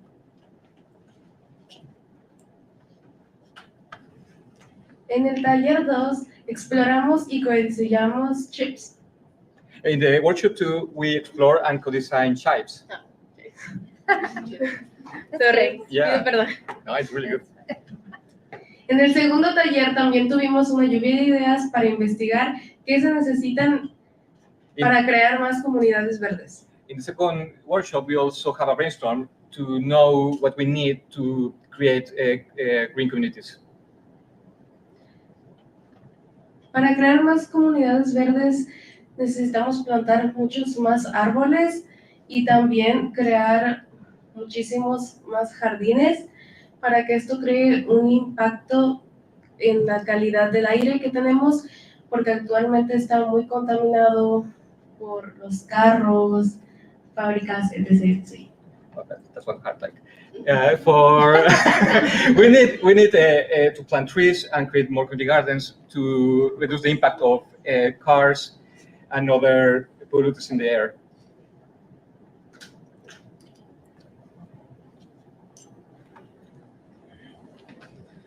Compartimos ejemplos de contaminación en nuestras comunidades. Un ejemplo son los impactos del aire, como son los autos, fábricas, incendios forestales, etc. Otro punto. So we share about different the quality of air and the pollution there for cars, industries, and what else? Sorry, ¿qué más? Incendios forestales. And forest fires. Thank you. Otro punto que tocamos también fue el drenaje e inundaciones. Another thing was like how's drenaje? Sewage and floods. El drenaje y las inundaciones puede ser que, bueno, se origina por la basura que se bota a las calles. Okay, the problem originates because of the trash that really bring the water to the streets. Y eso ocasiona que el drenaje se tape y se inunden las calles. Mostly that. yeah, like what I said. that causes like the water stays in the water, yeah, in the street. Todo esto se investigó en el sitio web de Chives. Everything we researched that in the Chives website, chives.com. Thank you for the second workshop. Hello everyone. For the third workshop, we explored Chive's future and the collaboration with our communities. So as you can see, we not only talk about, like we started with checking out on Chive's website about the heat index and the areas that are hotter, but we also had other speakers that went and present. For example, Claudia Galeno, she talked to us about the importance of native plants, especially milkweed, which it's very important for the monarch butterfly. Which is where they feed on it, and that's where they lay their eggs. And as you know, like Chicago is like a natural corridor for in their migration from Canada to Mexico. We also had another speaker, Howard Ehrman, Dr. Howard Ehrman, and Margarita Reina, which she talked to us about how we think like bottled water is like very like safe, right?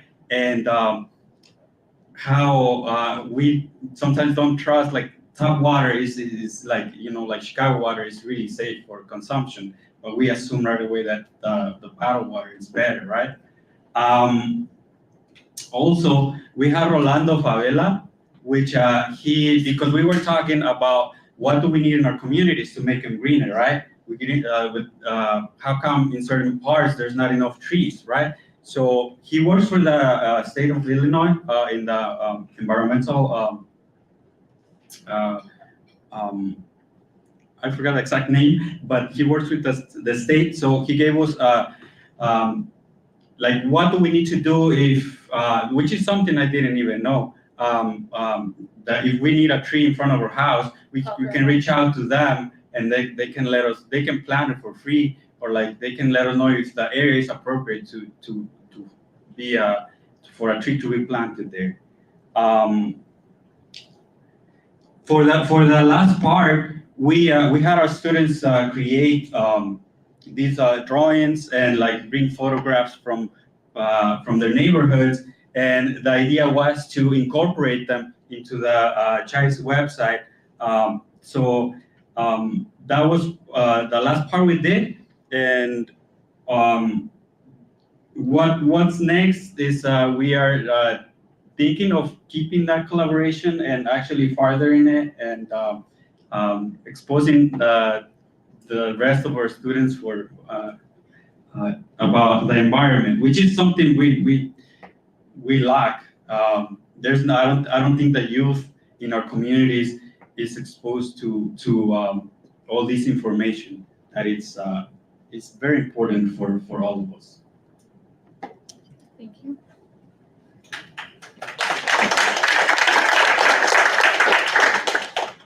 So as you can see, our students are not only researchers, right?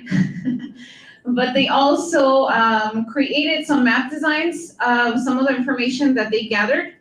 And this is also something that is a work in progress.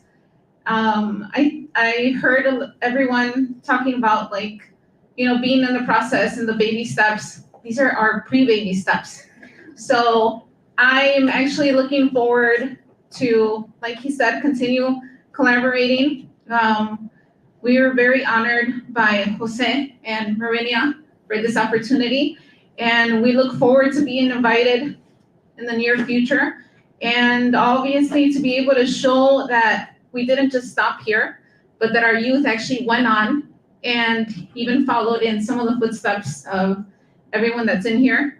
I do want to give a round of applause because, again, these are students that are not only learning the language, but are also taking that language and incorporating it into the academic and the scientific world. So I just wanted to acknowledge that. Thank you.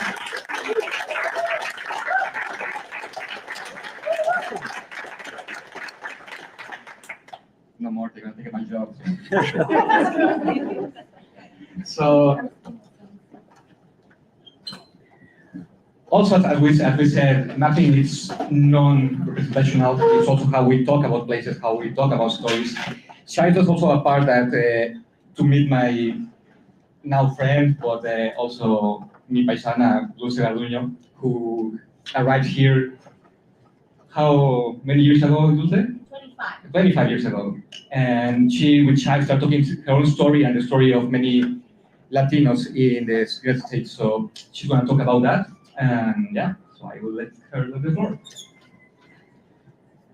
Thank you. My name is Dulce Garduño, and I am here like immigrant. I've been here for 25, and I've been fighting in the last 5 years trying to get my residence. I get married with amazing guy back there.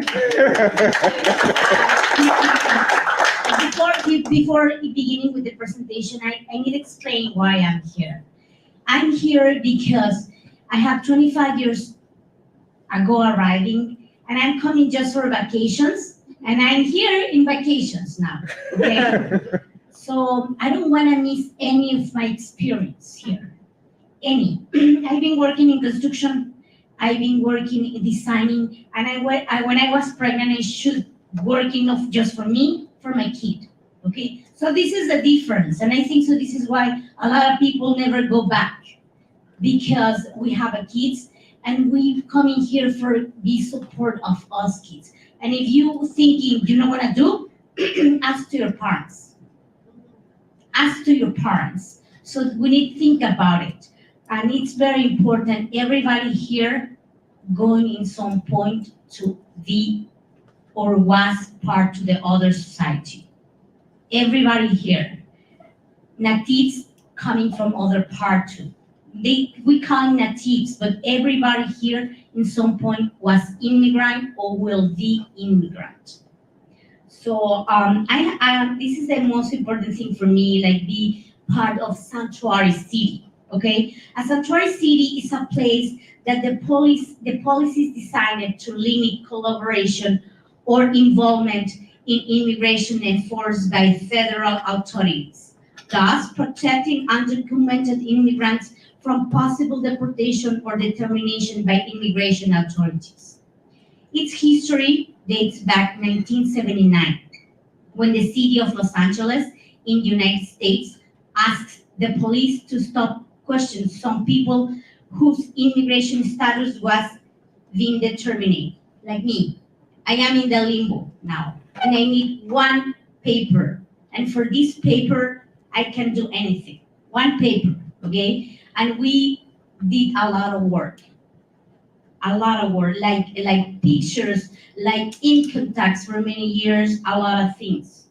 In context, general data, these are approximately 10.5 billion undocumented immigrants in the United States, representing 3.2% of the total population. Supposed to be, but we don't know yet.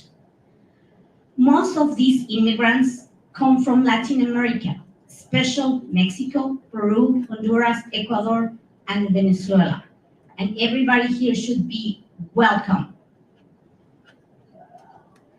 Financial contribution, payment of taxes, and undocumented immigrants contribute approximately 11.75 billions, okay, not billions, billions, in federal, state and local taxes each year. They are used individual tax identifications number, ITINs, to pay taxes without benefits of deduction of credit. This is very important because a lot of persons don't understand how the immigrant pay taxes. Okay, I know one guy, his name is Luis Pelayo. Luis Pelayo fight for we have an IT number. Why? Because when we pay taxes, we are not individuals, we are companies. So we can pay, but we never receive anything back. $0. Zero. Okay? So work in the key sector. Agriculture, approximately 50% of farmer works and undocumented essentials to the food supplies.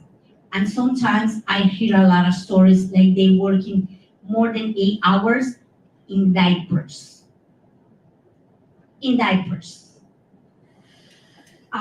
Construction, the contribution to significant to be developer and maintenance of infrastructure. I've been working in constructions for 2 years. I've been a helper to finisher in concrete. I've been with the little thing like make with concrete. And sometimes I've been wake up every day, 4 o'clock in the morning for beginning 5 o'clock or 6 o'clock, depends. And when I've been working with the thing, like make sounds like I don't know the name, I forgot. I'm so bad with the names. I've been working 8 hours or more.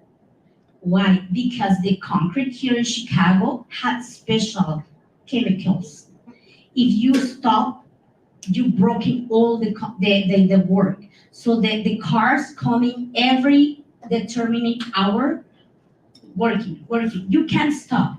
Actually, the commitment in this company was from somebody like I know. This is why I've been working with him. The commitment with him was if you are skinny, you can come back to work. So I put some 2 or 3 pants for him. I'm never gonna look skinny, of course, because I am a Latina. But if he look at me skinny, he let me off. So I put sometimes in summer 2 or 3 pants for continue working. Because if he look at me, he fire me. So 8 hours every day working like this. So When these things happen, it's so, sometimes I've been working with 103 degrees outside.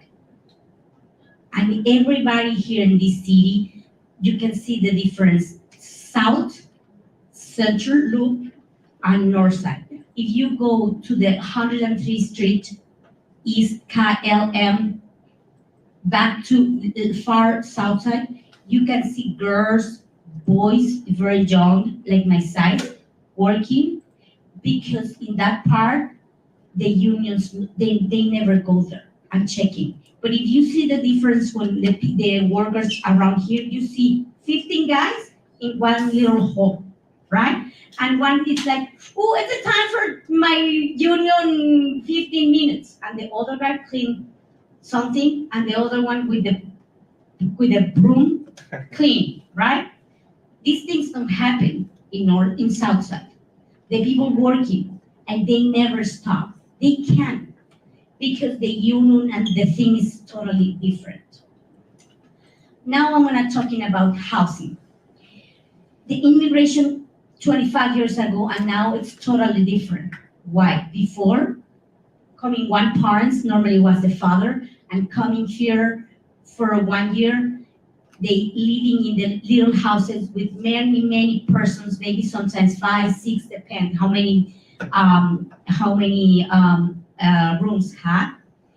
And the next year they can resolve having a little space, and sometimes the mother and kids coming in the 3rd, 4th year later. Healthcare, we pay healthcare, but sometimes we receive a little, because sometimes we don't know here the difference when we go every year to maintenance my body and go for emergency. Normally we come in here very young with any damage in us body, so we working so hard, and we in us country go to the doctor, it's impossible, because my mom give it to me, Vaporu. And if you are sick, Vaporu for everything. And this is the job. But really in Mexico, where I come from, my mom put Vaporu for everything. Gripa, tos, mocos, everything. Everything my mom put Vaporu. And my mom was a teacher. So education, it's totally over here. Why?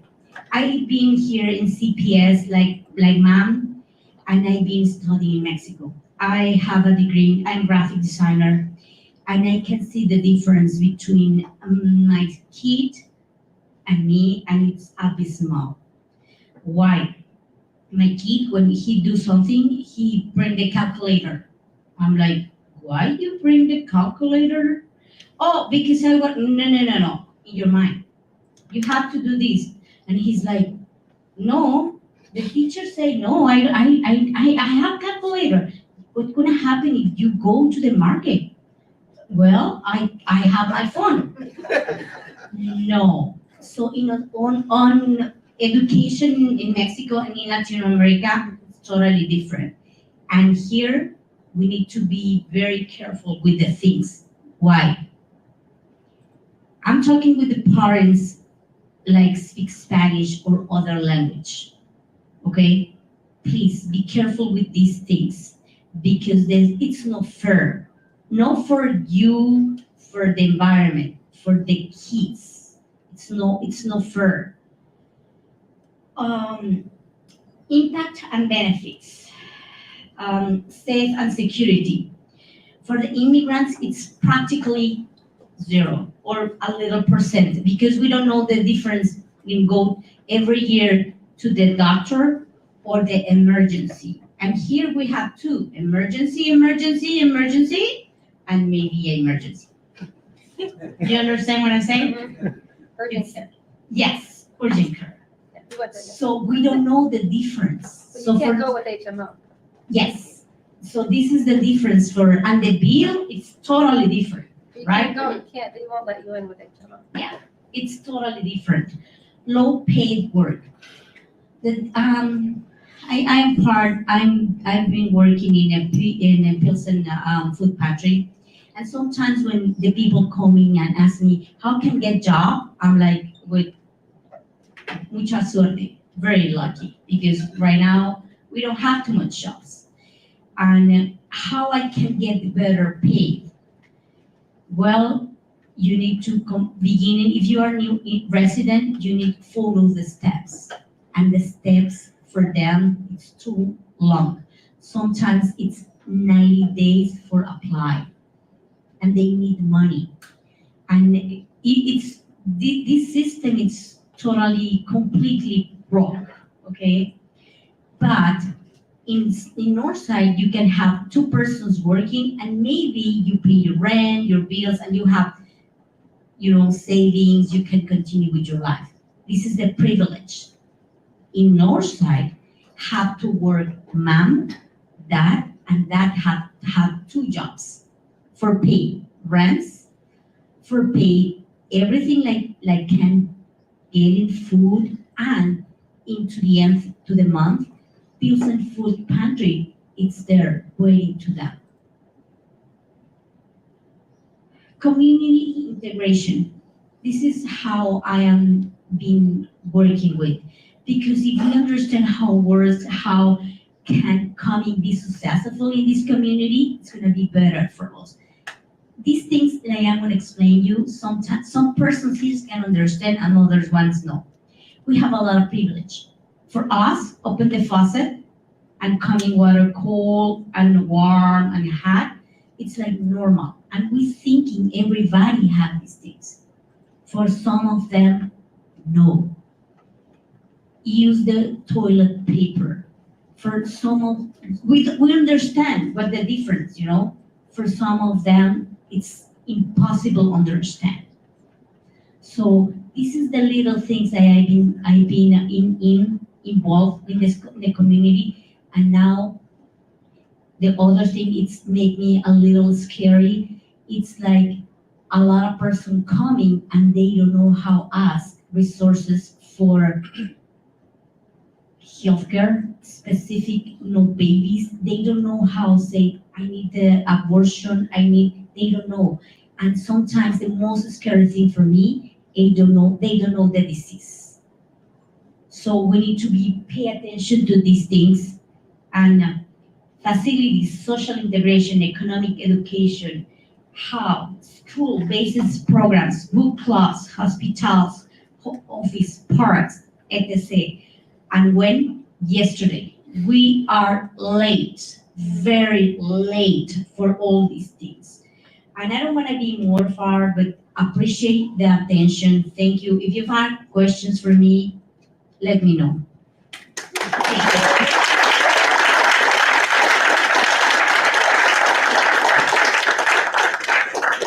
Y todos somos migrantes.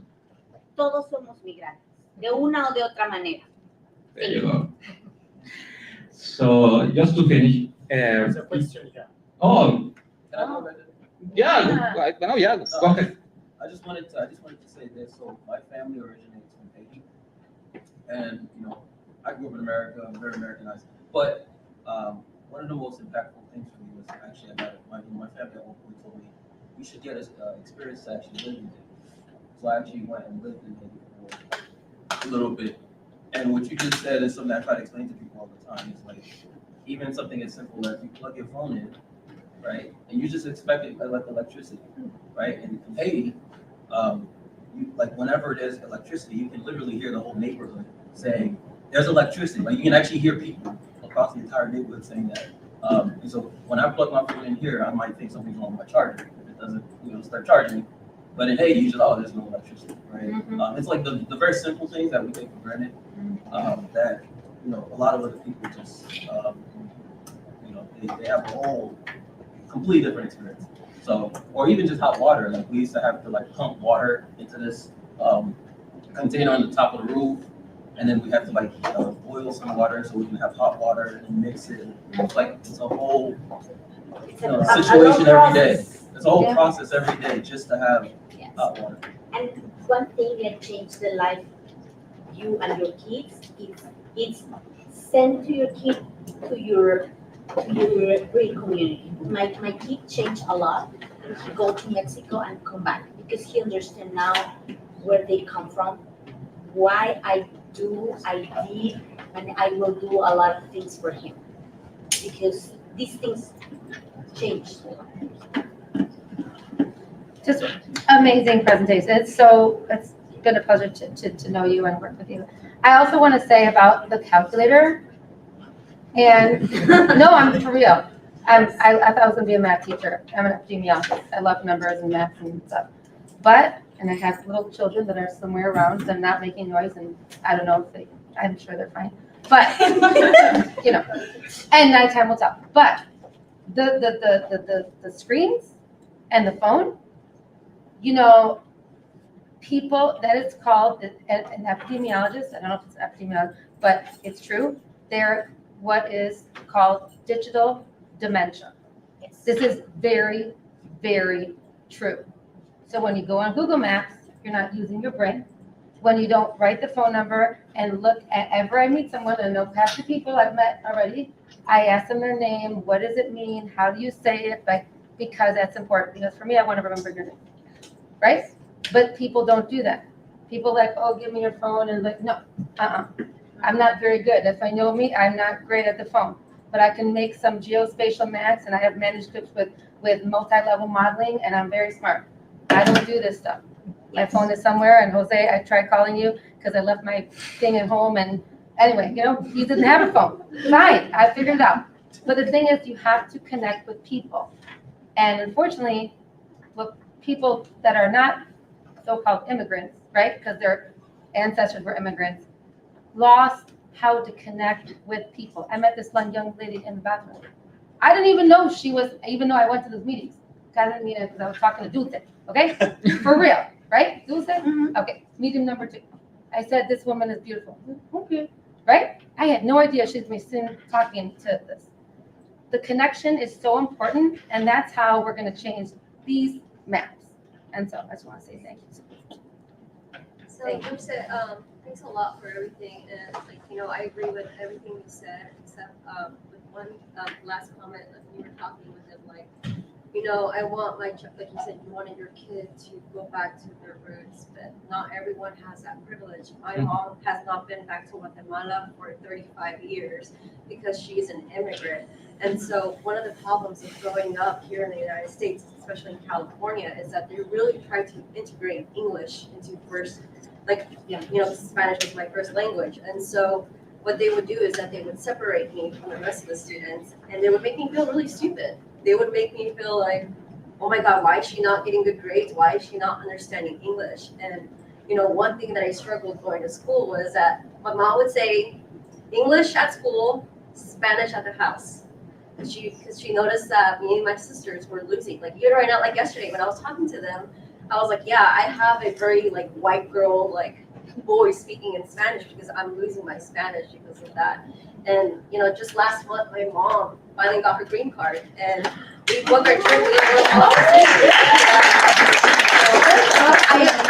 I do appreciate what you said, but, you know, like, sometimes with my whole family, like, they're not able to go back to their country. Their kids, they're becoming very Americanized. We have, like, 2 identities. So we're either Guatemalan, or you're either just American, or you're both. And that's how I feel. So I feel like sometimes it's just hard to recognize that not everyone has the privilege of going back to their home country, and especially in California, where we come out to be a liberal, progressive state. We're not. They're super racist. There's so many ICE going everywhere. My mom was scared of going to San Diego, where I go to school, so she wouldn't visit me for the longest time because she was scared of getting deported. So I think, like, here in Chicago, I haven't really seen anything like that, but in California, there's so many of them. So, you know, this is why I love the city. It's sanctuary city, and it's something that it's important. It's, please don't scare to the kids with these things. My son know what I was immigrant when he should write the letter for me, and he looked at me like, we've been in the lot of protests, we've been in a lot of things, and why we've been there? You can be deported. I'm like, no, I'm here, and doesn't care. you know, I am where I'm paying taxes. I belong where I'm paying taxes. So this is the thing that we need to understand, and scared to the kids don't make me sense. And in some point they growing up and they don't understand. And we need to protect the kids. It's more important. And the language, my husband speaks Spanish very well. He understands now the jokes. So if somebody want to make jokes, he understands everything almost. And we have 6 years talking just Spanish. So we can change the world with the little by little, you know. And I don't want everybody to speak Spanish, but other language, that's fine, because this is how we support. You know, I'm trying to speak Chinese and I couldn't because it's too hard. But I'm trying. You know, I'm trying, and it's better to speak more. And it's in my age, it's better to learn more. I wanna have more my friends growing up. And if you have time, go and make community. We need a lot of people in the communities, very involved, because here sometimes it's just budget. Budget, where's the budget? I want to see the results. I want to see the results. I want to see like real ones, no budgets. Thank you.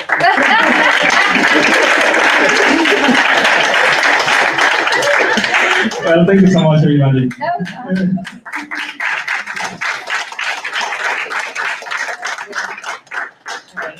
You're stuck with me for the last 5 minutes.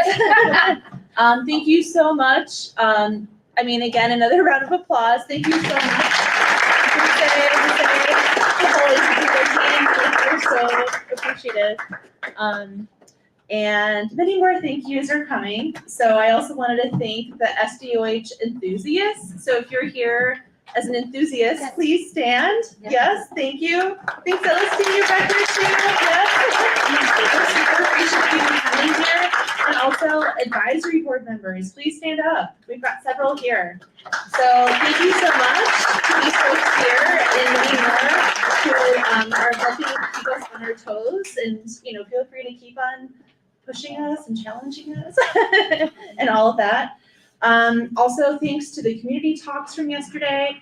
Obviously, a huge thank you to all the fellows. I also wanted to emphasize that this whole project is really to build a community of practice. We are here to also help support your dissemination plans, and that includes not just the fellow projects, but the community talks, anything that we can do to be supportive. So if you're a fellow, you'll be hearing from us because we're going to be soliciting information to put up on pages on the SDOH website. So start thinking of what your featured image is going to be that will entice people to click on it, right? We'll have a blog post for each of those. Also, community and guest talks, you're also invited if you'd like to have a blog post featuring your project. In Sututo, we're already planning. Hopefully that's okay. It can be one or multiple, right? So please be, because again, our goal is to amplify all of the work that's happening here. And also, please keep in mind that all of this as building a community practice. So, carrying on the theme of connection and communication, please connect with each other after this. There's a private LinkedIn page called SDOH in Place Project, or just SDOH in Place. Look it up, email us. That's kind of your way so you can either be vocal and not on the private page, or you can go within the private page. It's there so that you can ask for resources, right? You can ask for, hey, I'm going to be sending out something. I need someone to review it, right?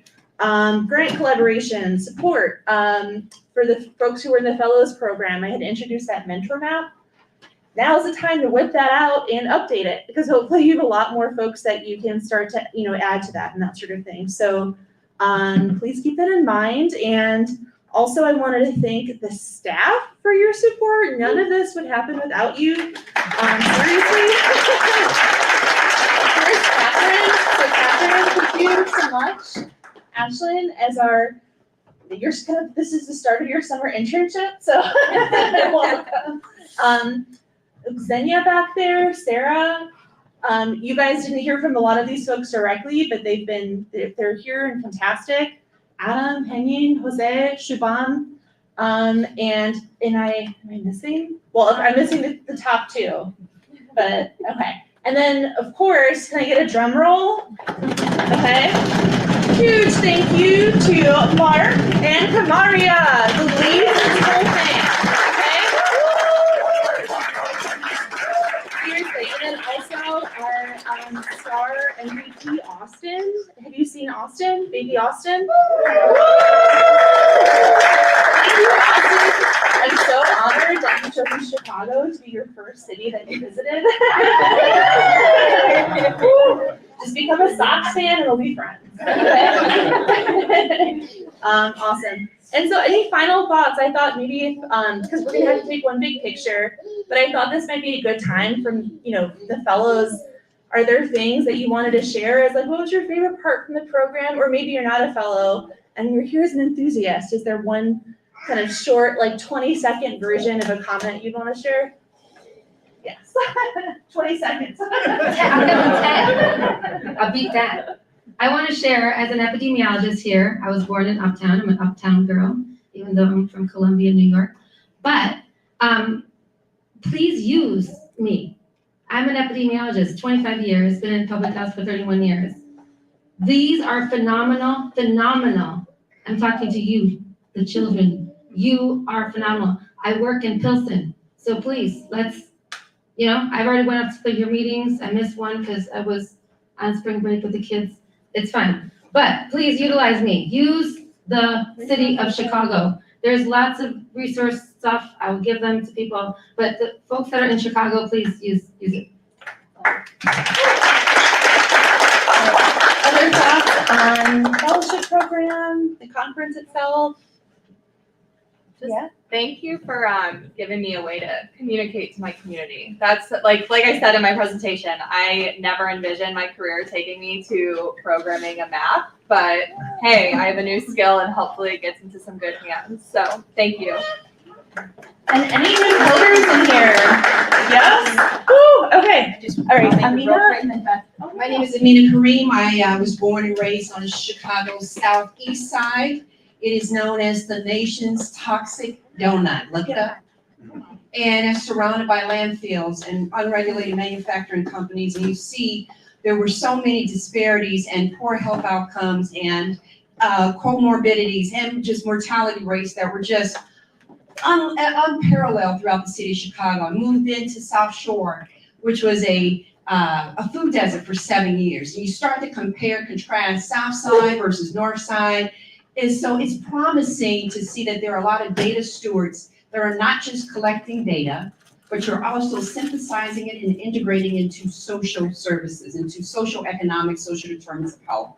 And I can appreciate that for someone who still live actually in many ways in marginalized communities, but I'm also have the opportunity to work with professionals and work with data stewards and scientists. And so for me, a person that lives on the south side of Chicago and work at a lot of the healthcare technology companies that I've led as well, that I appreciate everyone and your effort, your time, and the opportunity to move our nation forward. So thank you so much. And thank you. You are fantastic.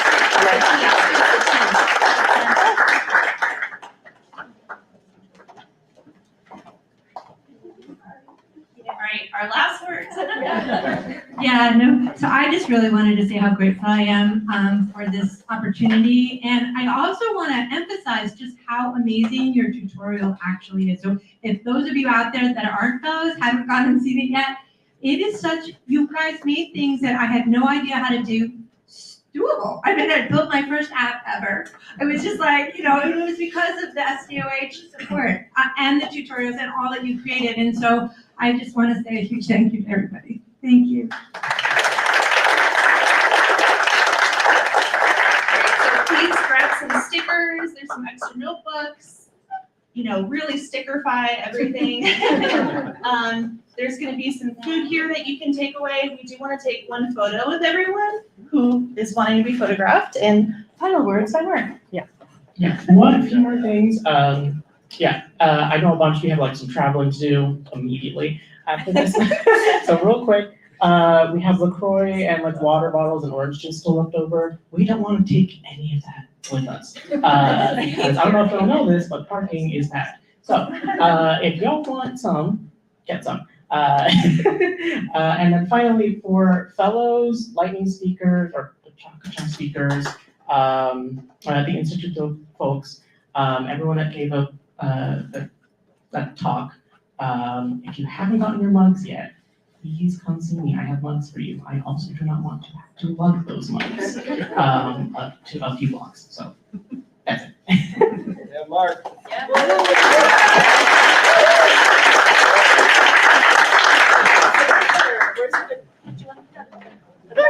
Maybe we'll do it in the hallway. No, Okay, well, yeah, let's just go right here. Or how about? Just joking, but that's an option. Yeah,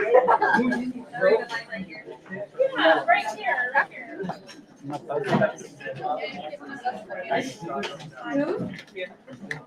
Oh,